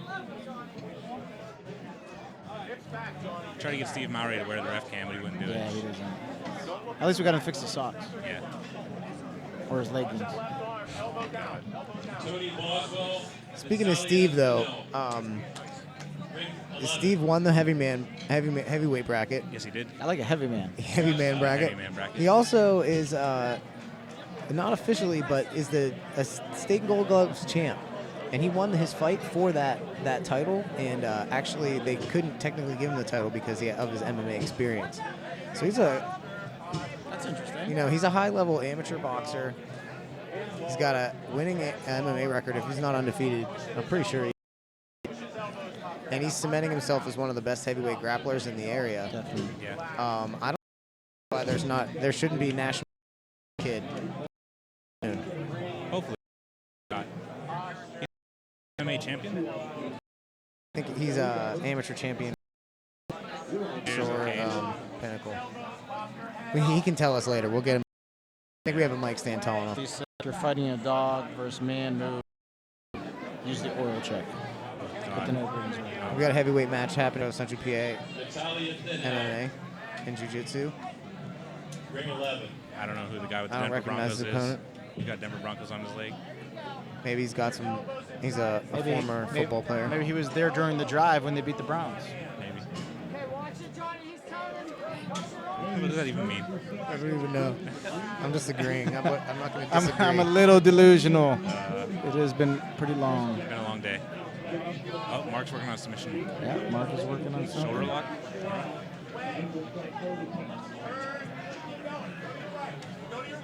Looking See if for he uses a flower sweep. Yep. Like Almost. Almost. Flower did not bloom. He's going to bring that leg up. Rubber guard. I'm going to go for a go-go plata. Marcus flexible. Jonathan Coffin wants to stack here and put pressure on that guard. Yeah. He doesn't want to stay there with his elbows out. Hiding his head pretty well. Just trying to go under. And then going for the razor lock now. Jonathan Kaufman kind of shrugs it off, gets his arm out, stays very calm. I saw Jonathan earlier. He was doing takedowns in the cage in the front of the convention. Yeah, it looked like his team, Underground Grappling, has their cage set up in the front of the convention, doing some sort of demo or demo and beginner things. Also, shout outs to Choke Boys. Shout out to Choke Boys in the Big Apple.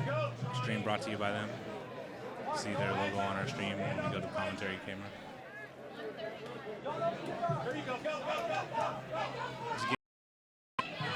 Knee cut pass. Oh, it goes straight for the heel hook.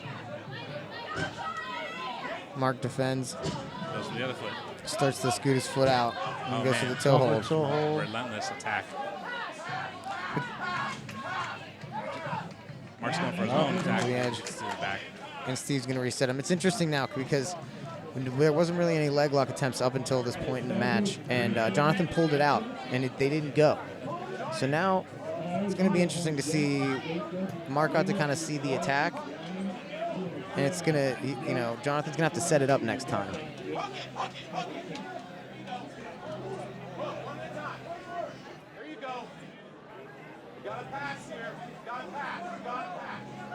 Mark caught that leg.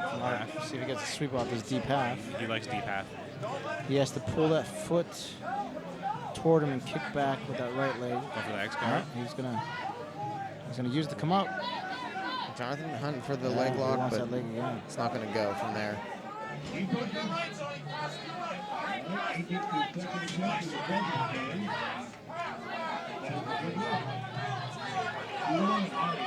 For another sweep. And it's starting to get loud in here. We're starting to get into the advanced divisions. Yes. And there's some high stakes. There's a lot of pride on the line. There's a lot of coaches that put a lot of time in with their competitors over the years. And it's starting to get loud in here. There's people all packed pretty much all around this end of the room. Yeah, yelling behind us. See a lot of groomed grapplers about this stage. Russ Howell, please come to bracketing. Ross Howell. Oh, let's see who won. Team NA, please Mark come Farrell to gets the bracketing. win. Ross Howell from Team Mark Non. Farrell wins with that sweep at the end. bracketing. Alec Castro is going against the Denver Broncos. The entire Denver Broncos. He could probably take most of them. Well, you know, the grappler turned this football player. Hello? Football player turned grappler is a common archetype. Yeah. Character class. I'm one of if them. you will. With a powerlifting background. Ballet? There we go, sorry. Mike's might go away from him. Yeah, you don't see too many people coming from ballet into grappling. No. It might translate, but... Sorry, I'm just making sense. I feel like ballet is one of those things that once you're in it, you're in it.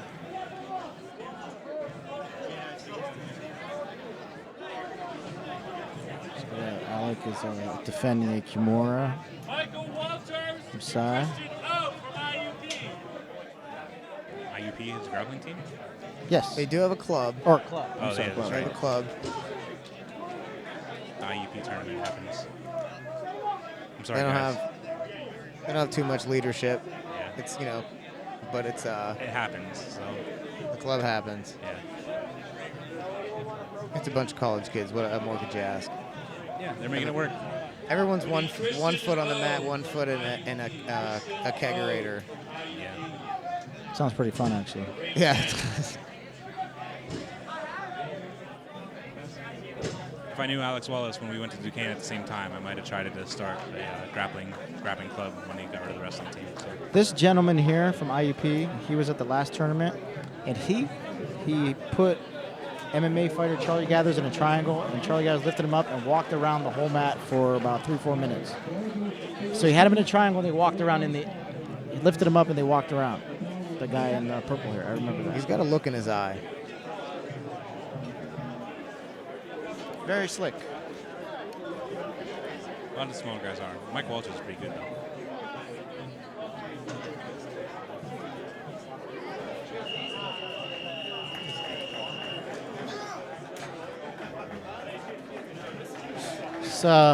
He's got the eye of the tiger. That's all I'm going to say.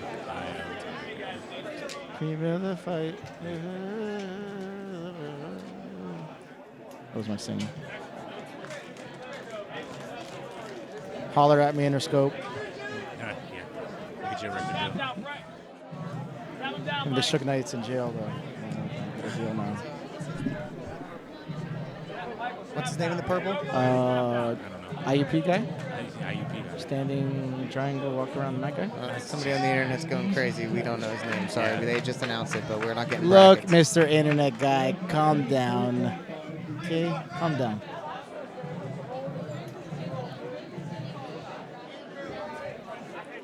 Look for maybe a flying attack from Walters.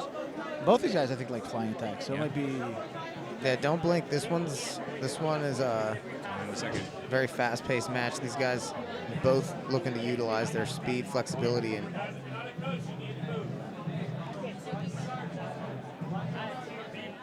Steve Maurer is laying the law down on people on the mat. If you're not a coach, back that thing up. they're blocking our banner. Yeah. Exactly. They can block the Kumite banner. Yeah, not the BJJ our banner. That grandma and mom, 3 moms over there, Yeah. still need to get branded. Yeah. We need brand impressions. Brand awareness. So working butterfly guard over there. Mike passes with a nice little step back pass. That was really fast, really good pass. And drops his hip down, solidifies side control. Control gonna reset in the middle. Yeah, every time someone drops those weights in the back, it freaks me out. Every time you hear woo, you think a fight started Yeah. and someone broke their arm.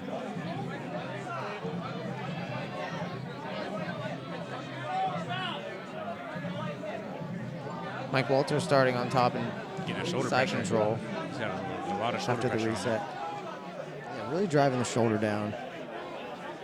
I think he's finally gotten to a point here with his opponent that he's holding him down and things have settled down a little bit. Mike's just looking to pick his spots now. Yep. Pick his shots, whatever. Gets his arm in. So Mike's starting to start moving to north-south. Runs away from the legs there and looks to set up like a power guillotine or a modified something, gives it up. Trying to keep that side control. Back to guard, standing.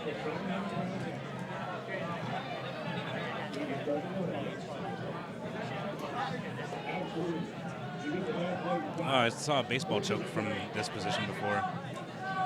Happened pretty quick. Baseball choke and no-gi. Now Mike looking for the snowman.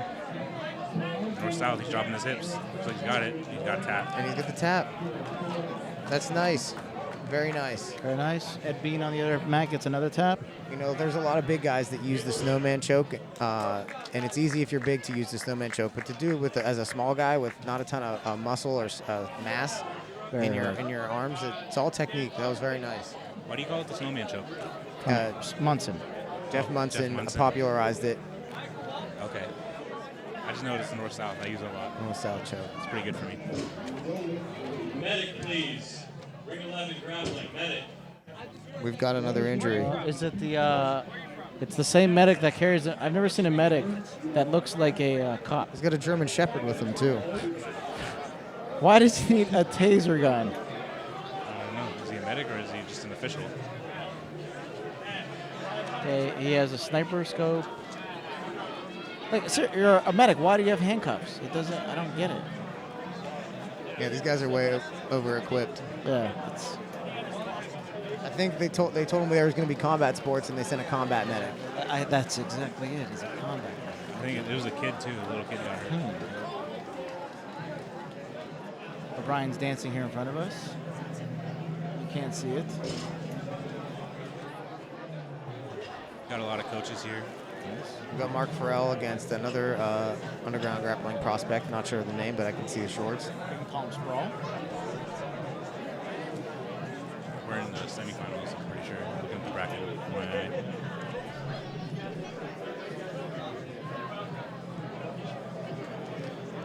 1-9. Speaking of shorts, I'm in the market for a new pair of shorts, and our podcast sponsor, Choke Boys, would love to see a pair of shorts from them. Yeah, I'm definitely going to pick me up some Choke Boy shorts. I saw Zach Mikowski weighing in for his fight yesterday, wearing a pair of Choke Boys shorts, or it was at least a pair of shorts that had Choke Boys on it, and I was wondering if they were theirs, but they're not on the website, so we'll see. We need to get a picture of this medic that's dressed up as a Legionnaire. It's like a Swiss guard. Seriously. He's the kind of medic, like the St. Bernard comes up to you, unlocks a martini, drinks it. Yeah, with a bunch of little barrel. Instead of like a coin thing on his hip, he has the wine barrel, whiskey. No, but we've actually had a relatively low number of injuries.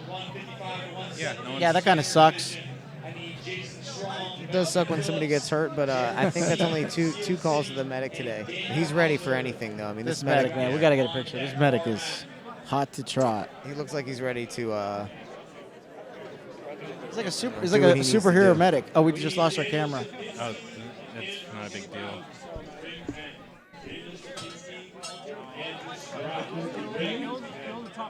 James O'Brien saving the camera. Oh, there's a big medic coming in. So this medic has a big army bag. Did you see this medic come flying across the room?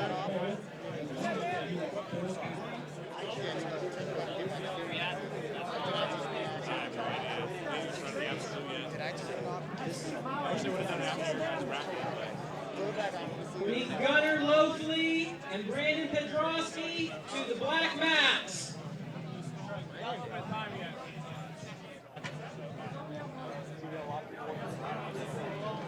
All right, so we're getting ready to sit off this semifinal advanced no-gi match. Mark Farrell won his first match. Oh, this might be the final. This could be the final. Sorry. Once again, on deck on the far mat, Jason Wait, no, I Strong, think we have Phillips, Jared C. from Steel City, and Daniel Hauser. No, we still have a first round match that hasn't happened yet. Oh, okay. But whoever wins this is in the final. Oh, this Oh, it's West. It's a hole, no gi, 165, intermediate. I need John R. from Octane, Justin Benzema from PA Combat, Ryan Gilkey, and Logan Brown. Logan Brown. I had to make a sign that says we are not bracketing, we are not scoring, we are not determining. That sounds awesome. People keep asking us, like, nope, go away. We got to scrunch together, boys. Dylan Austin and Douglas Turk on the far mat. Getting all cozy over here.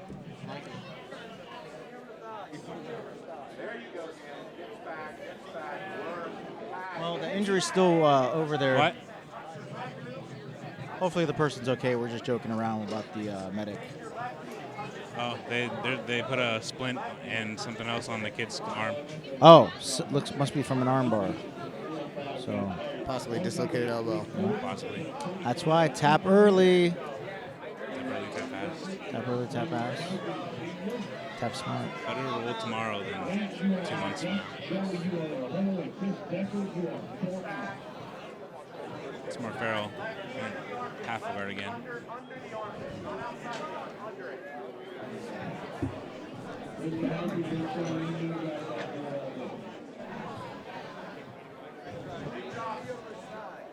Thanks to our buddy Bill O'Brien out there correcting us.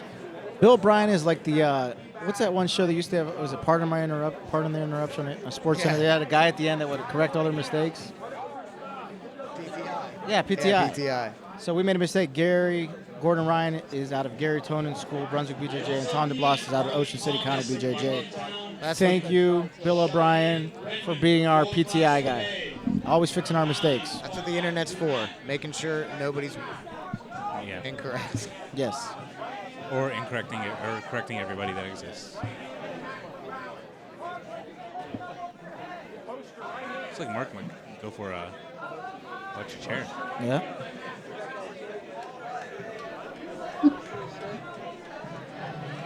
I don't think he got the lockdown.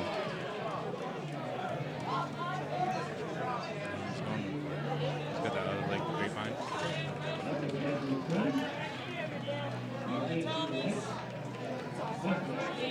Looks like the little kids might be done over there, so they'll probably get some more brackets running over on that side of the mat. One of my kids just got his name called, but I don't see him on the mat now. Maybe there's somebody else named Brandon Podrosky here. Maybe. Give his mom a call. Be like, hey. He was here at 8:30 this morning. I doubt he's still here. Yeah, probably not. If I was a little kid, I would have wanted to go home too. I'm an adult and I wanted to go home. Yeah.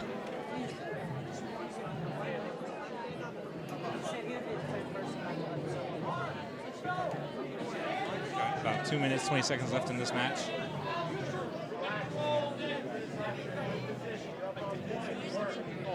(2-0), I think is what the score says.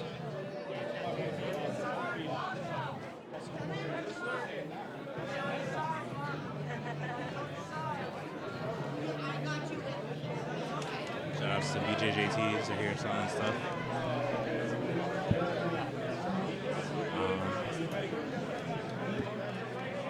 Take a minute to thank the Kumite Classic for bringing us in, Mike Demko. Much appreciated. People just kind of let us come in and do whatever we're going to do. They don't bother us. We say we need chairs, they get us chairs. Yes, everyone's so nice to the BJJ. Thank you. But we hope to put on a good show for you, so we hope you guys enjoyed today's broadcast.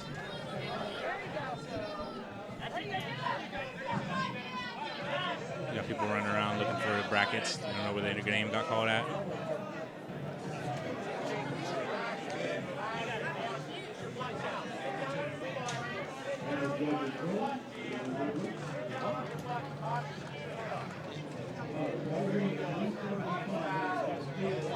Mike Mihas is watching Vines. Sorry. He's watching Vine compilations.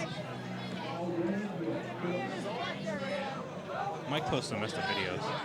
I do post some disturbing videos.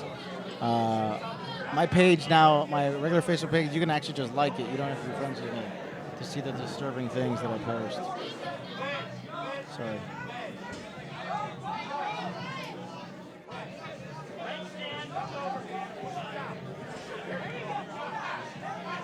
Seconds left. I think it's 3-0. Oh, that was a nice back take. Nice good scramble to it.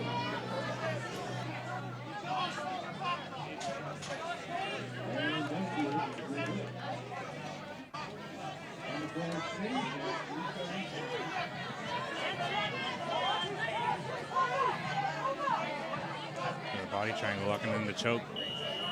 Time.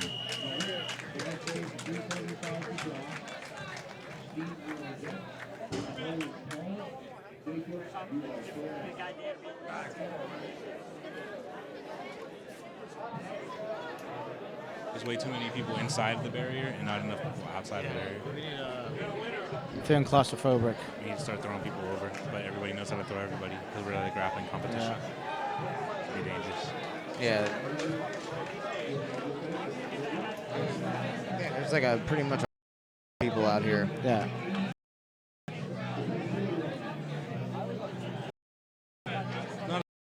Last year we had wrestling parents walking in front of our cameras and stuff, just not even like thinking about it, stepping on the jiu-jitsu mat.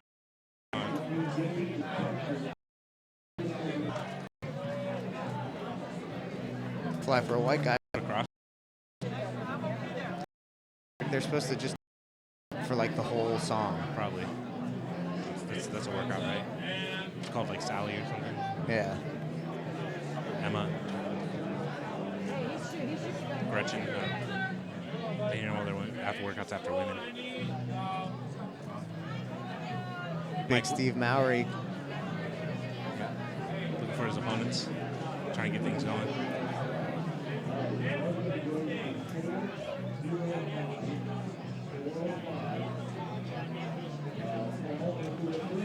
Rematch from the key. Girls match over here. Let's get some girls matches going. Yeah. Dan Stapinski, ring 10. Dan Stapinski. So Kathy Farrell versus, I believe that girl's from Strong Style. With the Superman rash guard. That's cool. Spats? I mean, yes, Superman. Spats. At the end of tonight, the BJJR will be signing our fitness thing. He will sign. It sounds like a horrible arm.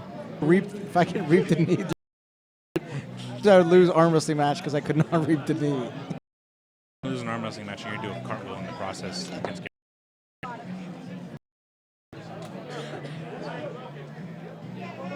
All the competitors putting on a good show today.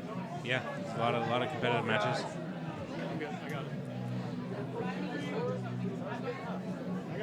And being right in here, a lot of schools that call this little east side of Pittsburgh their area, and even schools from all over the region come here. But this, this tournament and the Keystone Oaks tournament every year, the two the really big ones. The Slippery Rock, that's a little bit further away, but this tournament especially, has a sense of pride to it. It's been going on for a long time, and I think almost every grappler that comes up in Western PA ends up grappling at the Kumite Classic. And almost all of us have some piece of hardware from this event. Well, some of us have paperwork too, because they didn't have hardware back then when I competed. It was paper. I bring hardware to this event. We, one of my kids, Lydia, is actually about to square off down at the other end of the kids' mat. And it looks like they're doing boys and girls together with Coach Becca Blair. Lydia has a really good adult. She's like 13 or 14. And she loves this stuff.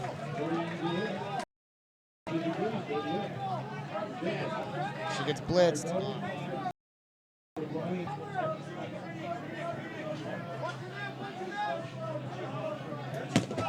Nice throw right Wow, in front that of was us. scared the poop out of me.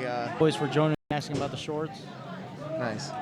I could use a pair of shorts. I'm in the market for a pair, and I've been in the market for a while, but I look around the internet and I don't like what I see.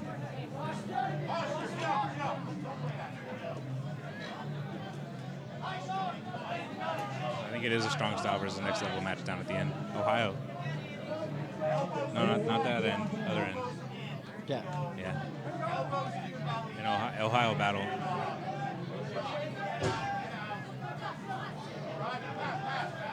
Generally, you won't get people from like Cleveland coming down this far. Sometimes you'll get Columbus. Looks she got a nice armbar. Kathy would have that extended. Yeah, she brought her back down. Oh, she got out.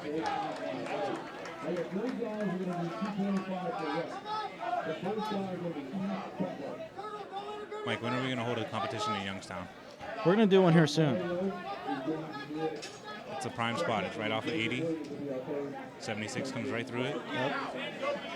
Perfect The crossroads. BJJ we'll be doing our tournament, and I'm thinking we'll do something like EBI rules. What do you think, Tommy?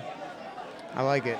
I think that'd be great, and I think that we have a nice enough network to get some really good grapplers and have a nice little live stream. Definitely. Maybe even be able to sweeten the pot a little bit. Yes. We have some ideas of maybe competitors putting some of their own money in and taking the pot at the end, stuff like that. Down at the end, we got a nice triangle in one of these kids' matches. That's Lydia. I'm not sure who she's grappling.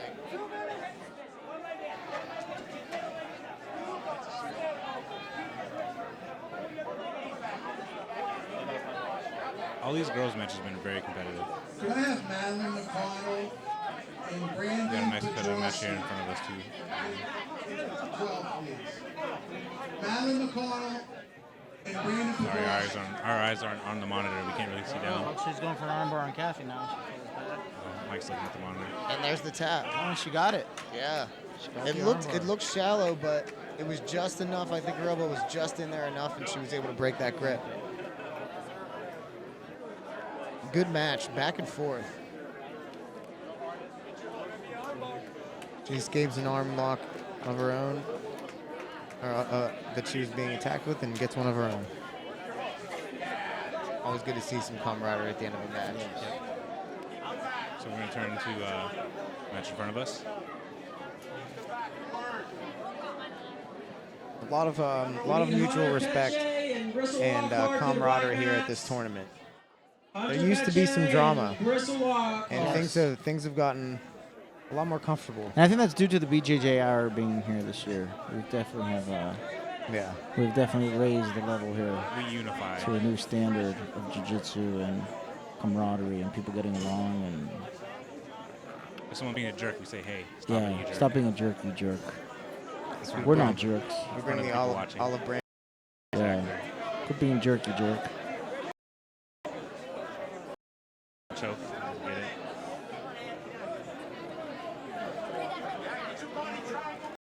Trying to get that choke.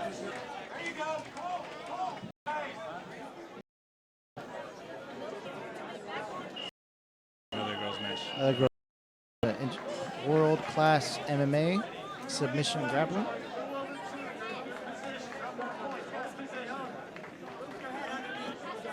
We have a lot of matches going on. We have a girl and guy. Girls match. Girl over here has got a deep guillotine under the mat.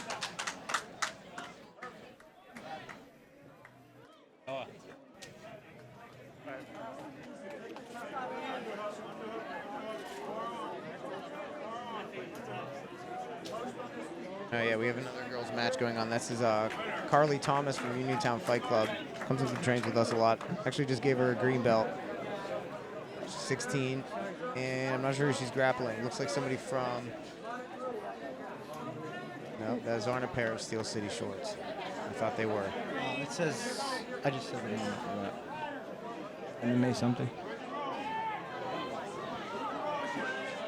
Now in full mount. Getting closer. That barrier right there is taking a beating. Falls back for the arm lock, looking to extend. She goes for the belly down. See if she crossed her legs a la Rousey.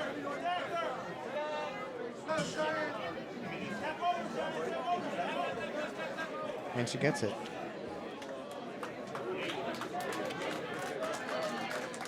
Nice submission. Good job.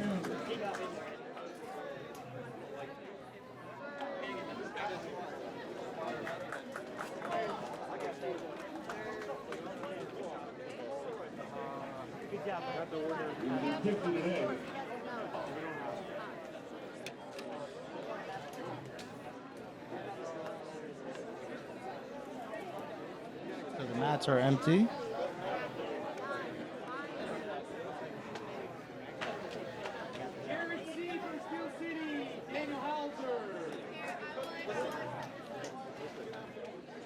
How did Mark Spader's division end up? I saw him win 2 matches, but I wasn't sure if the match he won. Got people getting French fries over here and stuff. You guys got to. So shout out to Jody. Jody.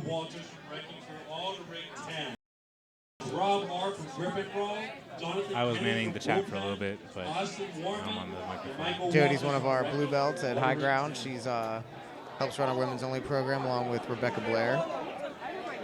She's been with us for a long time. And she also gives the best Christmas presents. That's awesome. That's awesome. Now that I mentioned it, she's going to think she has to give me a Christmas present every year. I might as well get something out of it.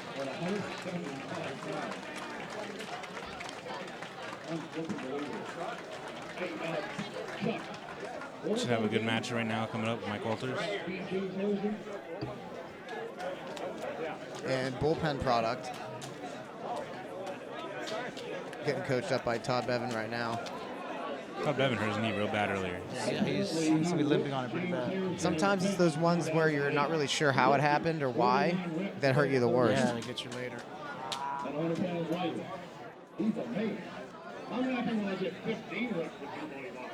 What's up? All right, guys, now we're going to move the bench and we're going to start jealousy. You know the lead don't start till the ball hits the floor. Second call for And the powerlifting competition is heating up now. Yes, I'm going to turn around and commentate some powerlifting. Griffin Raw coach to ring 10. Griffin Raw coach to ring 10.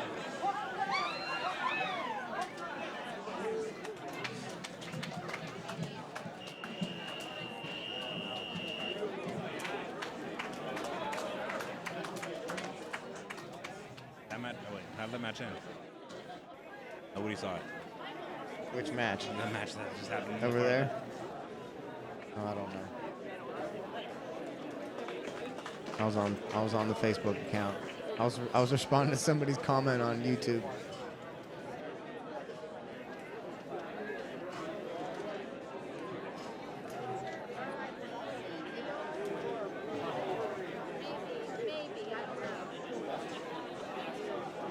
There's some bracket confusion going on. You know who it reminds me of? Rob Ritzer, Griffin Raw. The kid from Superbad. Ring 10. Yeah, you're right on your mind. What's his name? I don't know. I've seen the movie. Michael Cera. Michael Cera. Oh, yeah, you're not the first one to say that. And his gestures and You're- stuff. And he you're- photobombed the picture yesterday. You are not the first to say that. Yeah, the photobomb's awesome, yeah. Noah, did you hear what he called you? So he does. So he gets called it a lot. Our yeah. cameraman. He remind me our of Michael cameraman Cera. looks like Michael Cera. Yes. First call for Jason Strong on that number 9. One of our newer camera guys, Noah. Yes. We just signed him to a 2-year contract. I'm gonna bring some selections from Superbad and just make him read. Yes. We're just gonna have him come on and read during intermission. To random reading. Taking him to a coffee house later. You should hear him do an impression of a Jewish guy in Squirrel Hill. Pretty good. Nice. See, now we got BJJ t-shirts, so we're official now. Yes. So these two are getting ready to square off like it's a wrestling match. Look at it. Fight Club Pittsburgh product. Oh, he has to Forgot to take his earrings out. Oh, leave it in, man. Let the bling bling. Who cares? We get ripped out. Oh, yeah, 2 of them in. Oh. When Richie Martinez needs to tape up his gauges, Yeah, just put. That's crazy. There's big loopers. Donald, just take the Yeah. camera to the corner. Moving the camera. Get out of the judge's way. There's a girls match going on. I know it's mixed. Boys and girls.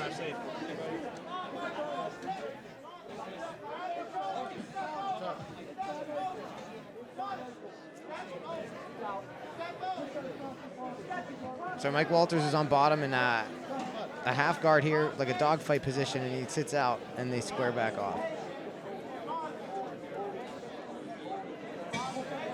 We're not getting brackets, but we have a guy, his opponent is from Fight Club Pittsburgh. Shoots in for a nice double, lands it. Ends up back in Mike Walters' guard. Can you see the score from here? Score? I think it says 6-0. Or 0? I don't. I can't see. I don't know. We can't see the score either, guys. You're gonna have to just. Oh, you got that triangle. Go what you see. We might not even need a score here. Nice triangle here. Yeah, and he gets there the it is. tap. Walters with that triangle is insane. He's slick, and he gets a killer instinct. You know, he can tell whenever he has you on the ropes. Yeah. And he goes for it. I've rolled Mike. He is a beast. 15 years old, and he's tearing it up. Yeah, he likes to go around cross train. I tell everyone, man, if you cross train, you gotta cross train. We need to find out how old he really is. I feel like we've been saying he's 15 for the past 3 years. And he's actually 9. Yeah. Watch, it turns out he's like 38. Yeah. I think he's 17. Some growth problem.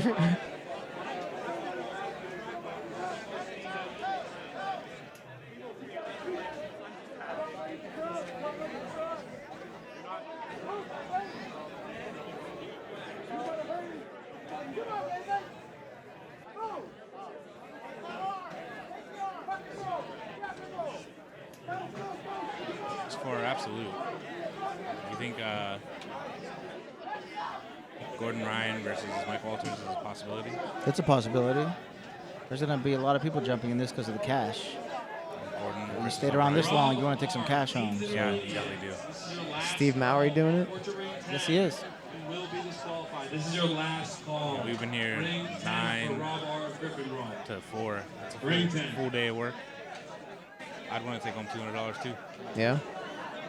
$250. Reffing, getting on the mic, calling in competitors, competing, winning. Oh, Steve Maurer just flashed his All guns. the weight. Yep. I think he heard us talking. He's like, I'm taking this money home. We have Nick Corley.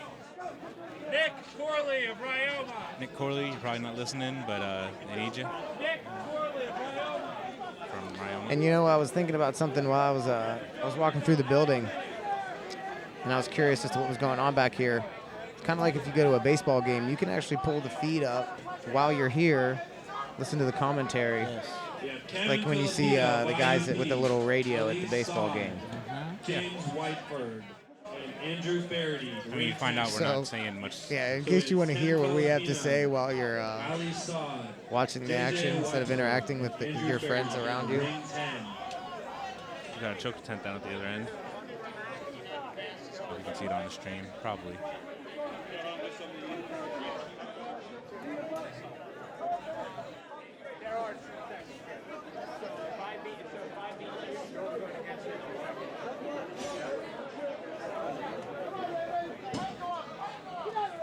So I'm pretty sure we're into the expert division now.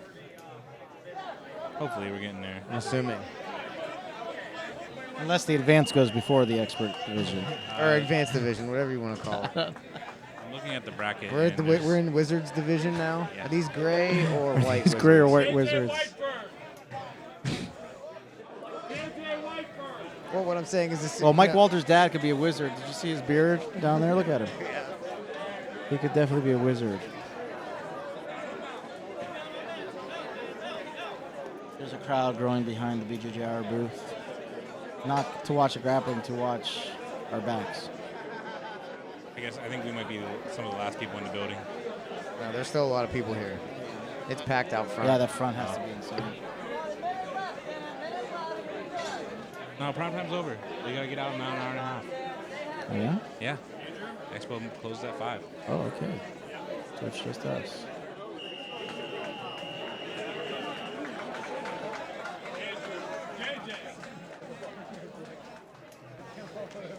Good thing I'm not dealing with cleaning all this mess up. Yeah. We just have to pick up our microphones I would and not computers want and get the any heck of out of this. here. Exactly. Steve Mowry might probably have to stick around. He usually sticks around and helps Yeah. out. He's a good guy. He does get paid the big bucks, though. Does. I don't know. He does. It sounds like he should. He's a true sportsman, and he loves the sport. Yes, he does. He competes. He helps. Both refs here. Mark over there, those guys have not left the mat all day. Yeah. Props to them. I think I might have rolled with this Henzo guy once, maybe. So I went to Henzo's twice in my life. Yes, I saw you there. Yeah.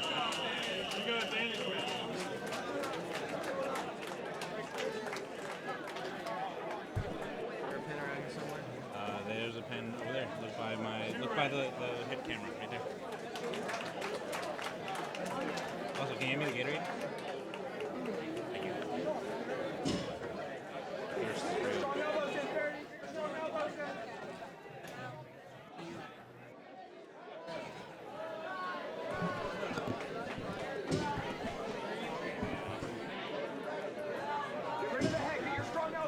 I hear banging. I don't think they're deadlifting over there now. Yeah, there's some heavyweight being moved around.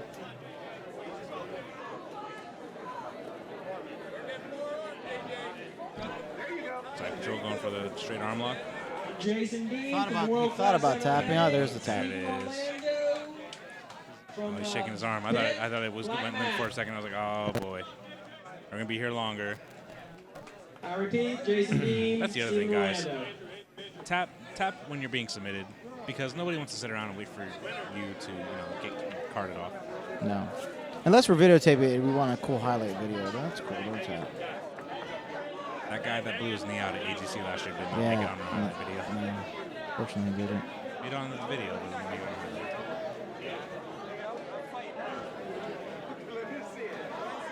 It's safe to assume we're later here in the tournament. Almost any match that you're going to watch from here on out, you could also see these competitors in the Nogi Absolute.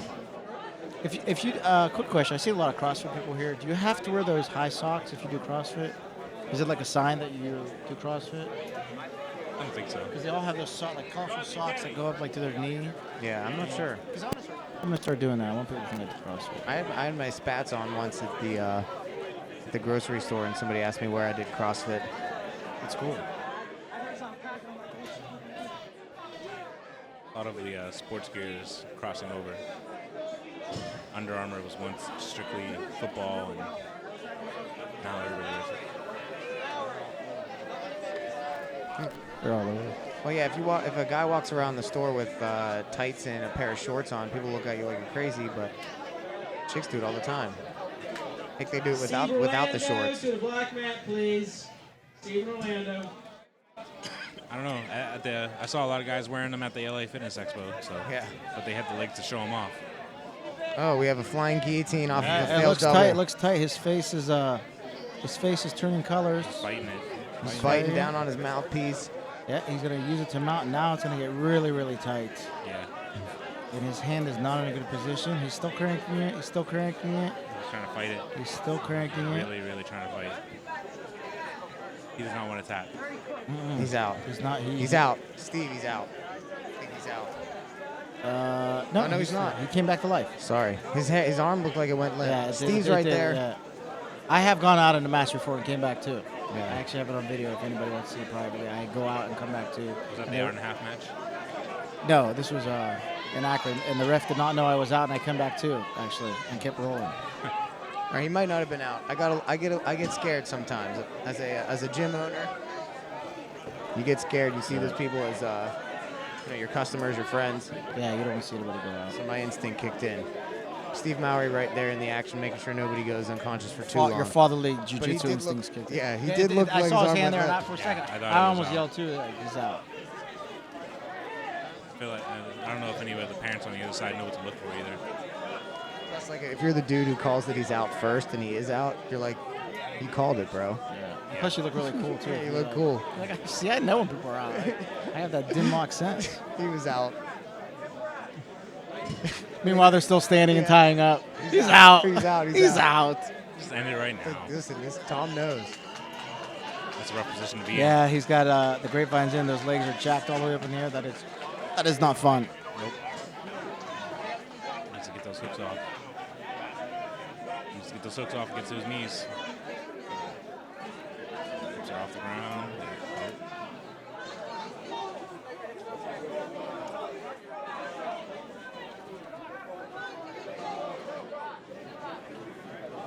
All right, guys, this is the way the first fight of Bill Edwards is going to run. Landing on the back of the Lauren Green. Hewitt, elbow. 10 out of 3. Just trying to break that grip. Trying to get those hands loose. Probably start working something else.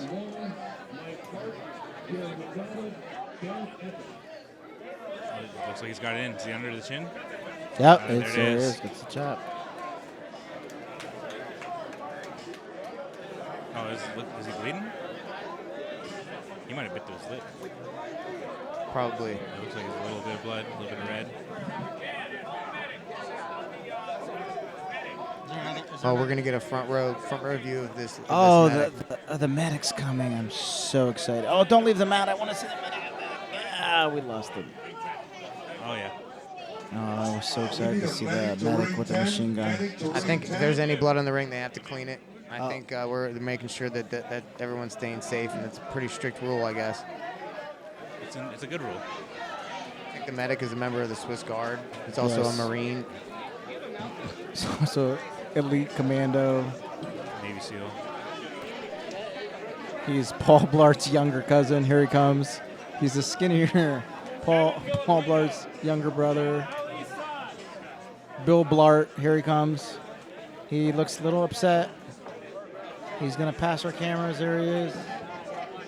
See him in the background. He looks so distressed. He looks a little upset. He's like, man. Yeah, I think he lost his taser.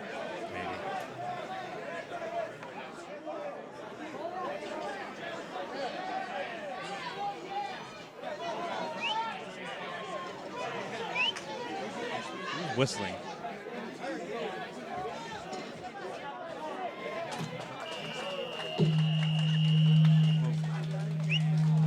That's a real hot mic we got there. Yeah.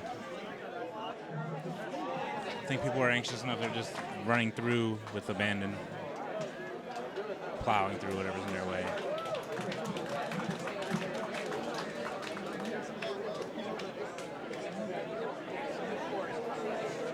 Ali Saad, the ring 10, this is your last call. You will be disqualified. We didn't even go through the heavy guys yet, I don't think. Oh, no, they went. The heavy guys Well, the super heavy guys went, but those smaller heavy guys. Guys, again, if you're watching from home or on your phone or wherever you are, join us in the comments section. Let us know where you're from. We'd like to see how far our podcast is reaching. We'd like to know how far we're really bringing these matches to you. Some of the best local amateur grapplers. I don't know. We don't do brackets or nothing. We need that sign for the front of our table too. Yeah. No, we're just gonna start telling people to like, make stuff up. Yeah. Let's send people to the weightlifting part. No, dude, you got to squat for the first round and then you grapple the second round, bro. Super fight competitor Drew Shields sits down in the coach's position here, ready to coach up his grappler right in front of the table. We'll have to get Drew over here before the end of the day too. Okay, to ring 10, we have 185 to 200. Mike Baker from See, told you. Underground. 185. Alexander Abedian from Personal Training Tactics. Travis How many more Halbach brackets do we got? of Octane. I don't know. And Kevin Robinson of Monarch. All to ring 10. I feel like we should have done this earlier in the day. Oh, my man crush is going. Man, look at his rash guard. How can you not crush on this dude? Can we get a picture of this guy's rash guard? Miguel Francisco from Schrader. That is pretty sweet. Hair, rash guard, tats. Donald. Ross Howe. The fuck? Michael Psyche from CMA. Look at that. It's got Zoom like in. Chinese letters in the back. Look at that. Look at that. We're gonna see that. We're gonna see John. Oh, it's a Manto rash guard. Look at it. They've got nice gear. I just got a new Manto gi actually. at Very that. happy with it. This guy's amazing. His knee, even his knee stuff. His knee pads are awesome. Look at that. So we're watching Yeah. Jonathan Romantino Yeah. versus Justin Bensema. It's Octane MMA versus PA Combat Sports. Right away, going for that attack.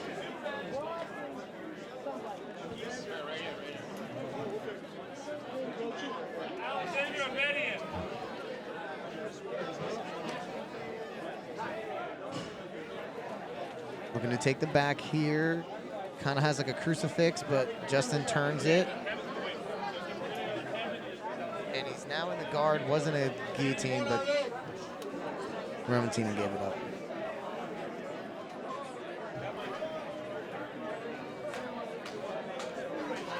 So people all went over the barrier. Now they're in front of us. I'm sitting down. Yeah, people are bringing like an offensive line to coach them. Yeah. This match looks like it's gonna be a little crazy. I don't know why. I just have this feeling. You know, when that happened in LA, Rose Gracie came and laid the law down. She was like, you need to get out right now. When you're Gracie, you have that kind of power. Oh, yeah. And you can usually back it up. We're going to bring you to the match that's right here in front of us. Mark Schrader to ring 11. Miguel will need you.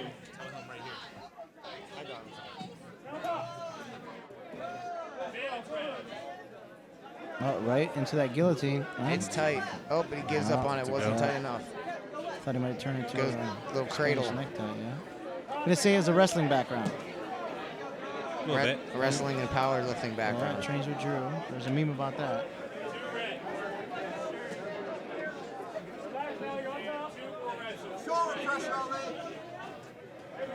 People yelling behind us.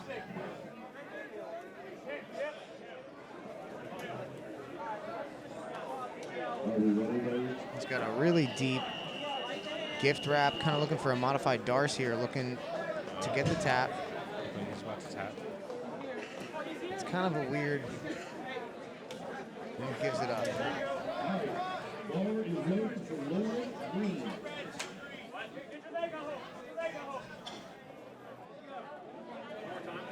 Over at the other end of the mat, John Romantino's attacking with the guillotine.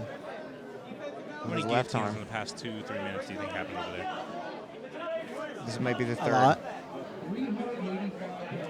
But again, we're seeing the guillotine addressed properly. Mike, as a jiu-jitsu fighter, how do you feel about fighting wrestlers? I actually enjoy it. You enjoy it? I enjoy going against Jordana wrestlers. from Enzo Gracie, Pittsburgh. Please report to the black mat. Jordana, you're still in the house. Do you like bringing them Report into your down to the world black of mat. the lazy jitsu? No, I actually I try to keep the pace with it a little bit just to see how it works out. Mm-hmm. You know, I actually try. Sometimes I actually try to wrestle back with wrestlers. Mm-hmm. Not that I'm always successful, but I like to. I think if you wrestle back, it opens up some more submissions for you, actually. Mm-hmm. Seeing some more, another razor lock at the other end of the mat. Yeah, here those as are hot well. today. Those are like They those razor are. locks going like hotcakes. They're good. I like that move. We've seen a lot more of those than we have heel hooks. Yeah. I've gotten that a few times in competition. Slippery Rock, we didn't see a lot of heel hooks either, except for from Eddie and Gary.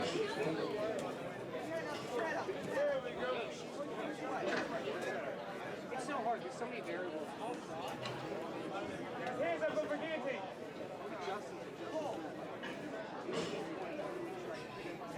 He needs to fall back on that. Yeah. Just take it. Yeah. He's got. I think he had the leverage that to possibly finish that, but he doesn't want to give up bottom position.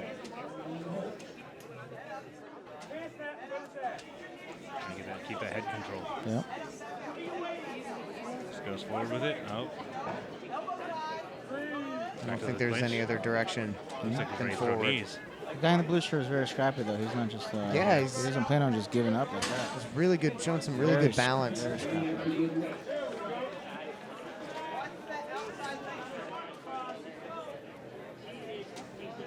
I can tell. It looks like the shirt. It looks like he decided to compete in today. It looks like it's falling apart. So Yes. it's got some miles on it.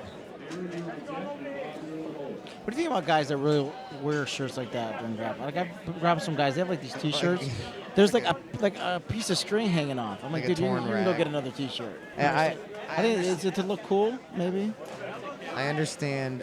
That you train. I understand the this not wanting to get rid of a T-shirt because I kind of have that problem too.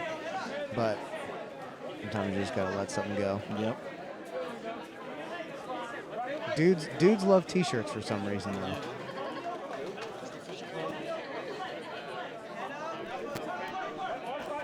It's the official clothing of the bro. Yes, it is.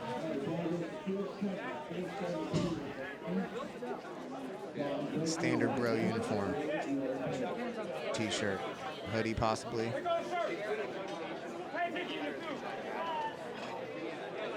Drew, Jared down here, Drew Shields, coach. Not sure what happened there. Got some instruction from the referee, and they kind of broke clinch. Come over this way. You got another match starting out at the other end of the mat. Got some Valtudo shorts versus regular shorts. What do you think about those Valley Tudo shorts? It's whatever. Not really I a think super fan of I think it. in a friendly gym atmosphere where you have mostly normal people that are just hobbyists, I think people should wear shorts. I think it's going to alienate most of the most of your base of grapplers that are going to walk in the door and think that it's a good idea they get a membership. Yes. Do you guys remember they had the super distracting cup at Slippery Rock? Yes. It's bigger than his thigh. Yes. What's going on there? Sir, you should see a doctor.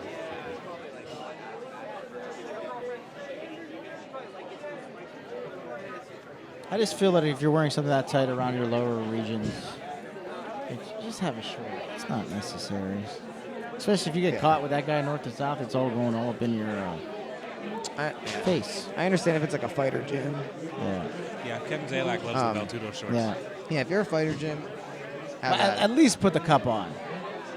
Yeah, you gotta have something. Have you a gotta cup have something. there. There's gotta be a firm barrier. There can't be that thin nylon separating skin. Making out the outline. The thing. All right, Michael and Jonathan Kenny. Mike, they called you. All right, I'm jumping real quick. Mike Walters and Jonathan Kennedy. We just saw John win. Yeah. He had a crazy guillotine. He thought he put his opponent out.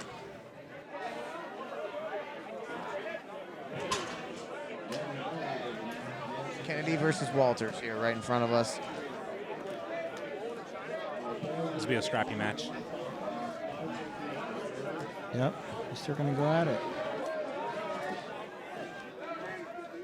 Interesting.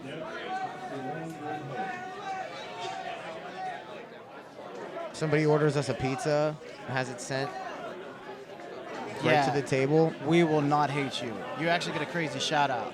If give- anyone's we'll here give you a that hears t-shirt. us, We'll bring give us you a some t-shirt. food and you're going to get a t-shirt. You get free So you get let's free see as the who's first two listening. of those t-shirts. Yeah. Bring some food, you get a t-shirt. A sweet BJJ art. Wasn't that? Did you guys see that thing about chicks on Tinder that get dudes to buy them food for like the prospect of possibly meeting each other? I'd believe it. You can send money on Snapchat too. Really? Yeah. I'm a married man. I don't know about these things. He's got an arm. He had an arm. Still working for it. Yeah. Back to that side control and that hook thing.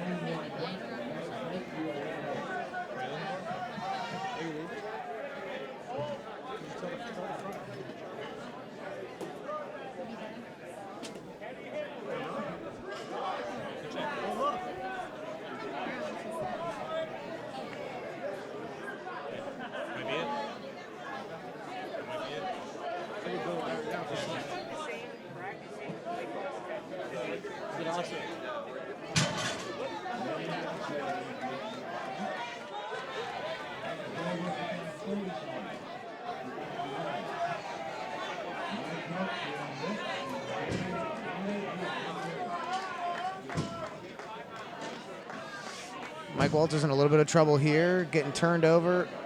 but he sits out. It looks like he's got like a little an arm in power guillotine kind of thing. Tuck going. that hand in. Get away from that Dars. Huh? He sits for it again, but he doesn't have control of the lower body, so it's not going to go.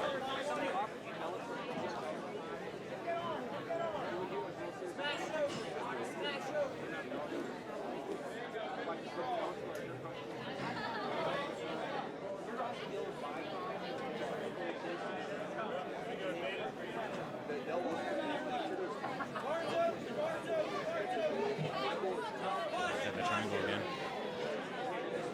Working on it. He's got to get it cinched a little tighter. His opponent's Oh, defending, you got but it. Switch to an arm. Good match.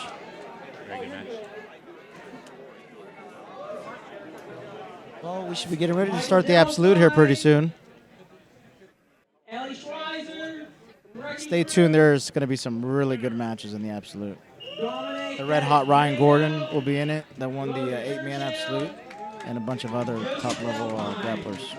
All to the black mats.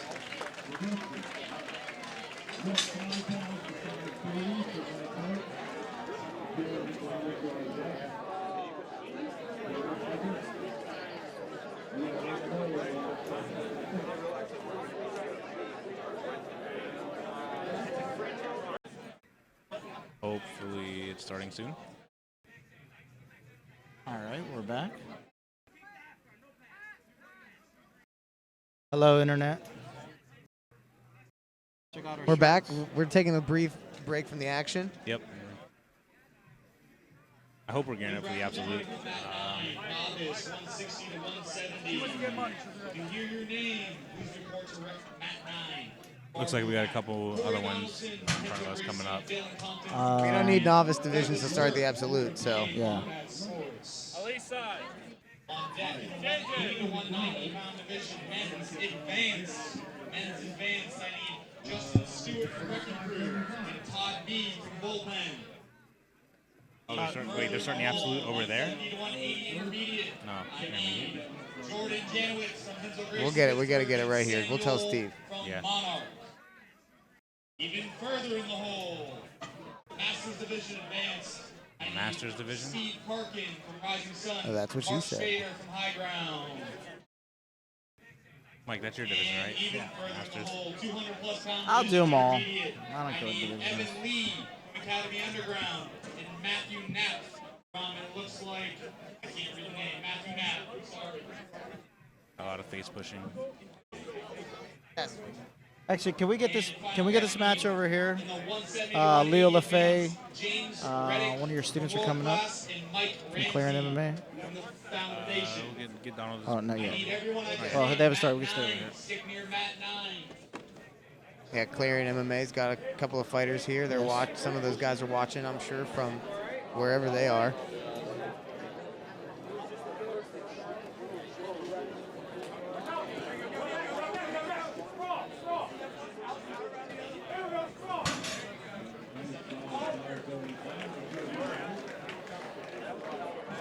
Somebody slammed down some weights the very moment they hit the ground. That kind of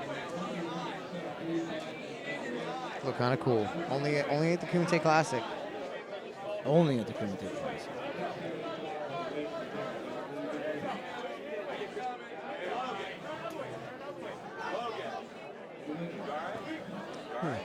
Wow, the ref almost got taken out.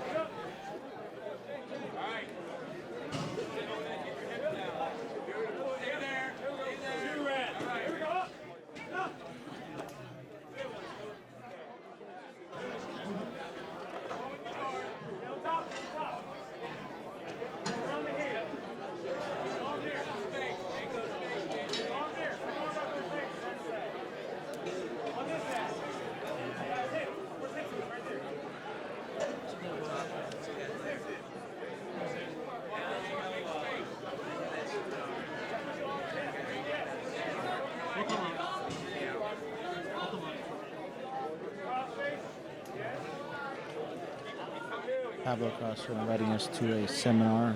Maybe we'll try and podcast that here in the summertime.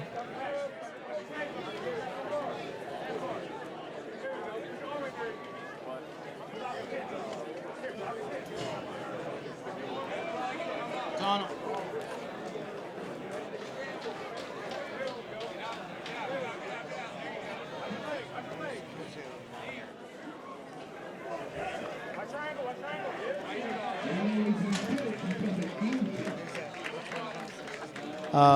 The guy from Clear MMA is with the Captain America.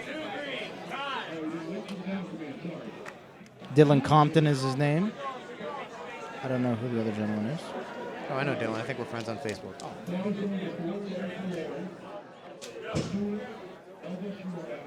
Dylan pulls. Oh, they almost take out the fence. Oh, it's still falling apart. They want to keep going. They want to keep going though. Competitors. Gamers. They're gamers. They want to go. They're not going to mess around with that steel.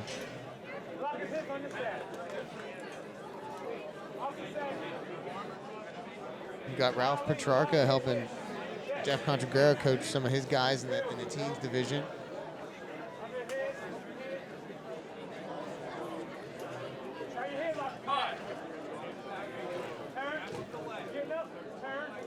Robert, get Todd.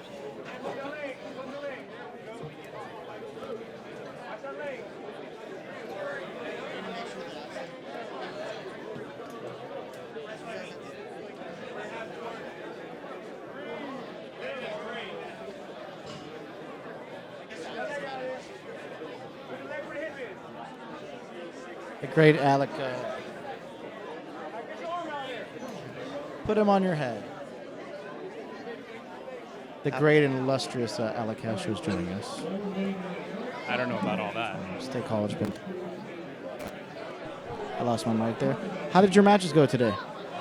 Very well. I don't know how the oldest guy here wound up with the most matches, but Yeah, you have been all over today. Yes. Are you going into the absolute? we'll Just see. say yes. Just say yes. Yes, okay. sir. Okay. Yeah, it looks like you had got a lot of mat time already today, and you had a lot of tough matches. Yes. You might as well cap it off with $250 cash. I'm gonna try. Yeah. Yes. Good. Good. That's what I like to hear. What do you think about today? I like it. A lot of good matches. A lot of good matches. A lot of action. Probably one of the quickest Kumites, even though it's like 3 o'clock. It's still one of the quickest Kumites I've been at. That's true. And I'd like to take the BJJ. I'd like to take credit for that. I'm not sure why, but we're gonna go ahead and take credit for anything that's positive. Anything that's not positive today, take it up with the Kumite. I know we only have 4 mats running today. They keep calling out like ring 12 and 13. I'm not Yeah. really sure where all the other mats are, but we have 4 here today. Yeah, there's 4 here today. I think we're watching down here to our left is what you're watching Yes. on the stream. Is Dylan Compton. Dylan Compton from Clear MMA versus. And we're not sure who else he's fighting, but it's a close match. I'm not sure if there's any points yet.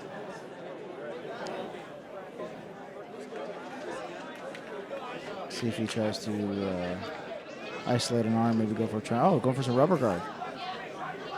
Set it up for a triangle from there. His opponent looks is stacking, which is Yes. proper defense.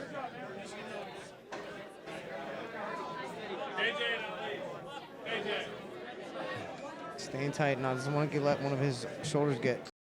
Kelly Schweizer from Wrecking Crew to the black mat.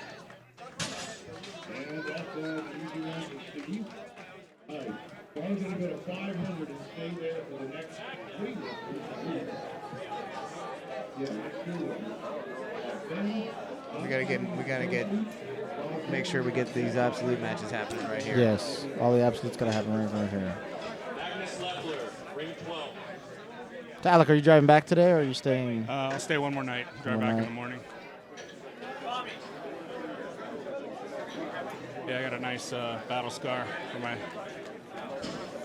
all my work today. Yeah, I saw that. I saw we were actually talking about the live feed. For a second, I thought it might start bleeding. It was like Me it too. was really rosy. I didn't know we were adding Muay Thai into Jiu-Jitsu today, but apparently. I just found out I'm reffing. Yeah. The absolute. At least there's going to be a good ref. Yeah. Let's see. I'll try. The whole thing?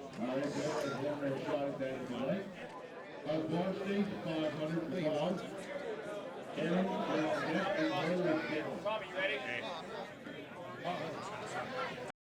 Are you starting?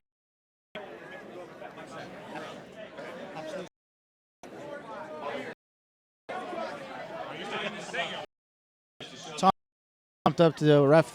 Is this the absolute? Are we starting the absolute now? Because we were going to start backing up.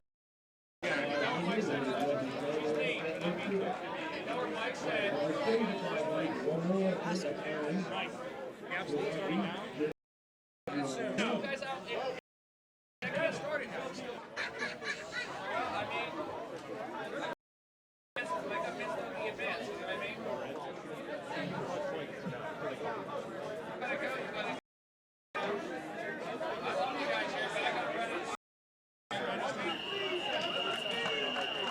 Damn right you love us. Whatever you guys want, I don't care. My wife gave me a freebie, so. Wrap it up. We'll sign off. Due to unfortunate circumstances, we have to cut the live feed. It dragged out long. Thank you, everyone, for tuning in, and have a good night.